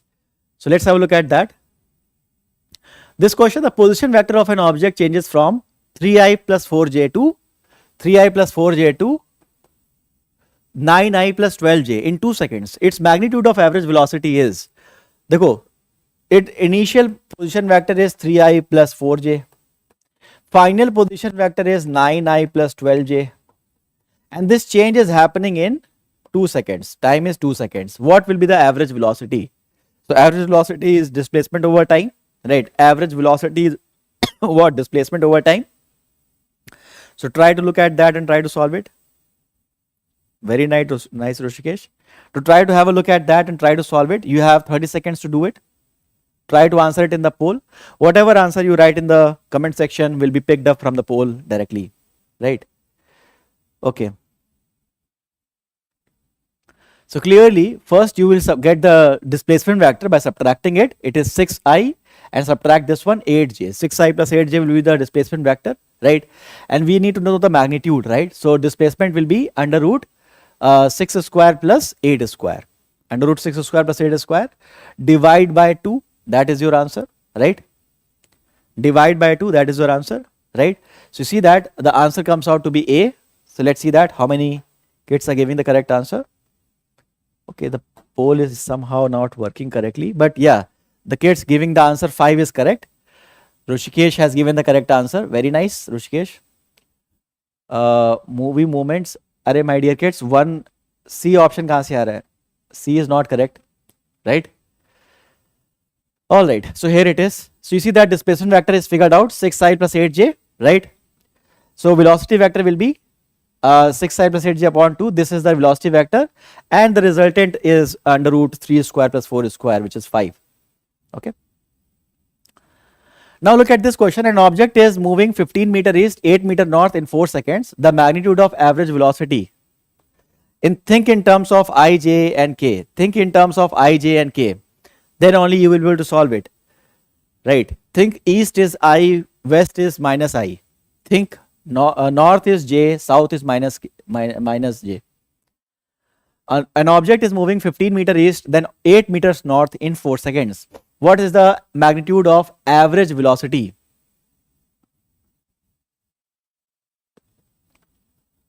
What is the magnitude of average velocity? First of all, you will have,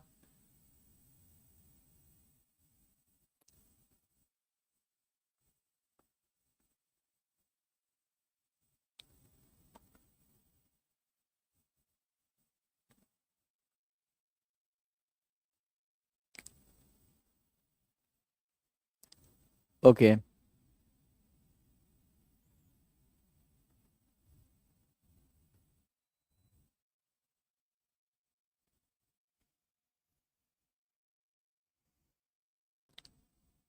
All right. So how will you find out? It is traveling 15-meter east. So 15 I, 8 meters north. So 8 J. You see that this is east and this is north, right?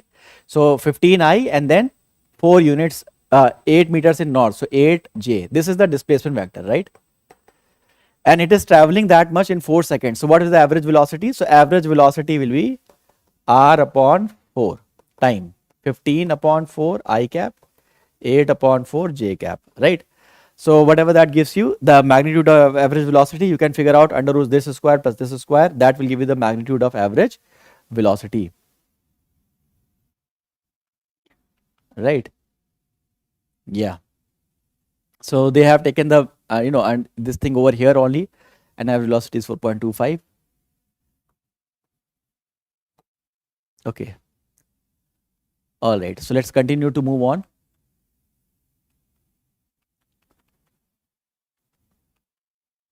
The direction of acceleration in 2D motion is the direction of what? Right. Initial velocity, final velocity, change in velocity, none of these. Answer it.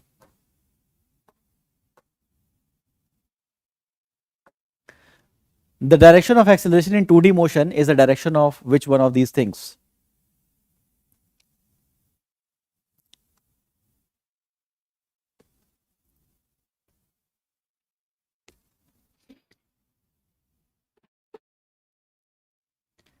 Direction of acceleration is basically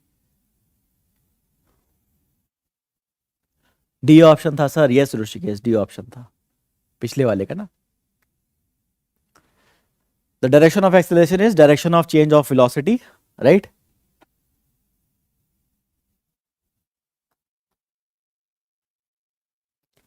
ये पकड़ नहीं रहा यार पोल अब. But anyways,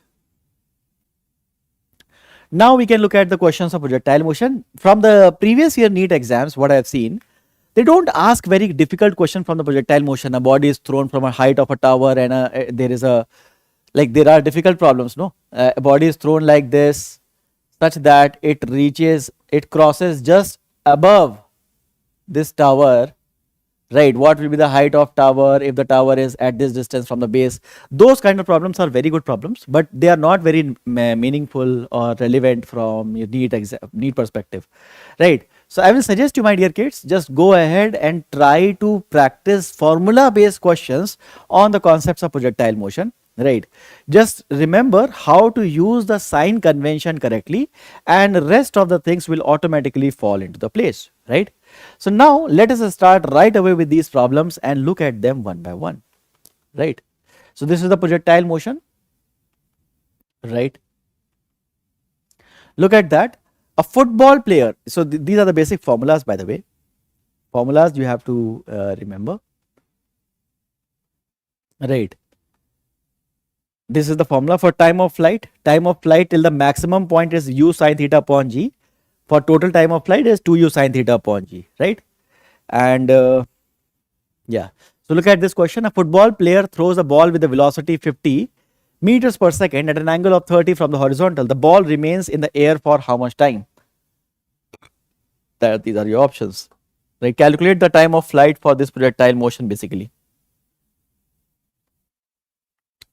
Calculate the time of flight for this projectile motion.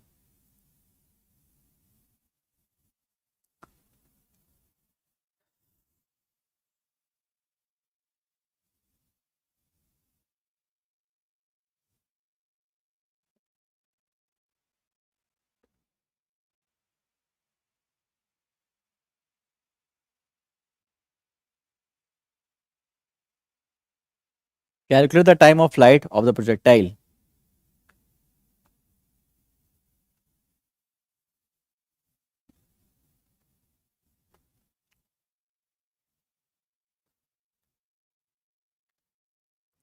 Two u sin theta upon g, 2 into 50 into sin theta sin 30 upon g 10. So 2 into u, which is 50, sin theta is sin 30, sin 30 is 1 upon 2, 2u sin theta upon g is 10. 5 is the answer, no? So option C is the correct option. Whole बेकार हो गया भाई साहब. Option C is the correct option, right? हाँ, 2u sin theta upon g, 5 second is the correct answer. Very nice, Rushikesh. Very nice movie moments.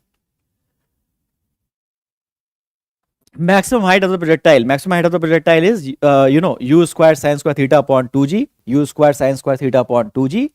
And if you throw the body at an angle of 90 degree, then for all the possible angles, the maximum height is at the angle 90 degree, which is u square upon 2g, right?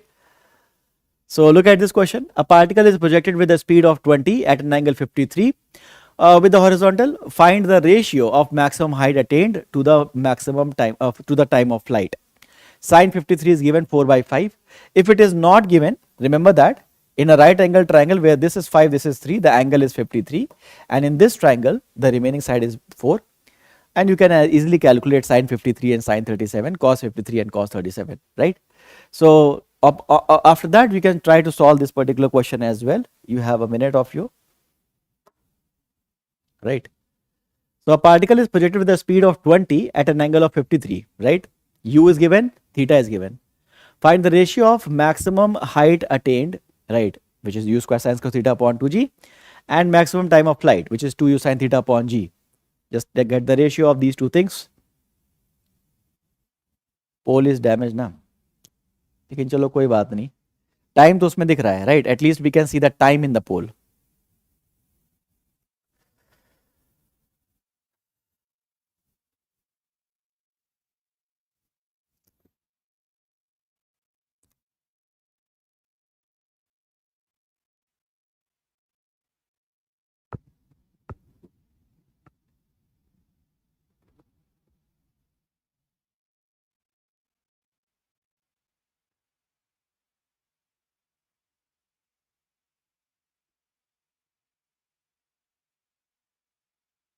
All right.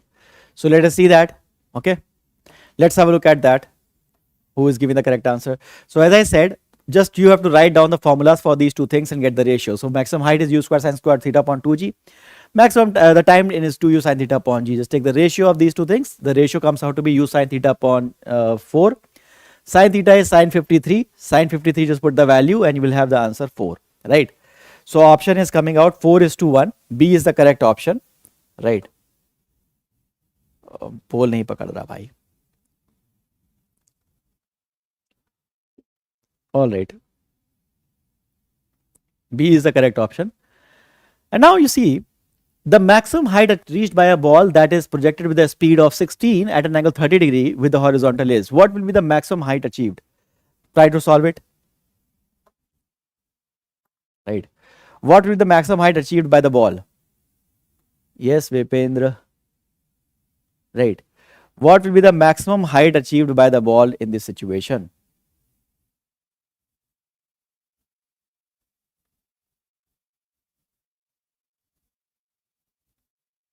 पोल को refresh करूं. पोल को refresh कहां से करूंगा? चलो मैं देखता हूं, है ना. ये टूल जो है मैंने अभी यूज करना स्टार्ट किया है, but I don't know.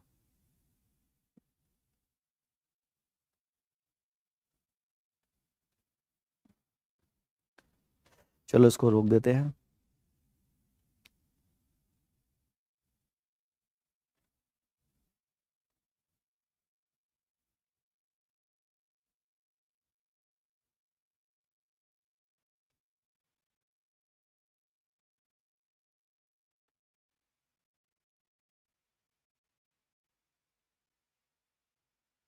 All right. Okay, so let's continue, right? अच्छा अच्छा अच्छा अच्छा अच्छा अच्छा अच्छा अच्छा, मैं समझा।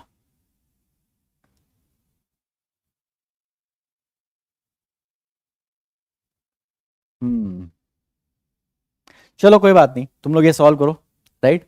The maximum height reach by the projectile, right, you have 30 seconds again, try to solve it. अभी देखो ये पोल काम करना चाहिए, इसमें दिखाने लग गया है how many kids have actually joined the poll, right. या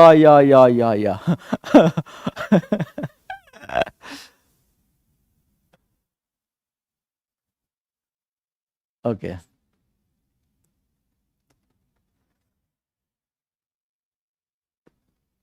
3.2 meters, 3.2 meters. Like put option A, B, C, or D, right? A, B, C, or D. That then only it can pick it from there. Anyways, if B is the option you are getting, again, पोल टूट गया बेचारा मेरा. But anyways, option B is correct. So the formula is clear. U square sin theta sin square theta upon 2g. Just put the values and you will have your answer. A ball is projected at an angle of 45 from the horizontal at a speed of 20 root 2. So U is given 20 root 2 meter per second, right? At an angle of 45, right? With a speed is given, okay? So the height, its height from the ground after 1 second will be, its height from the ground after 1 second will be. So this is something you can answer, right? Try to answer it. It's a slightly better question, right? You have a minute and try to solve it. Right, a ball is projected, right? After 1 minute, what will be the height of the height from the ground? Height from the ground after 1 second.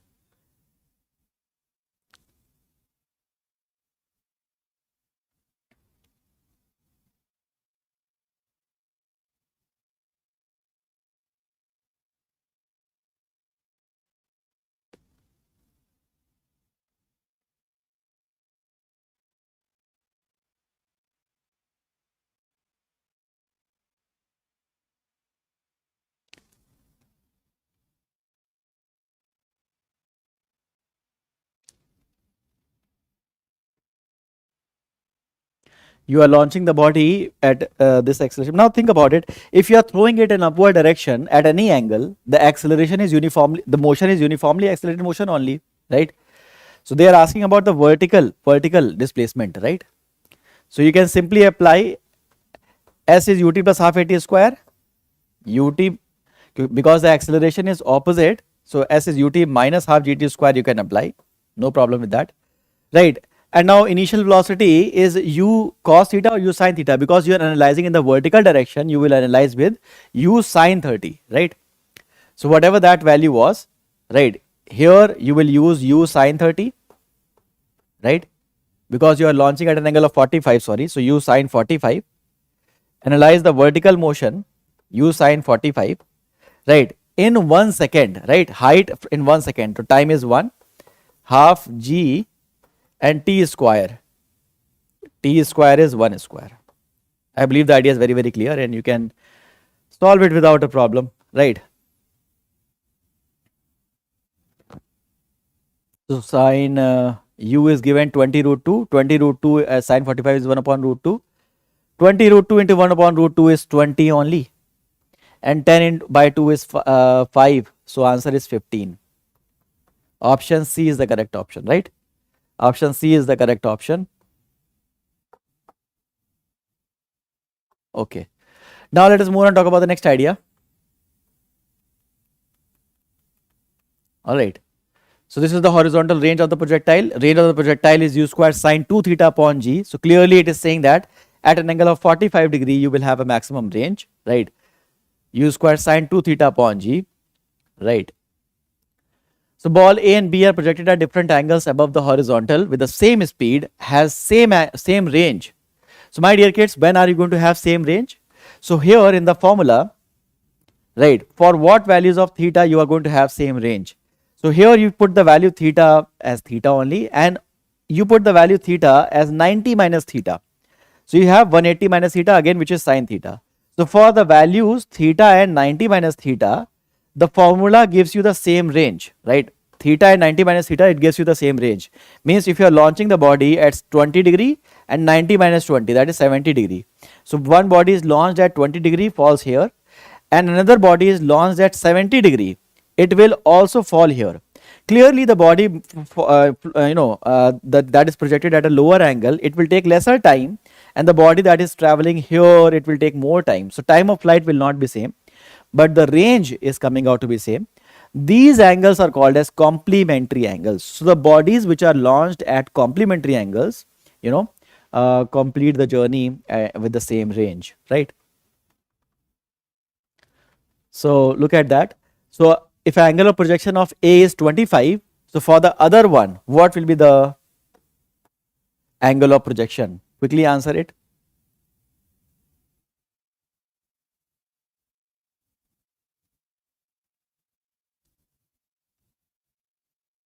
Sir क्या timing होगा? Timing 4 बजे का, 4 बजे का.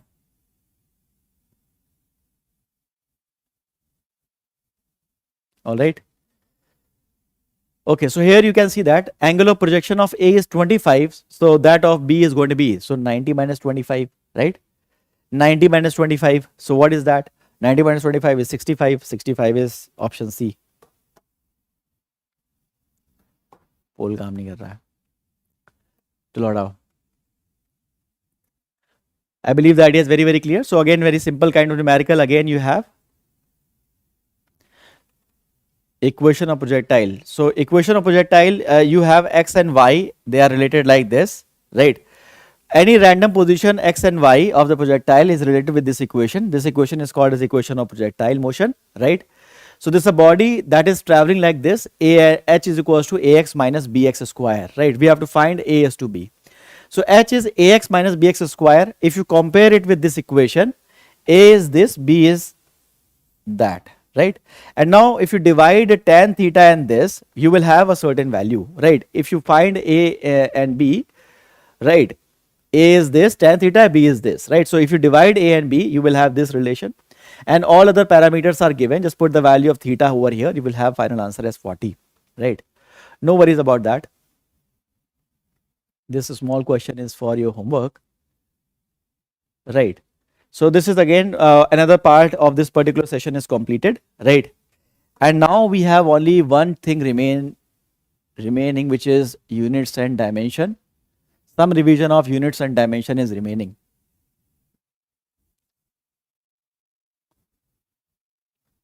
Right. Okay. So what we have done so far, right? So far we have covered many topics, right? So far we have covered so many interesting topics. Okay. We have talked about Newton's laws of motion.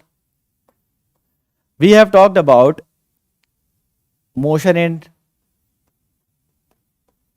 one dimension. Also Newton's laws of motion and friction. This is something we have revised, right? Motion in 1D we have revised. Vector we have revised. And motion in 2D we have revised. With projectile motion, right?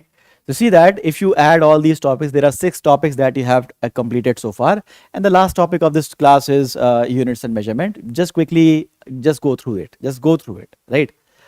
Right. Like most questions here will be you can solve them directly, right? But anyway, I'm gonna solve it, and I will give you an opportunity to solve at your own end as well, right? Okay. So let's solve this particular thing. Okay.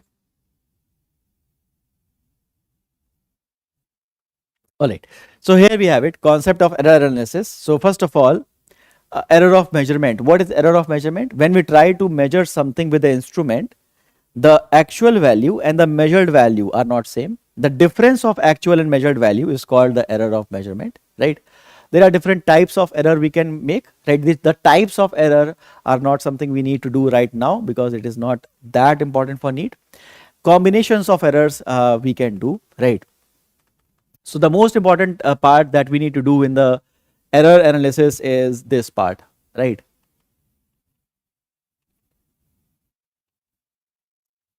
This error in all these things. So basically what happens is, if we have a term that is like this, uh,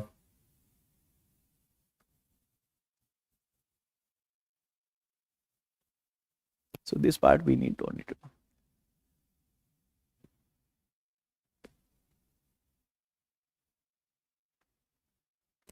So yeah, from here you can talk about.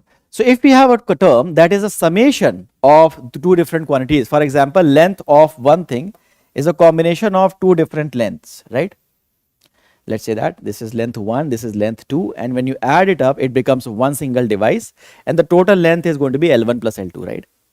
Now what you have done, you have made some mistakes, some error while measuring this thing, measurement of L1, and while the measurement of L2 also you done some error.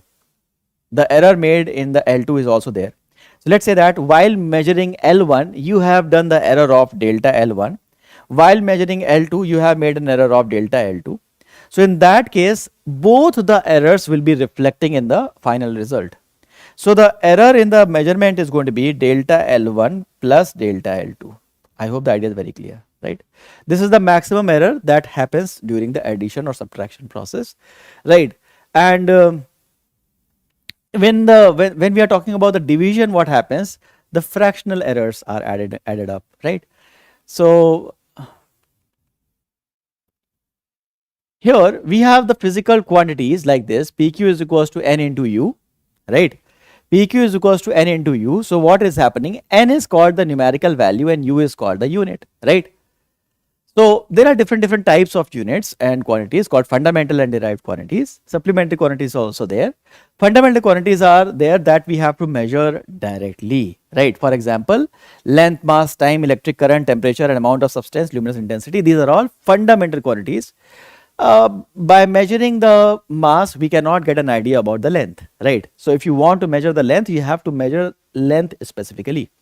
But if you want to measure density, then you don't have to measure density specifically, right? I can measure the dimensions, that is the length, and I can measure the mass, which is this thing, and by doing with the help of formulas, I can calculate the density. So density becomes a derived quantity, right? Supplementary quantities, these two quantities are they don't have any direction or dimension. They are simply ratios, right? But we have assigned them a unit, right? So radian and steradian. So these are basically supplementary quantities, right? So let's have a look at some concepts of dimensional analysis. So what really happens is, you can write down the dimensional formula for most of the quantities. For example, if you want to write down the dimensional formula for force, so force is written as m into a.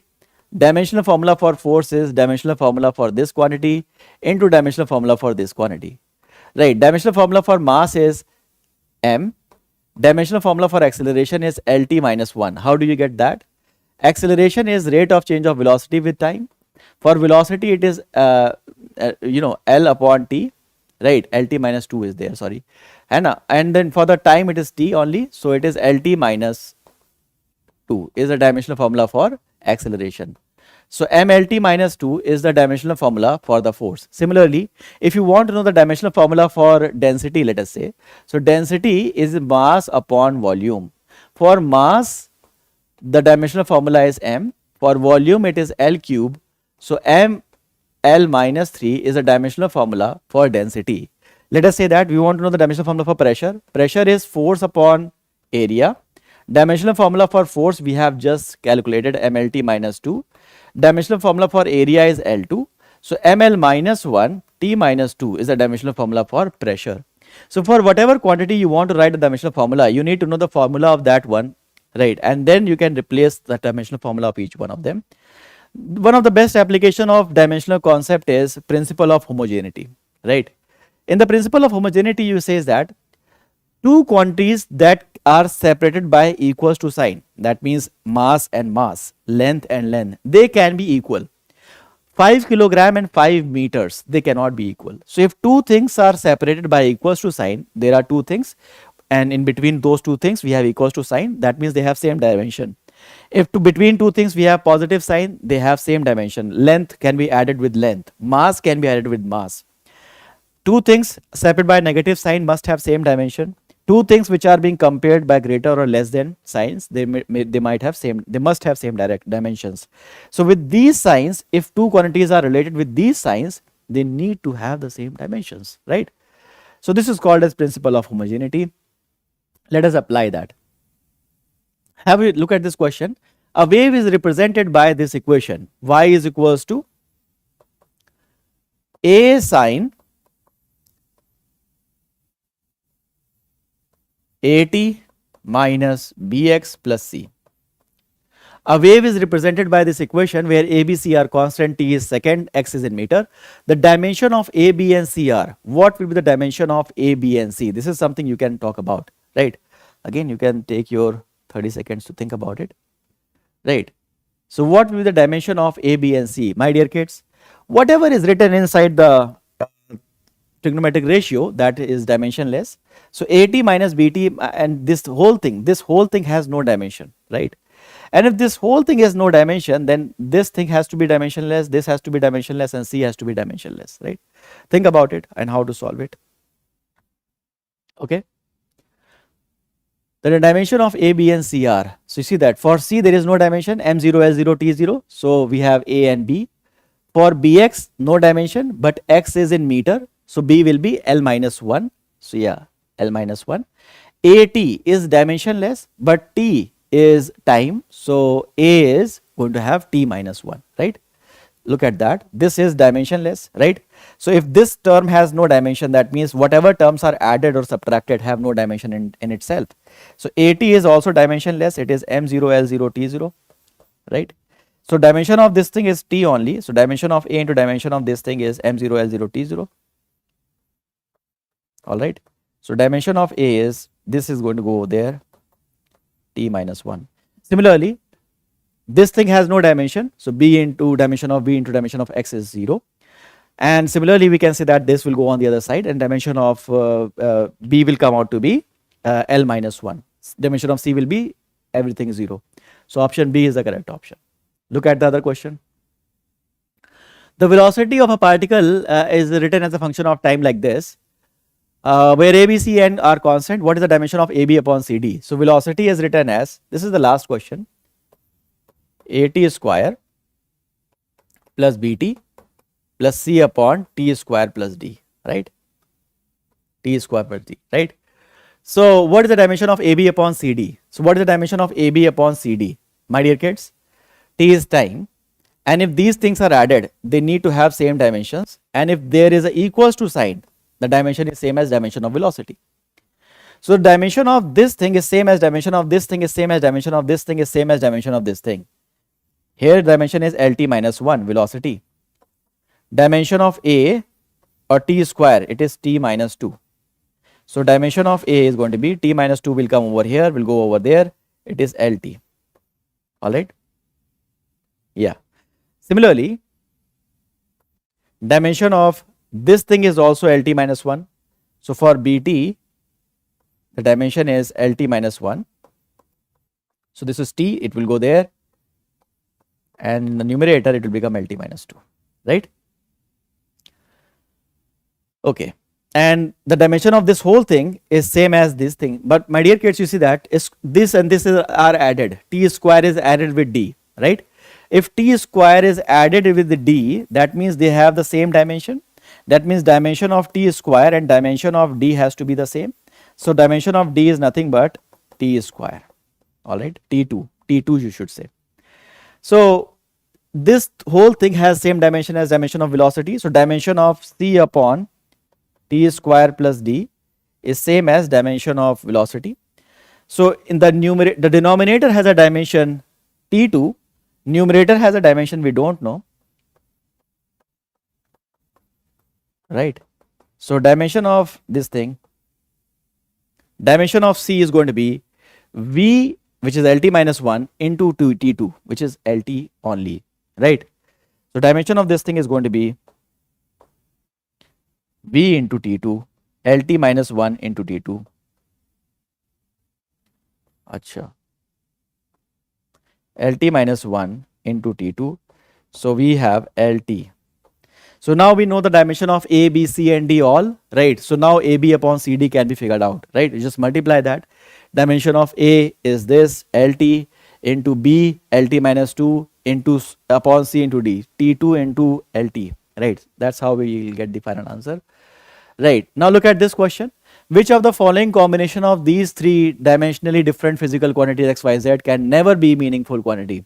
So which of them can never be a meaningful quantity? So just try to utilize your brain and try to answer this particular question. Right. Which of them can never be a meaningful quantity? Right. So here you have x, y and z. These are three dimensionally different physical quantities. My dear kids, if x and y and z, they are three different dimensions, can we subtract them? X is length, y is mass. Square of length minus square of mass, that cannot be possible.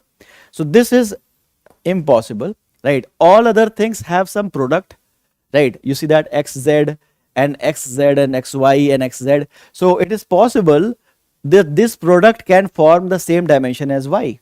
It is possible that this product, here we don't need to have same product because we are multiplying. Here it is possible that this product forms the same dimension as z square, right? So yeah, so we can say that, but this is not possible that dimension of x square and y squares will be same because x and y are dimensionally different, right? So my dear kids, that's pretty much everything about this particular revision part as well, right? I hope we have understood each and every part, right? Okay. All right. So yeah, so many things are already covered.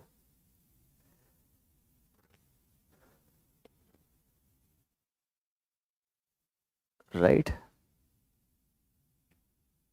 All right. So that's pretty much everything about this particular class, my dear kids. I hope you have understood and you have revised whatever 5 hours approx we spent together. And in that span of 5 hours, we could revise so many topics, right? And if you were revising those topics by ourselves, we would have taken more than a day, right? I hope these 5 hours served you well and these 5 hours gave you enough value, right? Yes, Ayush. Right, the timing of the classes is basically 4 p.m. right, like today is physics, tomorrow is another lecture of other subjects. Similarly at 4 p.m. you will have these lectures, so be very consistent with all the lectures, right?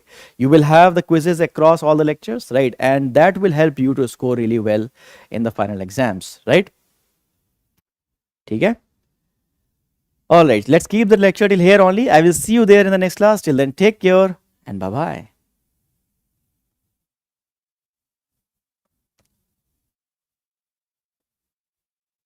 Hello. Yeah.